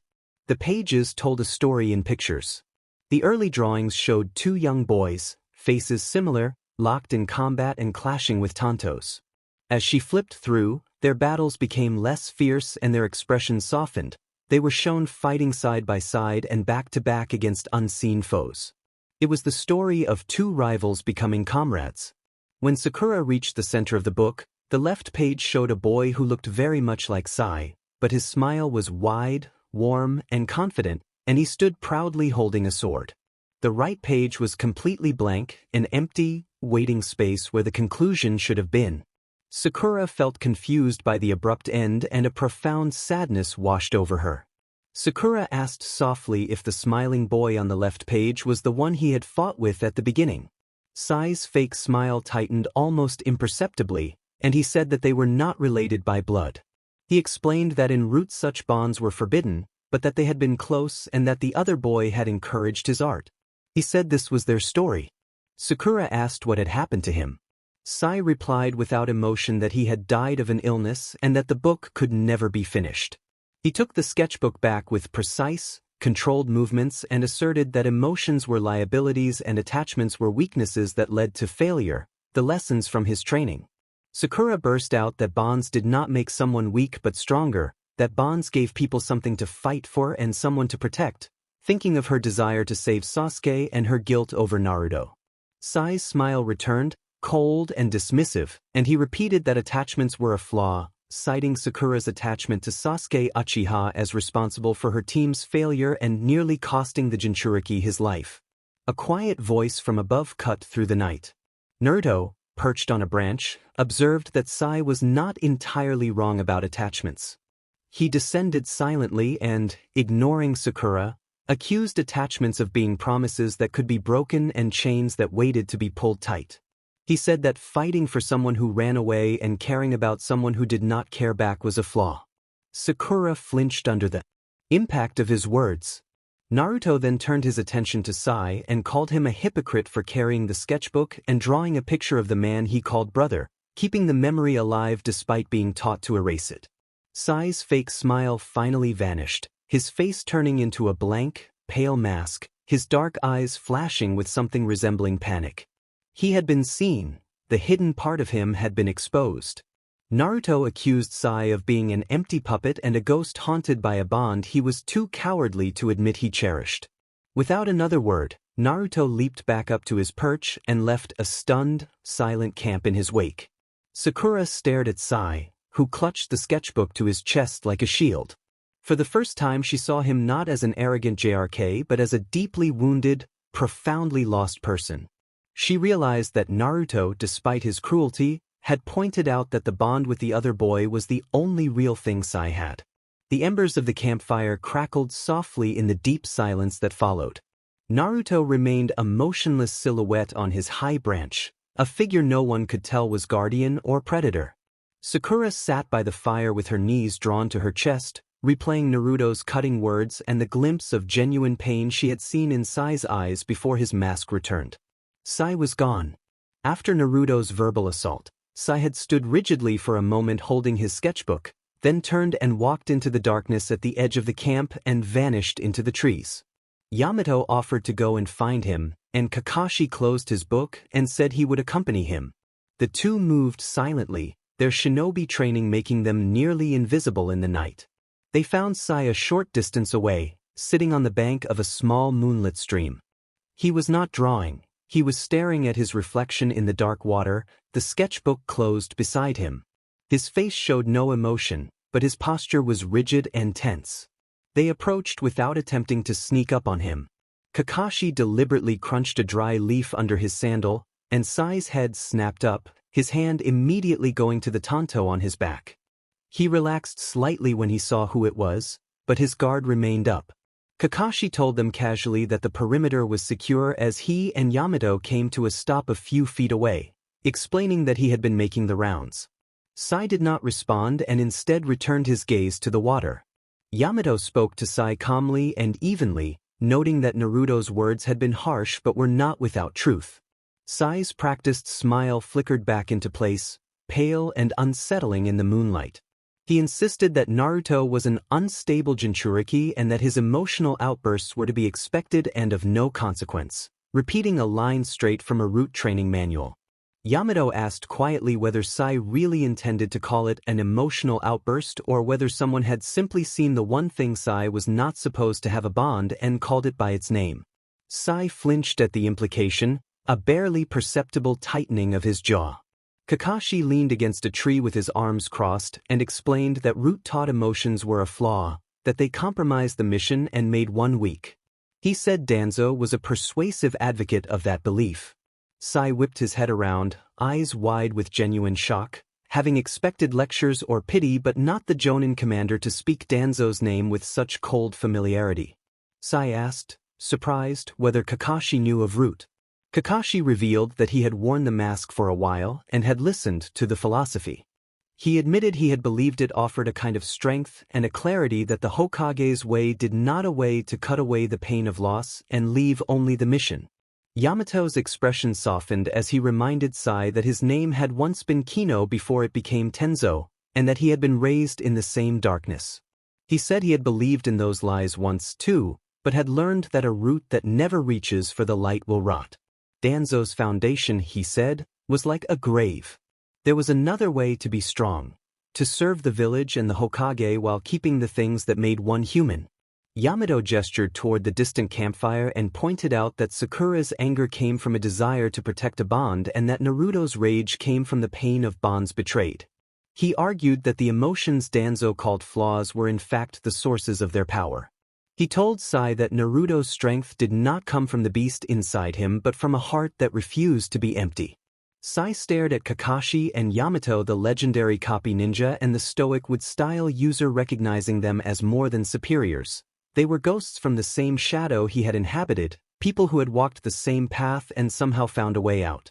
He looked down at his sketchbook and traced the outline of his brother's smiling face. For the first time, a genuine emotion surfaced, confusion and a deep, aching loneliness.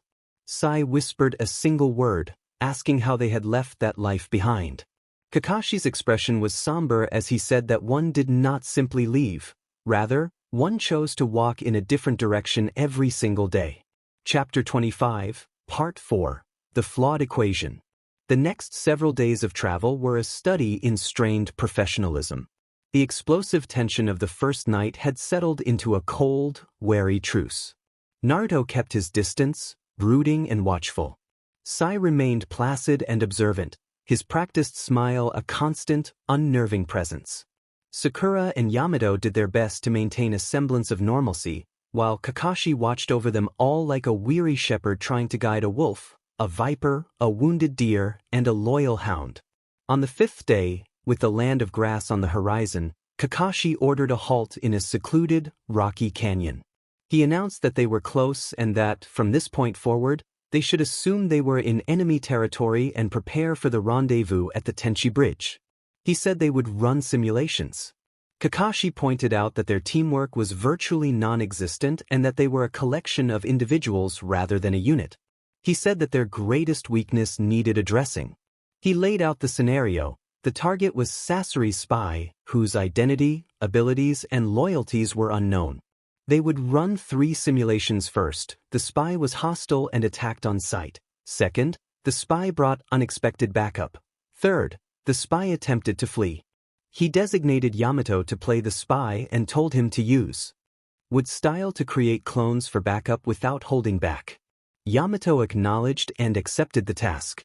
What followed was a complete disaster. In the first simulation, Yamato's would clone attacked. Sakura immediately moved to a defensive position to provide support. Sai, following his root training, hung back, observing and waiting for a clear opening. Naruto, however, simply walked forward.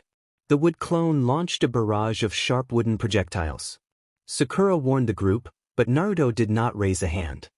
He let the projectiles strike his unseen defenses, continued his slow, deliberate approach, drew his massive cleaver, and cut through the clone in a single, decisive swing. He then declared the simulation over in a flat tone. Kakashi rubbed his temples and criticized Naruto, pointing out that his actions did not demonstrate teamwork and asking what would have happened if the opponent had used a more powerful attack. Naruto shrugged and said he would have blocked it. In the second simulation, Yamato created 4 wood clones that attacked from all sides. Sai finally acted, his brush moving as he created 2 ink lions that intercepted one of the clones.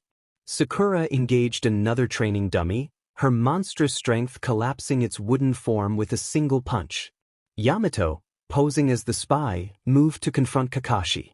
That left 2 clones for Naruto. He sighed with obvious boredom and swung Nozarashi in a lazy, horizontal arc. Naruto used the technique Kensho. A wave of golden energy surged forward, overwhelming his 2 targets and forcing Sai's Ink Lions and Sakura to dive for cover as it gouged a new trench through the canyon wall. Kakashi shouted at Naruto to watch his field of fire and warned that he had almost hit his own teammates. Naruto replied that they should have moved faster. The 3rd simulation, labeled Fleeing Spy, proved the worst. Yamato's clone broke for freedom and Sakura and Sai gave chase while Naruto stood motionless. Sakura called back that the spy was getting away. Naruto remained still and told her to go after him. Kakashi appeared beside him in a swirl of leaves and reminded the group that the mission was to capture the spy as a team. Naruto explained his reasoning coldly and detached. By letting Sakura and Sai chase the spy, the team could rely on their speed and intervene only if they failed, conserving his energy for decisive action. Kakashi sighed. He saw the problem clearly. Naruto was not functioning as a team player.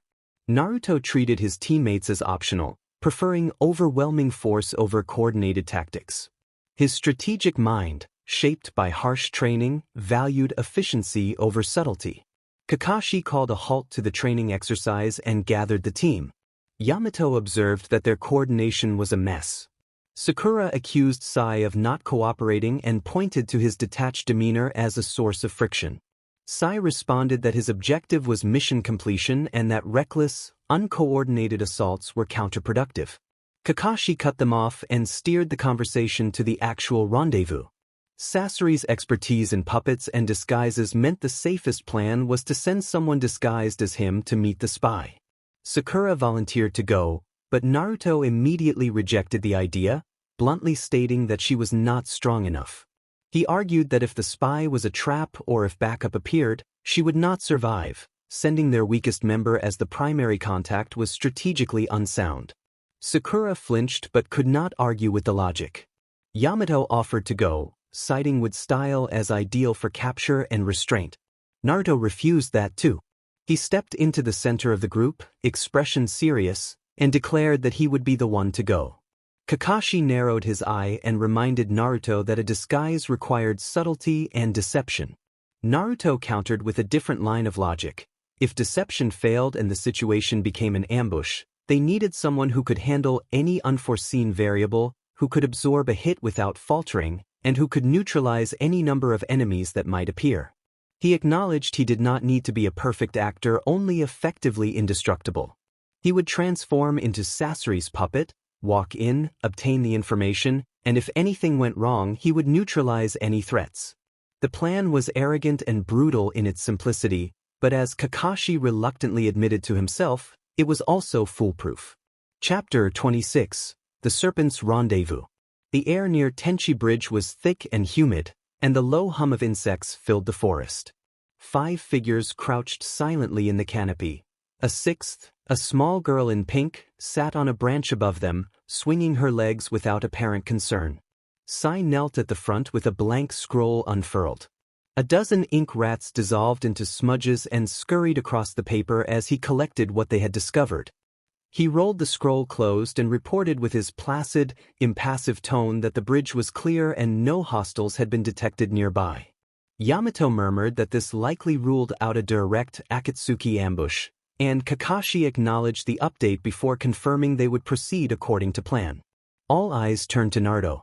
He stood with his arms crossed and Nozarashi resting on his shoulder. With a single-hand seal, an opaque cloud of smoke erupted around him. When it cleared, the puppet Hirako stood in his place, complete with the billowing Akatsuki robe. His transformation was flawless, and he deepened his voice into a low, gravelly rasp to mimic Sasori. Kakashi gave a curt nod and instructed everyone to get to their positions, remain hidden, and not engage unless he gave the signal. The team melted into the forest shadows and vanished from view.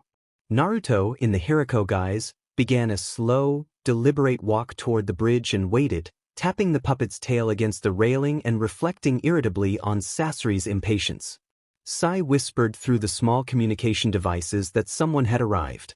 A figure in a simple gray robe emerged from the opposite side of the bridge and stopped at the midpoint, hood concealing their face. The disguised Naruto moved forward to meet them. The newcomer addressed the figure as Lord Sasori. Naruto froze at the voice. He recognized the smooth, clinical tone and the faint arrogance beneath it as familiar from his past. The stranger pushed back the hood to reveal round glasses, silver hair tied in a ponytail, and a polite smile. Kabuto Yakushi. From their hiding spots, the Konoha team reacted with silent shock. Registered the revelation immediately, stunned that Sasori's spy had been one of Orochimaru's associates all along. Kakashi narrowed his eye and wondered what kind of game they were playing. This complicated things, he thought. A double agent. The mission looked like a trap. The question was who it was meant for. Naruto asked whether they had been followed, keeping to the script. Kabuto made a show of looking over his shoulder before turning back and said it appeared to be just the two of them. Naruto could feel a faint, slithering chakra signature hidden in the trees on the far side of the bridge, but he chose to ignore it for the moment. Naruto asked how Kabuto felt, probing. Kabuto answered that he still could not shake the strange sensation from when Naruto's jutsu had broken and he had momentarily remembered who he was. He complained of a clouded, heavy head. Sakura realized then that Sasori's spy had been Kabuto, a brainwashed agent. She tried to piece it together. Naruto said he had a few questions. Kabuto replied that he did not have much time and had risked his life sneaking out to meet without Orochimaru finding out. Naruto pressed for information on Orochimaru's hideouts and Sasuke Uchiha, speaking in Sasori's voice. Kabuto nodded and explained that Orochimaru kept several hideouts and that they kept moving. He said Orochimaru was currently on a small island on a lake just to the north and that they would move again in a few days, with Sasuke among them. He hesitated, then looked toward the edge of the forest on his side of the bridge as a small brown rabbit hopped out and quickly disappeared back into the undergrowth. Kabuto dismissed it as nothing more than a wild rabbit, though his eyes lingered on the spot. From the shadows of the same trees, Orochimaru watched with a triumphant, serpentine smirk. The rabbit had vanished into the mouth of one of his summoned snakes, confirming the Konoha team's presence. He prepared to make his entrance. Kabuto resumed, changing his tone to mild complaint as he explained Orochimaru's protective jutsu on reanimated vessels had prevented him from analyzing their cellular structure as ordered. Naruto acknowledged this, and Kabuto asked for the item he had been promised, extending a hand and warning that he risked discovery if he lingered. Naruto indicated he was aware. A third voice, smooth and venomous, echoed from directly behind Kabuto as Orochimaru appeared, a massive snake coiled around his waist and his golden, slitted eyes gleaming with a mix of scientific curiosity and predatory amusement. Sakura gasped at Orochimaru's arrival. Sai observed the legendary Sannin and assessed his appearance. The snake coiled around Orochimaru shot forward to wrap Kabuto, but Kabuto vanished and reappeared directly in front of Naruto, leaving only his gray robe in the snake's embrace. The snake faded in a small puff of smoke. Orochimaru commented that the robe brought back memories and focused on the Hirako puppet. Naruto responded that he had followed Kabuto. Orochimaru said that he had wanted to thank Naruto in person and noted that the agent had been useful, explaining that the development of new techniques usually required many test subjects but that Kabuto's medical ninjutsu allowed him to reuse them repeatedly.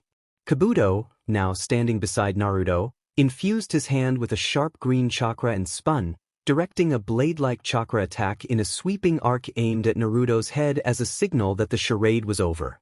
The Hirako mask shattered, revealing Naruto raising his arm to block the chakra blade with his forearm.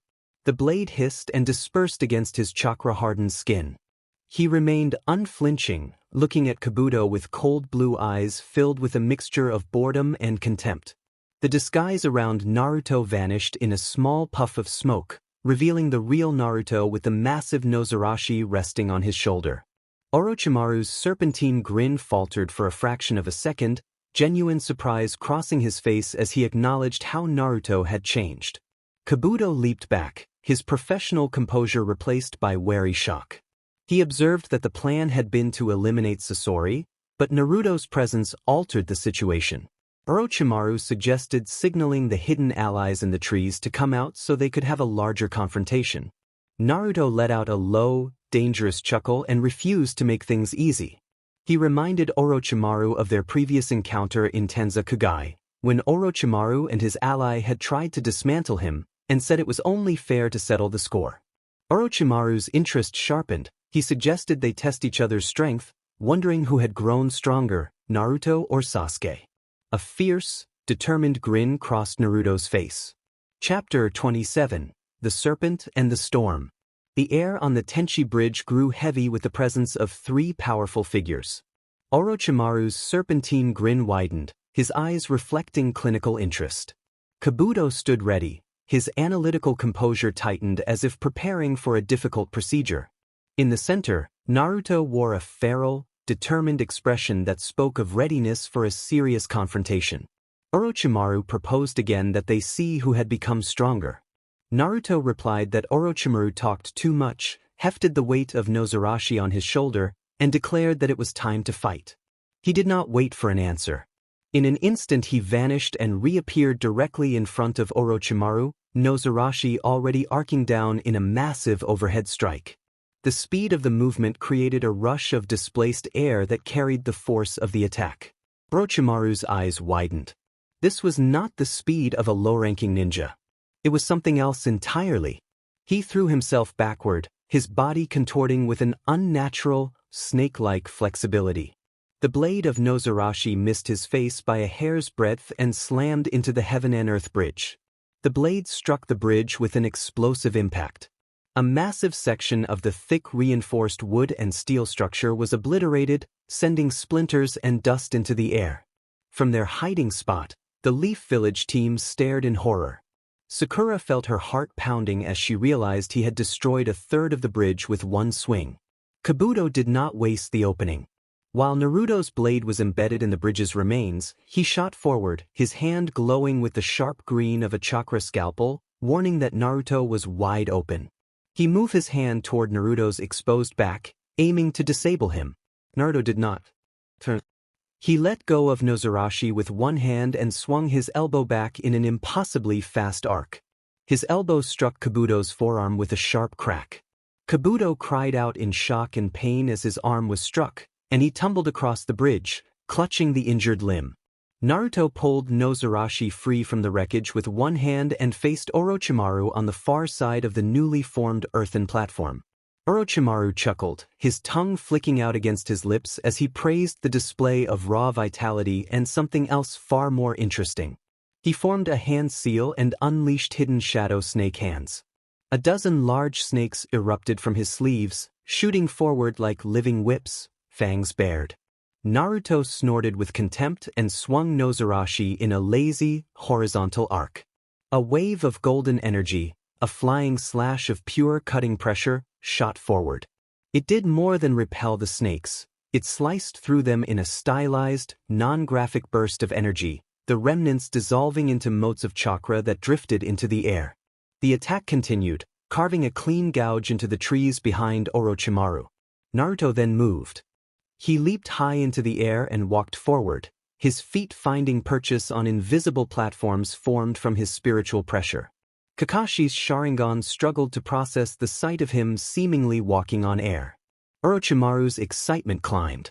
He praised Naruto as a treasure trove of fascinating abilities, then expelled a torrent of mud from his mouth that quickly formed into a perfect replica of himself, announcing an Earth-style shadow clone. The mud clone charged while the real Orochimaru's neck stretched with grotesque elasticity, his head shooting forward like a striking serpent as the gleaming tip of the sword of Kusanagi emerged. Naruto met the two-pronged assault with a predatory grin. He kicked the mud clone in the chest, causing it to burst and collapse into a shower of sludge. At the same time, he brought Nozarashi down to meet the Kusanagi. The legendary sword slammed against Nozarashi and was stopped dead.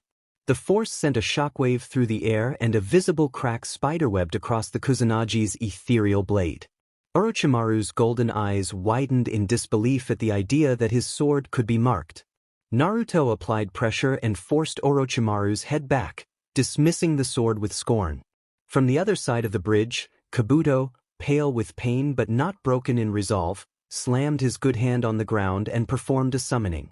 A massive serpent, rivaling the size of the greatest call, erupted from the river below, its jaws opening wide as it rose to meet Naruto while he remained locked in combat. Orochimaru signaled to act, and Naruto glanced down at the colossal beast rising beneath him and laughed, a wild, joyous sound. He declared that it was finally something worth cutting. He pushed Orochimaru back with a surge of raw strength, cracking a larger portion of the Kuzunagi's blade. Spinning in midair, he raised his cleaver high, gripping Nozarashi with both hands. With a single, devastating overhead slash, he aimed at the giant serpent. There was no grand explosion. There was only a clear, final sound as the strike connected. The summoned snake froze in midair, a thin golden line tracing its length before it split cleanly into two halves. The two sections fell into the river on either side of the bridge, sending up great plumes of water. On the bridge, Kabuto stared with his jaw slack, having never seen such a display of absolute cutting power. Orochimaru retracted his head, his face shaped by shock and greedy intent. He murmured that he must have Naruto and that the body and power would be his. He landed on the bridge, his form contorting as he initiated his ultimate technique. His body dissolved into a monstrous, writhing mass of white snakes that coalesced into a hydra-like beast, a colossal white serpent with 8 heads and 8 tails, each head roaring in defiance. From the central head, Orochimaru re-emerged holding a new, pristine Kusanagi and challenged Naruto to try to cut it. Naruto landed back on the crumbling remains of the bridge, a feral grin stretching across his face. He looked at the 8-headed monster and at the 2 men who had once been his terrifying, unbeatable foes.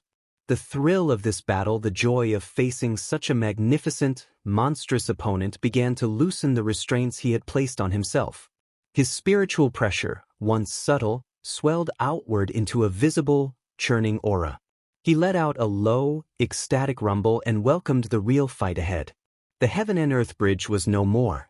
Only jagged, splintered pylons remained, jutting from the churning river like broken teeth.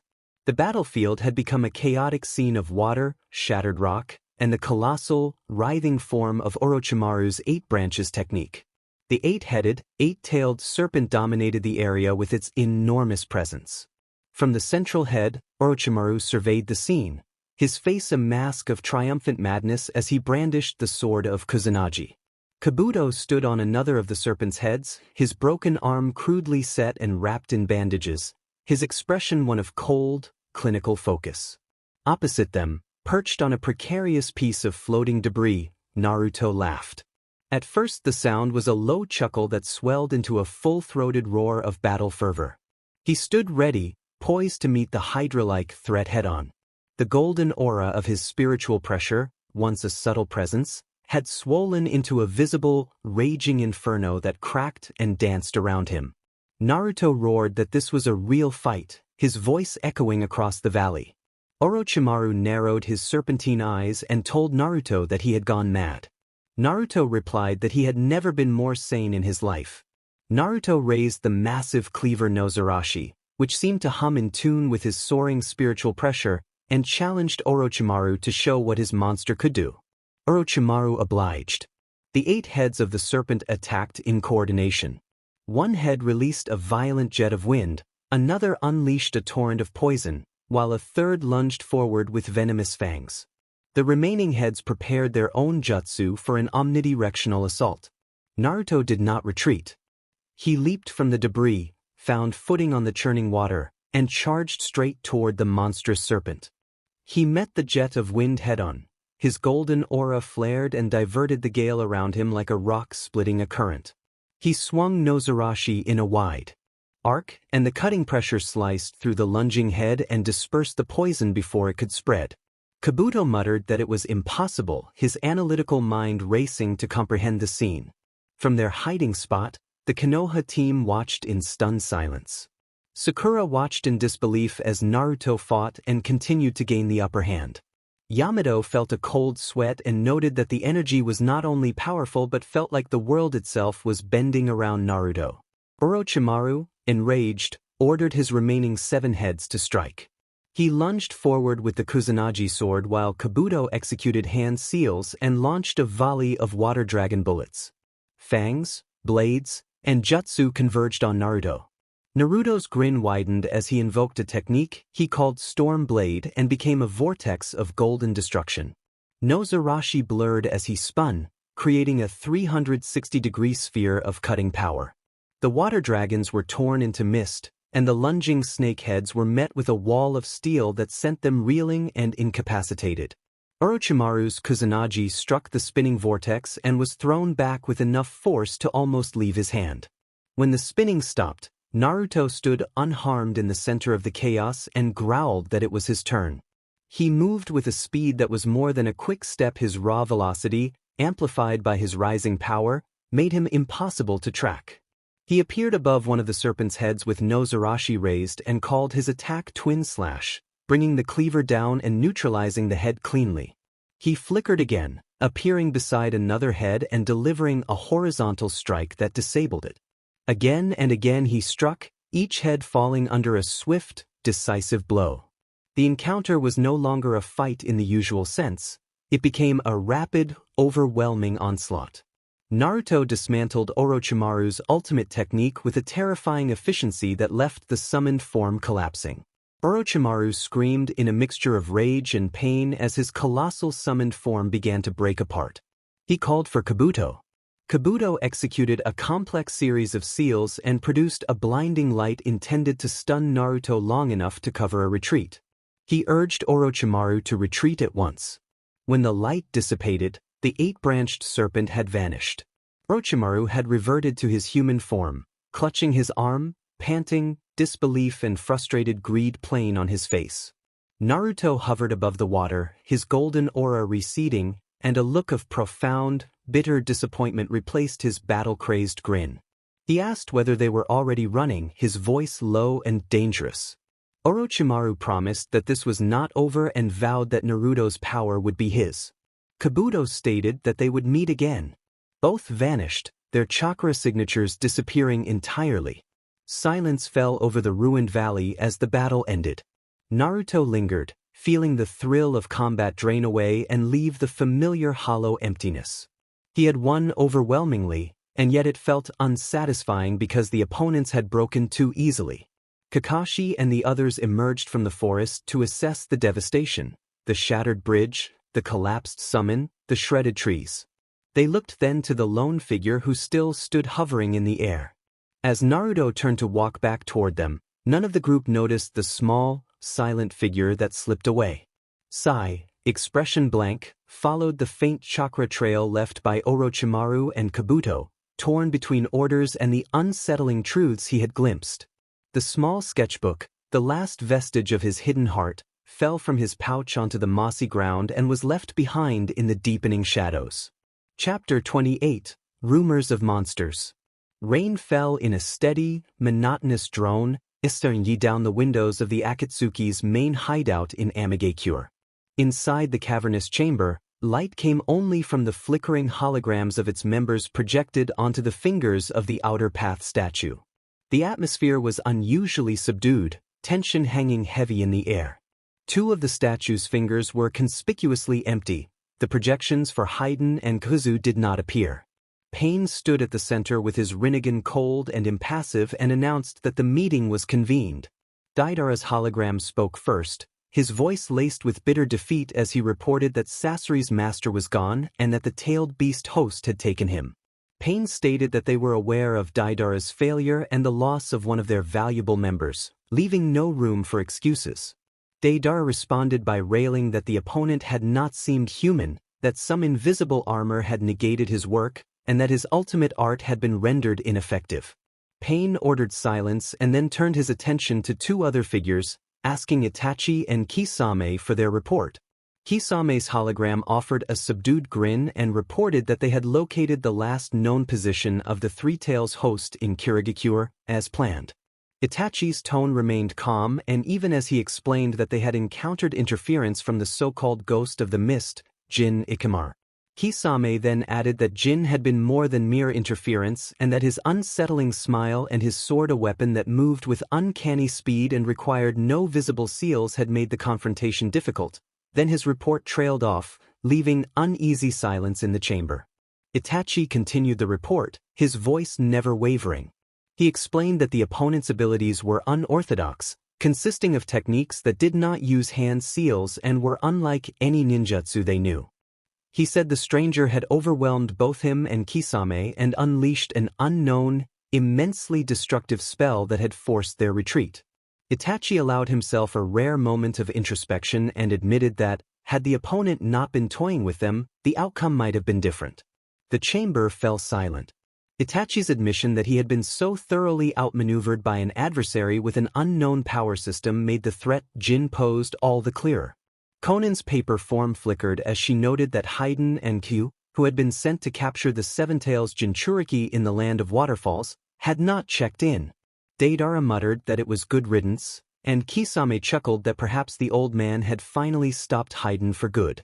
Pain narrowed his Rinnegan and pointed out that Kakuzu would not fail to report in, and that Haiden's immortality made him difficult to neutralize permanently. Zetsu's White half cheerfully reported that they had felt something strange in the Land of Waterfalls a few days earlier, while the black half described a brief, massive surge of energy that did not feel like chakra. The black half said it had felt heavy and crushing, an overwhelming presence far greater than any single Jinchuriki. Pain studied the empty fingers of the statue and issued a direct order.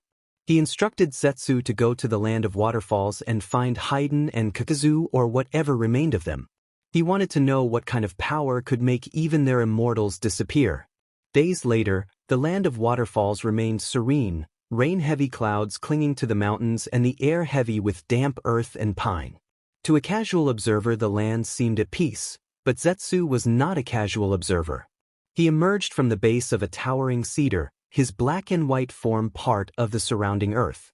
The white half complained about the noise and how the mission should have been simple, while the black half analyzed the situation and reported that the chakra signatures in the area had vanished 3 days before, as if snuffed out, with no signs of a large-scale battle. The scene was unnaturally clean. Zetsu sank into the ground and followed a faint, fading chakra trail to a secluded clearing on the outskirts of the village. From the foliage he observed a simple traditional house with a meticulously raked garden. The white half speculated that the target might have stopped for tea, while the black half noted that the trail ended here and that another chakra signature was present inside, the Seven-Tails Jinchuriki, Fu. White Zetsu observed that she sat calmly and was speaking with an elderly woman, making the situation feel peculiar. The black half decided they needed to get closer, sensing a presence it could not read, an energy that was quiet and deceptive. Zetsu merged with the roots of a nearby tree and let his consciousness seep under the veranda and through the foundation of the house. Beneath the main floor, in a dark, cool room that resembled a cellar, Zetsu found Haiden and Kyu. Their chakra signatures were faint and unusually still, but both were alive. Haiden lay on a large wooden table, eyes open and staring, his breathing steady and regular. Intravenous drips with a strange green solution provided a sedative and nutrients. Kakuzu sat propped against a wall in a similar, motionless state. His stitches were gone, his body a seamless, unnaturally whole thing. His eyes were open but vacant. The masks that had once held his precious hearts lay neatly on a tray beside him, inert and lifeless. They were not prisoners. They were not injured. They were specimens, preserved, maintained, like butterflies pinned to a board. A cold, unfamiliar sensation trickled through Black Zetsu's being. It was a feeling he had not experienced in centuries. It was dread. Black Zetsu transmitted to his other half that he did not understand what had happened to them, his voice trembling with horror. White Zetsu replied that he did not know either and that they looked like dolls, and that the old woman had turned them into dolls. A soft, feminine voice came from the room above. Unohana told Fu that her chakra flow was becoming unstable and urged her to calm herself. Fu apologized to Unohana, admitting that she could not stop hearing the screaming in her head and that it had continued in her mind even though it had stopped days ago. Zetsu froze. The screaming, Unohana, the name clicked into place. The source of the immense non-chakra energy spike, the reason the Jinchuriki was there, the reason the duo in the cellar had been reduced to unresponsive figures. It was Retsu Uzumaki, the old woman. Black Zetsu hissed to his other half that they had to leave immediately and that they should report to Pain that the mission was a failure and the target unacquirable. He began to retract his presence, pulling back through the earth, desperate to escape the tranquil garden and the calm, unsettling woman who tended it. He had found Haydn and Kazu, and he wished with every fiber of his being that he had not. Chapter 28, Part 3, A Warning in the Silence. Zetsu pulled his consciousness back with the panicked speed of a man yanking his hand from a fire. The connection to the house, to the dark cellar, to the preserved figures that had once been Haydn and Kazu, was severed. He reformed his physical body miles away, erupting from the trunk of an ancient, moss-covered tree in the deep forest, his two halves gasping as if they had just surfaced from drowning. White Zetsu shrieked that he thought she had heard them and that her smile had felt as if she had known they were listening the whole time. Black Zetsu ordered silence and pressed himself against the tree, his senses stretched to their absolute limit as he scanned the region for signs of pursuit. There was nothing, only the gentle, indifferent sounds of the forest. The silence was somehow more terrifying than a chase would have been. He replayed the information in his mind, his analysis tainted by a cold, primal fear. Haydn, the immortal zealot who had reveled in pain. Kazu, the five-hearted monster who had lived for nearly a century, both were reduced to unresponsive shells. The Jinchuriki, Fu, was not their prisoner but a guest and a student. Her fearful words echoed through his thoughts. She could not stop hearing the screaming. For days, they had been kept alive and made to scream. Black Zetsu recalled the name Retsu Uzumaki, the legendary kunoichi of the waterfall, a master medic rumored to rival Tsunade and a kenjutsu prodigy from a bygone era. The files had painted her as a powerful but reclusive elder. Those records had been a lie. A catastrophic, fatal lie. White Zetsu whimpered that Pain would be furious and mocked that they might have to tell him the duo had been neutralized by a nice old woman. Black Zetsu resolved that they would tell the truth. The mission to capture the Seven Tails had failed because the target was under the protection of a threat whose capabilities far exceeded their intelligence. Haydn and Kazu had been neutralized permanently. All that mattered now was putting distance between themselves and that tranquil house. That woman was not merely Kaga level, she was something else entirely, ancient and wrong. As he prepared to merge with the earth for a long-range escape, a voice soft and serene echoed directly behind him, asking if he was leaving so soon. Zetsu froze. He had not sensed her presence. One moment they had been alone, and the next she was simply there. They turned slowly. Retsu Unohana stood a few feet away with her hands tucked into the sleeves of her simple kimono and a pleasant, gentle smile on her face. She looked like any other kind old woman one might meet on a country road. But her eyes held a cold, deep darkness, and her smile never reached them. White Zetsu stammered that he did not know how she had found them. Unohana replied that they were part of the earth and that the earth was part of her garden, adding that a good gardener always knew when a weed had taken root. Black Zetsu searched his mind for an escape, for a weakness, for any avenue of survival, but there were none. In a direct confrontation with a force like hers, he would be annihilated. When he asked what she wanted, Unohana said that she wanted nothing at all. She had simply come to deliver a message. She instructed them to return to their leader and tell him that the Seven Tails was under her protection and to explain what had become of the two unruly guests she was entertaining in her home. Her gaze swept over them, and for a moment the pleasant mask fell away, revealing a fierce, ancient fighting spirit beneath the surface. A pressing wave of power washed over the two halves of Zetsu, heavy and suffocating, enough to make them understand the seriousness of her warning. She concluded that they should tell him this world was not the Soul Society and that they were not bound by its laws. There was only her authority here, and that was the message she left before turning away. Her pleasant smile returned instantly. She finished cheerfully that the next time any of them disturbed the peace of her home, she would not be so hospitable. Without another word, she turned and began to walk away, her form fading back into the mists of the forest. She had not drawn a weapon or used a jutsu. She had simply delivered a sentence and trusted them to be smart enough to heed it. Zetsu remained frozen for a long, silent minute after she was gone, the phantom weight of her presence still crushing him. White Zetsu whispered in disbelief that she had let them go. Black Zetsu corrected him, his voice trembling with a dawning, horrifying realization that she did not let them go. He looked down and saw that a single, almost invisible line had appeared on his white half's shoulder, a dark stain forming along it.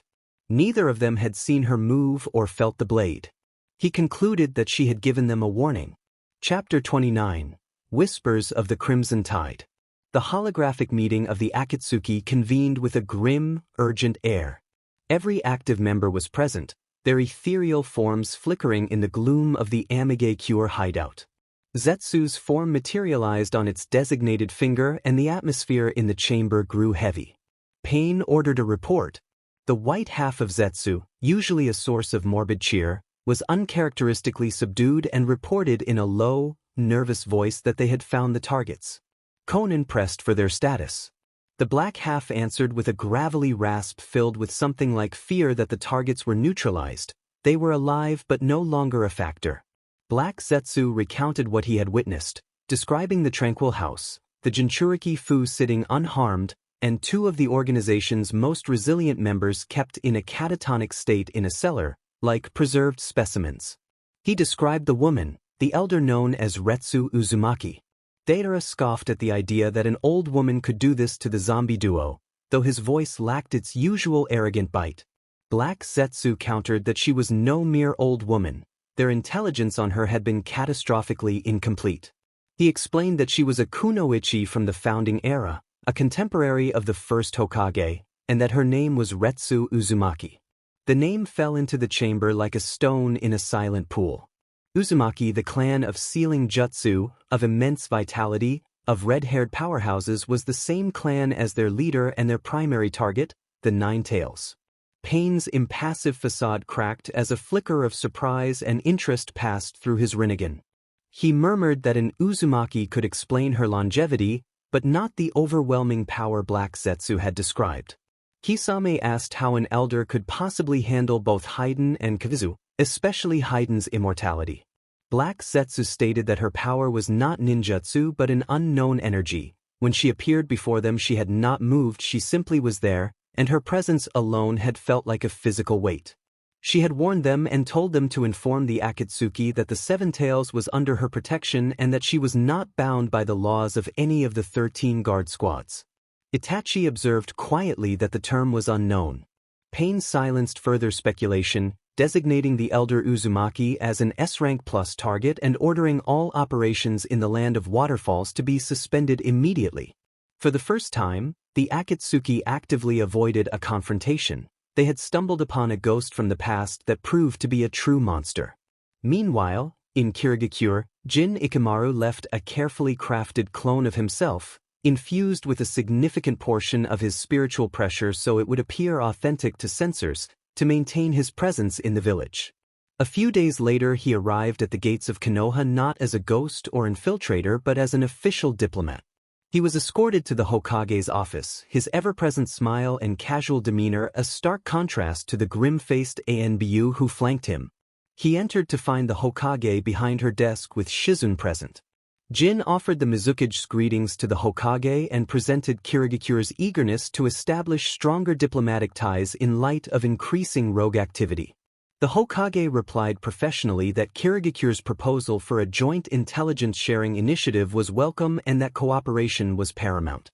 They spoke at length about trade routes, security patrols, and the shared threat of the Akatsuki. Jin was a master of the diplomatic game, his words a practiced blend of flattery, veiled threats, and genuine offers of cooperation, but he was also carefully observing. He watched the Hokage, listened to her words, and analyzed her posture. Her chakra was strong and her will fiery, but Jin felt a subtle dissonance, an almost imperceptible layer overlaying her intentions. It was not a genjutsu in the conventional sense. It felt like a masterpiece of mental manipulation guiding her thoughts rather than controlling her actions. When his business concluded, Jin prepared to leave. He paused at the door and mentioned casually that he hoped to speak with an old acquaintance, referring to a loud, boisterous boy with bright yellow hair, a dangerously fun kid to be around. He almost slipped, nearly revealing a name from a world not supposed to exist here, but he recovered smoothly. The Hokage's expression hardened with suspicion, and she stated coldly that Naruto was a Konoha shinobi and his activities were an internal matter. Tsunade demanded to know what business he had with him. There was, Jin thought, the dissonance. That was not her own caution speaking, that was the guidance. Jin smiled, presenting an image of friendly innocence, and told her there was no business, that they were old acquaintances. He mentioned that he had heard the boy had taken private lessons from another friend of his, the elder from Teki, Retsu Uzumaki, and said he was simply hoping to catch up and see how the boy was doing after his sabbatical.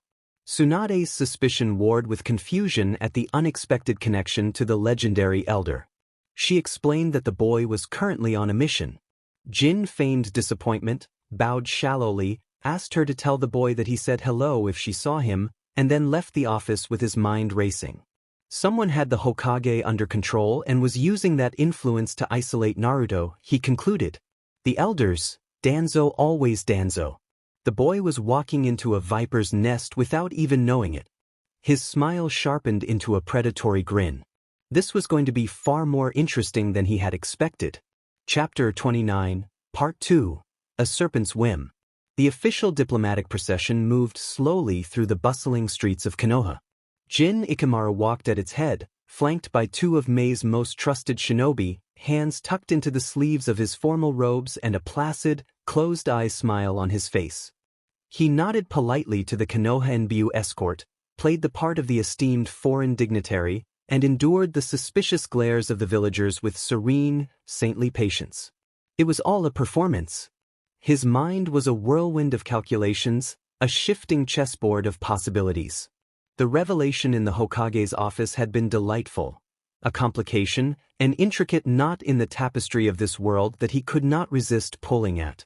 A subtle guiding on the Hokage's will, he thought, an Uchiha touch Danzo, then. It always circled back to the old warhawks lurking in the shadows. Danzo had tried to seize Konoha's most powerful weapon, the Nine-Tails Jinchuriki, and failed spectacularly, Jin reasoned. Now that the weapon had returned sharper and more dangerous, Danzo was using political poison to cage it from within, manipulating the village's leader to enforce isolation. The intelligence-sharing proposal had been placed on the table and Kirigakure's goodwill presented. He could return to the mist and report to Mei. That would be the logical choice. Since when had Jin ever been logical? A small park passed by, children laughing on the swings, and for a moment a memory, a girl with strawberry blonde hair and a shared persimmon flickered, and he pushed it away. Zaraki was a force of nature, Jin thought, a walking catastrophe. Letting him run wild in that viper's nest promised entertainment. He also thought of Unohana and the 2 years she had spent forging the boy into a formidable fighter. Above all, he was bored. At a crossroad, the Kirigakure escorts paused. One path led back to the mission and duty, the other led deeper into the village. Jin said he had forgotten something, a souvenir for the Mizukage, and asked the two to go on ahead to the gate. They exchanged a hesitant look, bowed, and continued. Once they were out of sight, Jin slipped to a nearby rooftop and surveyed the village not as a diplomat but as a hunter. His senses, a blend of shinobi perception and a shinigami's ability to feel spiritual signatures, began to search. He was not seeking the raging inferno of the Nine-Tails but something sharper and wilder. A chaotic, golden pressure like a barely contained storm, the spiritual pressure of the Kenpachi. Tsunade had said the boy was on a mission, Jin reminded himself, but missions ended. His intent was selfish and simple. He wanted to see the look on the boy's face when he stole his prey. Chapter 30, The Root's Betrayal. The forest was quiet except for the rustle of leaves and the heavy breathing of two fugitives who had fled for their lives. Far from the decimated ruins of the Tenchi Bridge, in a secluded clearing bathed in dappled sunlight, Orochimaru and Kabuto halted. A figure stepped from behind a tree and blocked their path. It was Sai, expression calm, a scroll held loosely in his hand. Orochimaru recognized the uniform and sneered that Danzo was still alive and up to his old tricks. He shifted his weight, presence oppressive despite earlier defeat, and demanded to know what the messenger wanted. Sai maintained a placid smile and told them he bore a message from Danzo and was only permitted to relay it exactly as instructed. Orochimaru snapped a warning that Sai should choose his words carefully or pay the price. Sai replied that he could only deliver Danzo's instructions and that they were free to respond as they wished. Orochimaru liked his lips and let a sinister grin spread across his face. In a blur of motion he struck. The sword of Kusanagi flashed with lethal speed. The blade passed through Sai as the boy's form shuddered and then dispersed into a shadowy, ink-like essence that pooled silently on the ground. The sword retracted, shifting back into a serpent that slid into Orochimaru's throat. He turned his gaze down to the forest floor. Orochimaru reminded those present that when addressing someone of superior rank, proper etiquette required facing them directly. A smaller white snake materialized on his shoulder, hissing a warning. A few feet away, the earth shifted and Sai's head emerged from the ground, his expression composed. He climbed out, brushing soil from his clothes with careful motions. Orochimaru ordered him to speak. Sai straightened and explained that his master, Lord Danzo, had long wished to meet Orochimaru ever since the time Orochimaru had nearly destroyed the leaf. Hidden within the grain of a thick tree trunk, a wood clone of Yamato watched with narrowed eyes and realized that Danzo was indeed making a move. Sai finished by saying that this was the message Danzo had sent him to convey. Orochimaru chuckled dryly and asked, "For a reason to believe him?" Sai reached for the pack on his back, but he never finished. Kabuto, moving with desperate speed despite his injured arm, lunged forward and slammed into Sai, pinning him face down against the forest floor. Several scrolls and a sealed envelope spilled from Sai's bag and scattered across the grass. Kabuto demanded to know what Sai was doing while pressing him to the ground. Orochimaru told Kabuto not to be hasty and suggested their ranks might have just increased by one when his gaze fell on the scattered items. Kabuto expressed skepticism about trusting Sai, identifying him as Konoha and Root. Sai muffled that the envelope was from Lord Danzo to Kabuto and urged it be opened. Orochimaru picked up the envelope, tore the seal, and read the documents aloud to those present. The contents were a roster of ANBU Black Ops agents, patrol routes, and security codes, a betrayal of the highest order. Orochimaru instructed Kabuto to release Sai and announced they would be taking him with them. Kabuto hesitated briefly, then stepped back, clutching his injured arm. Orochimaru asked Sai to confirm his name. Sai stood, dusted himself off, and offered a small, practiced smile. The three of them turned and disappeared into the shadows of the forest. The wood clone of Yamato watched them go, a cold knot of dread tightening as he realized their fears were confirmed. Chapter 30, Part 2, The Unfinished Page. Before the team resumed their pursuit, they encountered a startling sight near the edge of the crater left by Orochimaru's technique. What appeared to be Sai collapsed and motionless. Sakura gasped and rushed forward, but Yamato held out an arm to stop her and approached cautiously, examining the scene and telling her to look closely. Upon closer inspection, the figure shimmered and dissolved in an anime-like fashion, collapsing into a puddle of black ink. Kakashi narrowed his eye and identified it as an ink clone, noting that Sai had wanted them to think he was dead or at least delay them while he escaped with Orochimaru. Naruto growled in frustration and tightened his grip on Nozarashi. Yachiru, perched on the massive blade, poked the ink puddle with a stick she had found and, with cheerful gross-out humor, compared it to melted candy. Sakura looked down at the ink and, troubled, noticed something half-buried in the dirt near the remains of the clone. She reached down and picked it up, Sai's sketchbook. Later, the team took a brief respite near a riverbank to regroup and plan their next move. The atmosphere was heavy with betrayal and frustration. Naruto sat by the water, skipping stones with a scowl, and Yachiru sat beside him attempting to skip a rock much too large. Yamato and Kakashi discussed strategy nearby. Sakura sat under a tree with Sai's sketchbook in her hands and opened it, curiosity overcoming her anger. She explained that the book seemed unfinished. The pages were filled with drawings beginning from both ends. On one side a protagonist who resembled Sai, a boy with black hair, and on the other a boy with white hair. Each page depicted them fighting various enemies, growing older and stronger with every turn. Sakura pointed out that the black-haired boy started from the front cover and the white-haired boy from the back, and that they were meant to meet in the middle. Reaching the center, Yamato and the others looked over her shoulder.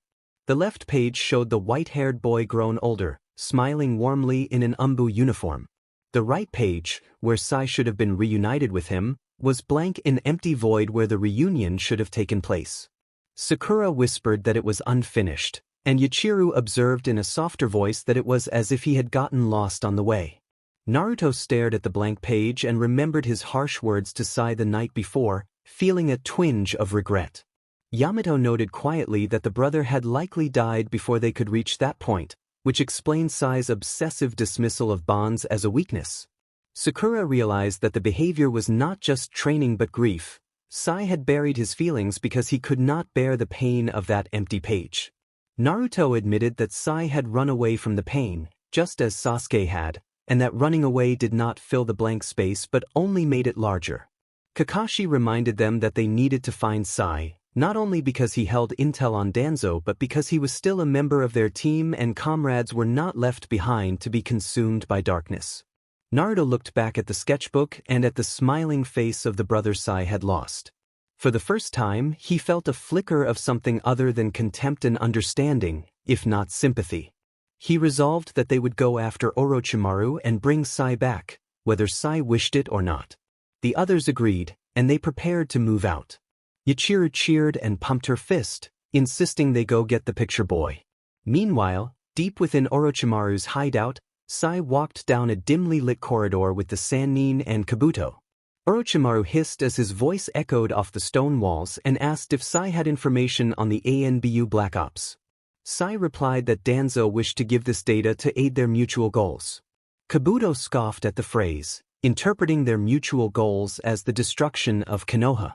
Sai remained silent, his thoughts drifting to a sketchbook left in the dirt and to the unfinished story of a bond he had tried to forget.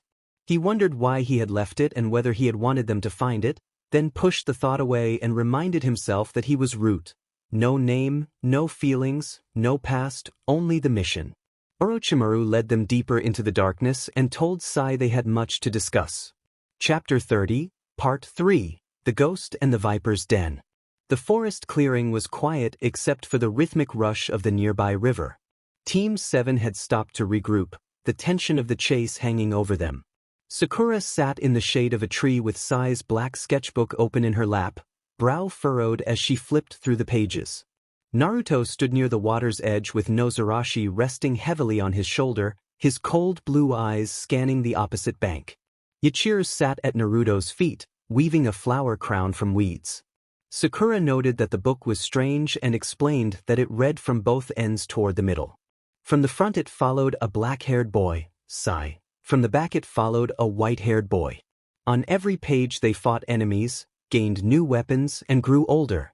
She pointed out that the two stories appeared to be moving toward a meeting at the center. On the central spread the white-haired boy, now an NBU young man, smiled warmly and reached out, while Sai's side was blank, a stark void where the reunion should have been. Sakura whispered that the story was unfinished and that Sai might have buried his emotions to avoid the pain of that blank page. Naruto observed that the white-haired boy must have died before they could finish the picture, explaining the emptiness on Sai's page. Sakura closed the book gently and realized Sai had tried to erase his loneliness. Naruto grunted, calling Sai weak but acknowledging he understood why.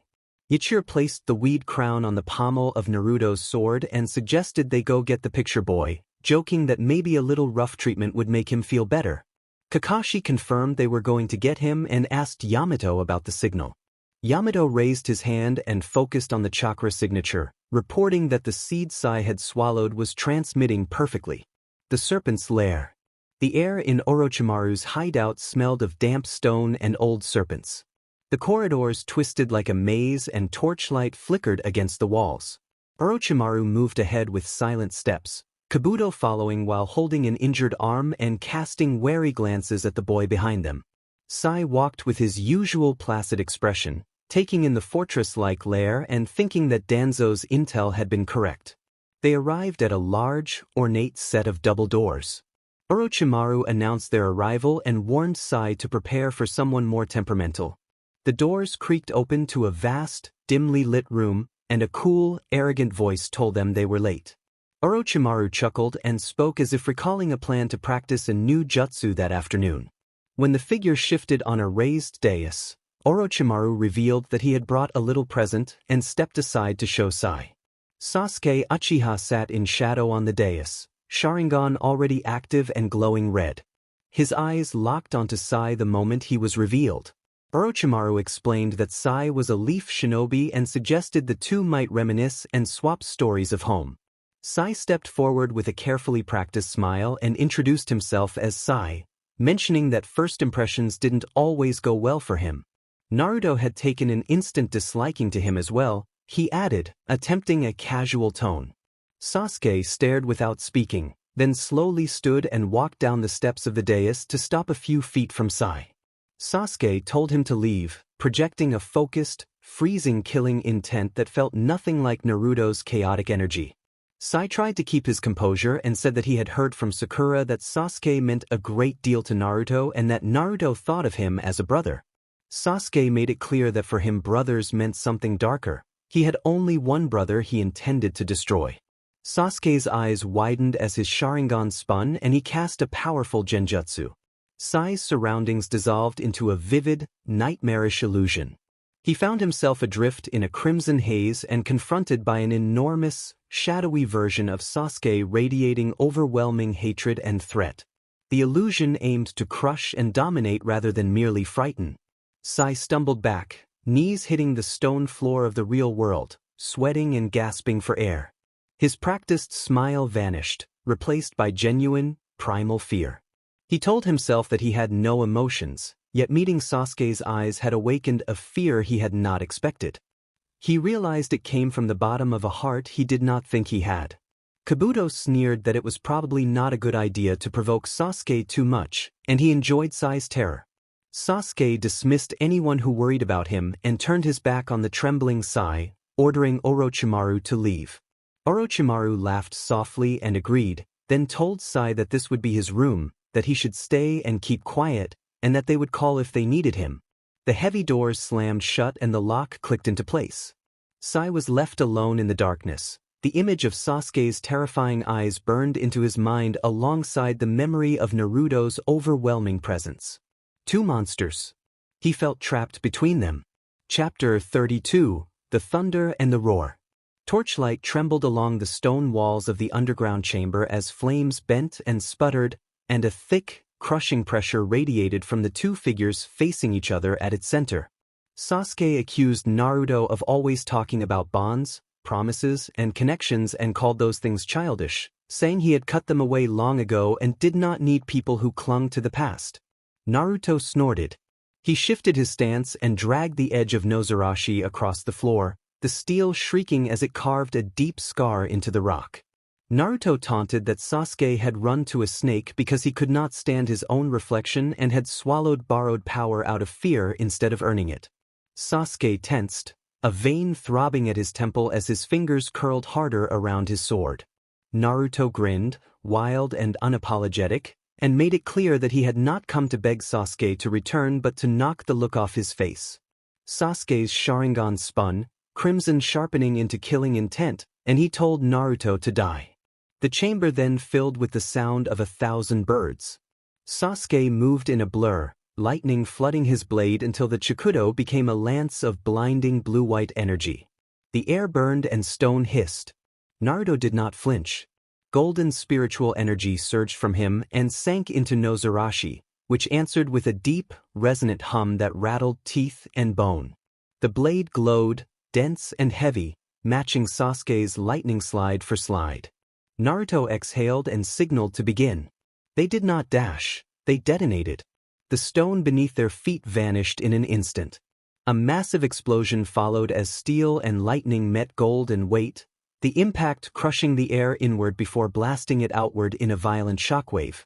Kakashi shouted for everyone to get down and slammed Sakura and Sai to the ground as the force tore past them.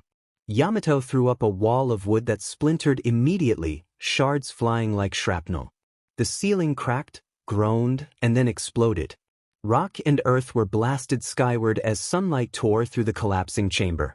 Naruto and Sasuke burst out of the ground on a pillar of dust and debris, landing 20 meters apart in the open wasteland above.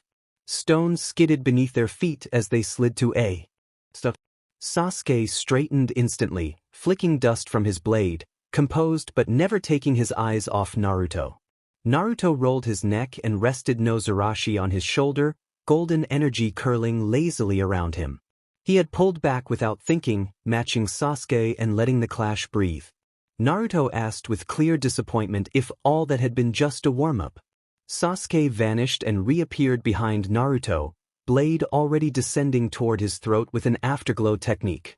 Naruto dropped to one knee without turning, with Nozarashi rising behind him in time to parry. Sparks burst like fireworks. Before Sasuke could disengage, Naruto spun and swept a powerful kick toward his ankles.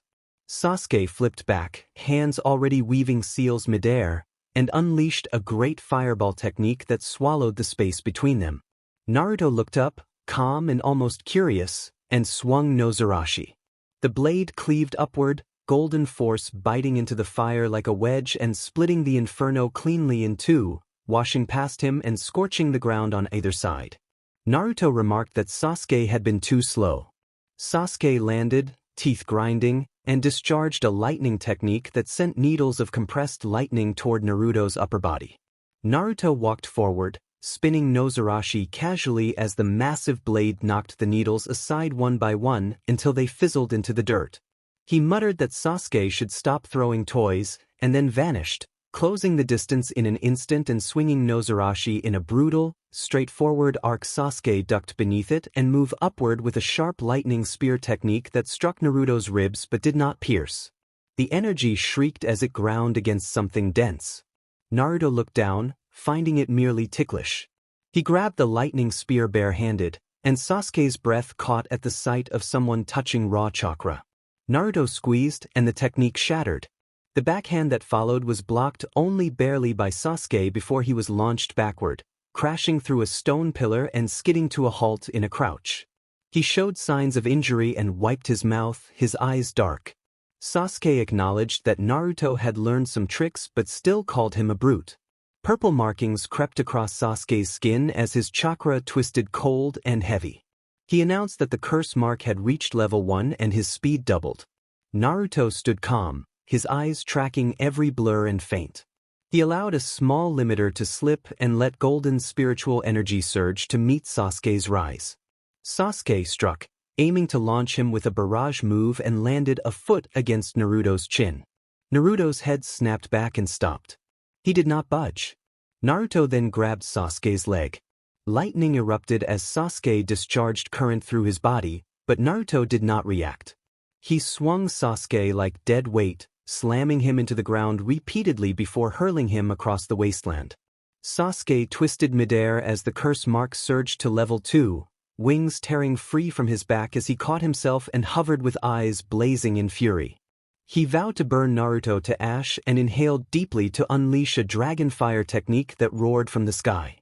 Naruto planted his feet, tightened both hands around Nozarashi, and laughed that he would cut the heat itself.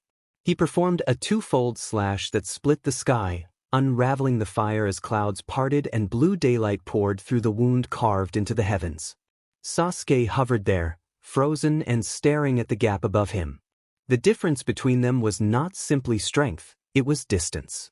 Naruto lowered his blade, pointing it upward, and challenged Sasuke, saying that he had traded everything for this and urging him to make him work for it. At the crater's edge, Team 7 watched in stunned silence. Kakashi whispered that Naruto was holding back, matching Sasuke just to stretch the fight. Sai swallowed. An observer noted that he was not fighting to win, and a soft voice added that he was fighting to feel. Somewhere deep inside Naruto, something smiled. Chapter 33, The Specimen. The sky above the wasteland darkened, bruising into shades of purple and black. Sasuke hovered on his curse mark wings, chest heaving, breath ragged.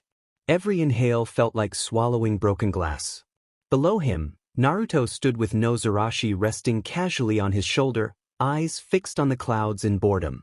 Sasuke screamed that Naruto must not look away from him. He raised his hand. The battlefield still smoldered from earlier fire techniques. Heat rose, colliding violently with cooling air. The sky answered. Clouds twisted unnaturally, forced into place by Sasuke's will. Thunder rolled deep and violent, like continents grinding together. Lightning gathered, coiling and compressing until it took form, a dragon, massive and blinding, its presence shaking the bedrock beneath them. Sasuke guided the storm with trembling fingers and murmured the name of his technique, summoning heavenly lightning. Blood leaked from the corners of his eyes. He let his hand fall. The lightning dragon descended. An attack designed to be unavoidable, absolute in speed and depth. Naruto finally looked up. He did not brace himself or raise his blade. His eyes widened not in fear but in anticipation, a quiet thrill at meeting something worthy. Somewhere inside him, unseen limiters strained against their restraints. Then the lightning stopped, not deflected, not countered, simply stopped. Applause sounded across the wasteland, slow, deliberate, wet. A pressure swept over the battlefield, foreign, invasive, wrong. It was not chakra or Naruto's dense golden spiritual pressure. It was something sterile and suffocating, a pink-white static that tasted like antiseptic and old metal. The storm did not disperse. It failed. The clouds sagged inert. The energy feeding the heavenly lightning collapsed under the weight of the new presence. The lightning dragon shuddered, destabilized, and unraveled into harmless sparks that drifted down like dying fireflies. Sasuke froze, hands still extended. His ultimate technique had been erased not by force, but by existence. A smooth voice crooned that such an application of thermodynamics was primitive, using atmospheric conditions to compensate for inadequate internal reserves. A soft chuckle followed, then commentary that the approach was ingenious in a desperate, rodent-like way. 3 figures stepped from the canyon wall. Kabuto Yakushi emerged first, pale and sweating, his shattered arm bound tightly to his. Orochimaru followed, arms crossed, golden eyes gleaming with unrestrained delight. The third figure stepped forward and the air seemed to recoil. He was tall and slender, with pink hair and thin-framed glasses. White clothing clung to him, pristine, immaculate, a fusion of lab coat and armor that did not quite settle properly in reality. His skin shifted between porcelain and liquid. 4 large, teardrop-shaped wings floated behind him, unattached, suspended in a magnetic halo. Sailaporo Granz adjusted his glasses, smiling with ecstatic delight. Naruto stiffened. Every instinct screamed not excitement or battle lust, but revulsion. Naruto growled that he recognized him, and Orochimaru interjected that Sasuke had done enough. Playtime was over and he was embarrassing himself. Sasuke descended, his curse mark receding as he landed hard on shaking legs, humiliation burning hotter than exhaustion. He demanded to know who the newcomer was. Orochimaru replied that the man was a partner and the future. Sailaporo ignored Sasuke and Orochimaru, fixing his magnified eyes entirely on Naruto. He stepped forward and breathed Naruto's name, delight widening his smile as he declared Naruto to be the 11th warlord. The world went still. At the crater's edge, Team 7 froze. Kakashi wondered what the title meant. Naruto's grip tightened around Nozarashi until the steel groaned as he asked who Sailaporo was. Sailaporo chuckled and introduced himself as Naruto's most devoted observer, claiming he had been watching the specimens since the beginning. He described having watched Naruto as a lonely child on a swing, enduring the glares of the villagers, calling that resilience beautiful isolation. He stepped closer and said that the sensation Naruto used to have of being watched had been true. Naruto's jaw tightened as Sailaporo continued, saying he had watched Naruto's banishment and the hunt afterward, calling it crude political theater that he had enjoyed. He admitted to orchestrating and guiding certain confrontations, explaining that he needed to see how much pressure Naruto could endure before he changed or evolved. Sailaporo recalled Naruto's battle with Neutra, describing the desperation and the self-destructive joy, the way Naruto had pushed past death itself. He said that the awakening of Naruto's final release had been divine and that Naruto's resurrection under Retsu Unohana had provided valuable data. Sailaporo liked his lips and added that he intended to study Unohana thoroughly one day. Naruto's spiritual pressure darkened, gold bleeding into muddy orange. He stated that Sailaporo had sent others to test him. Sailaporo corrected him, saying they had been tests and that nothing was wasted. Naruto raised his head. The whites of his eyes had darkened. Black consumed them while gold pupils burned through the darkness. His snarl felt not human but something older and colder. He lifted Nozarashi and pointed it straight at the scientist, telling him that having seen what had been done should have taught him to look away. The ground vaporized with a thunderous blast as Naruto launched forward with no restraint, no pacing, no curiosity left. He was no longer fighting, he was executing. Sailaporo did not move. He smiled and whispered that the experiment should begin.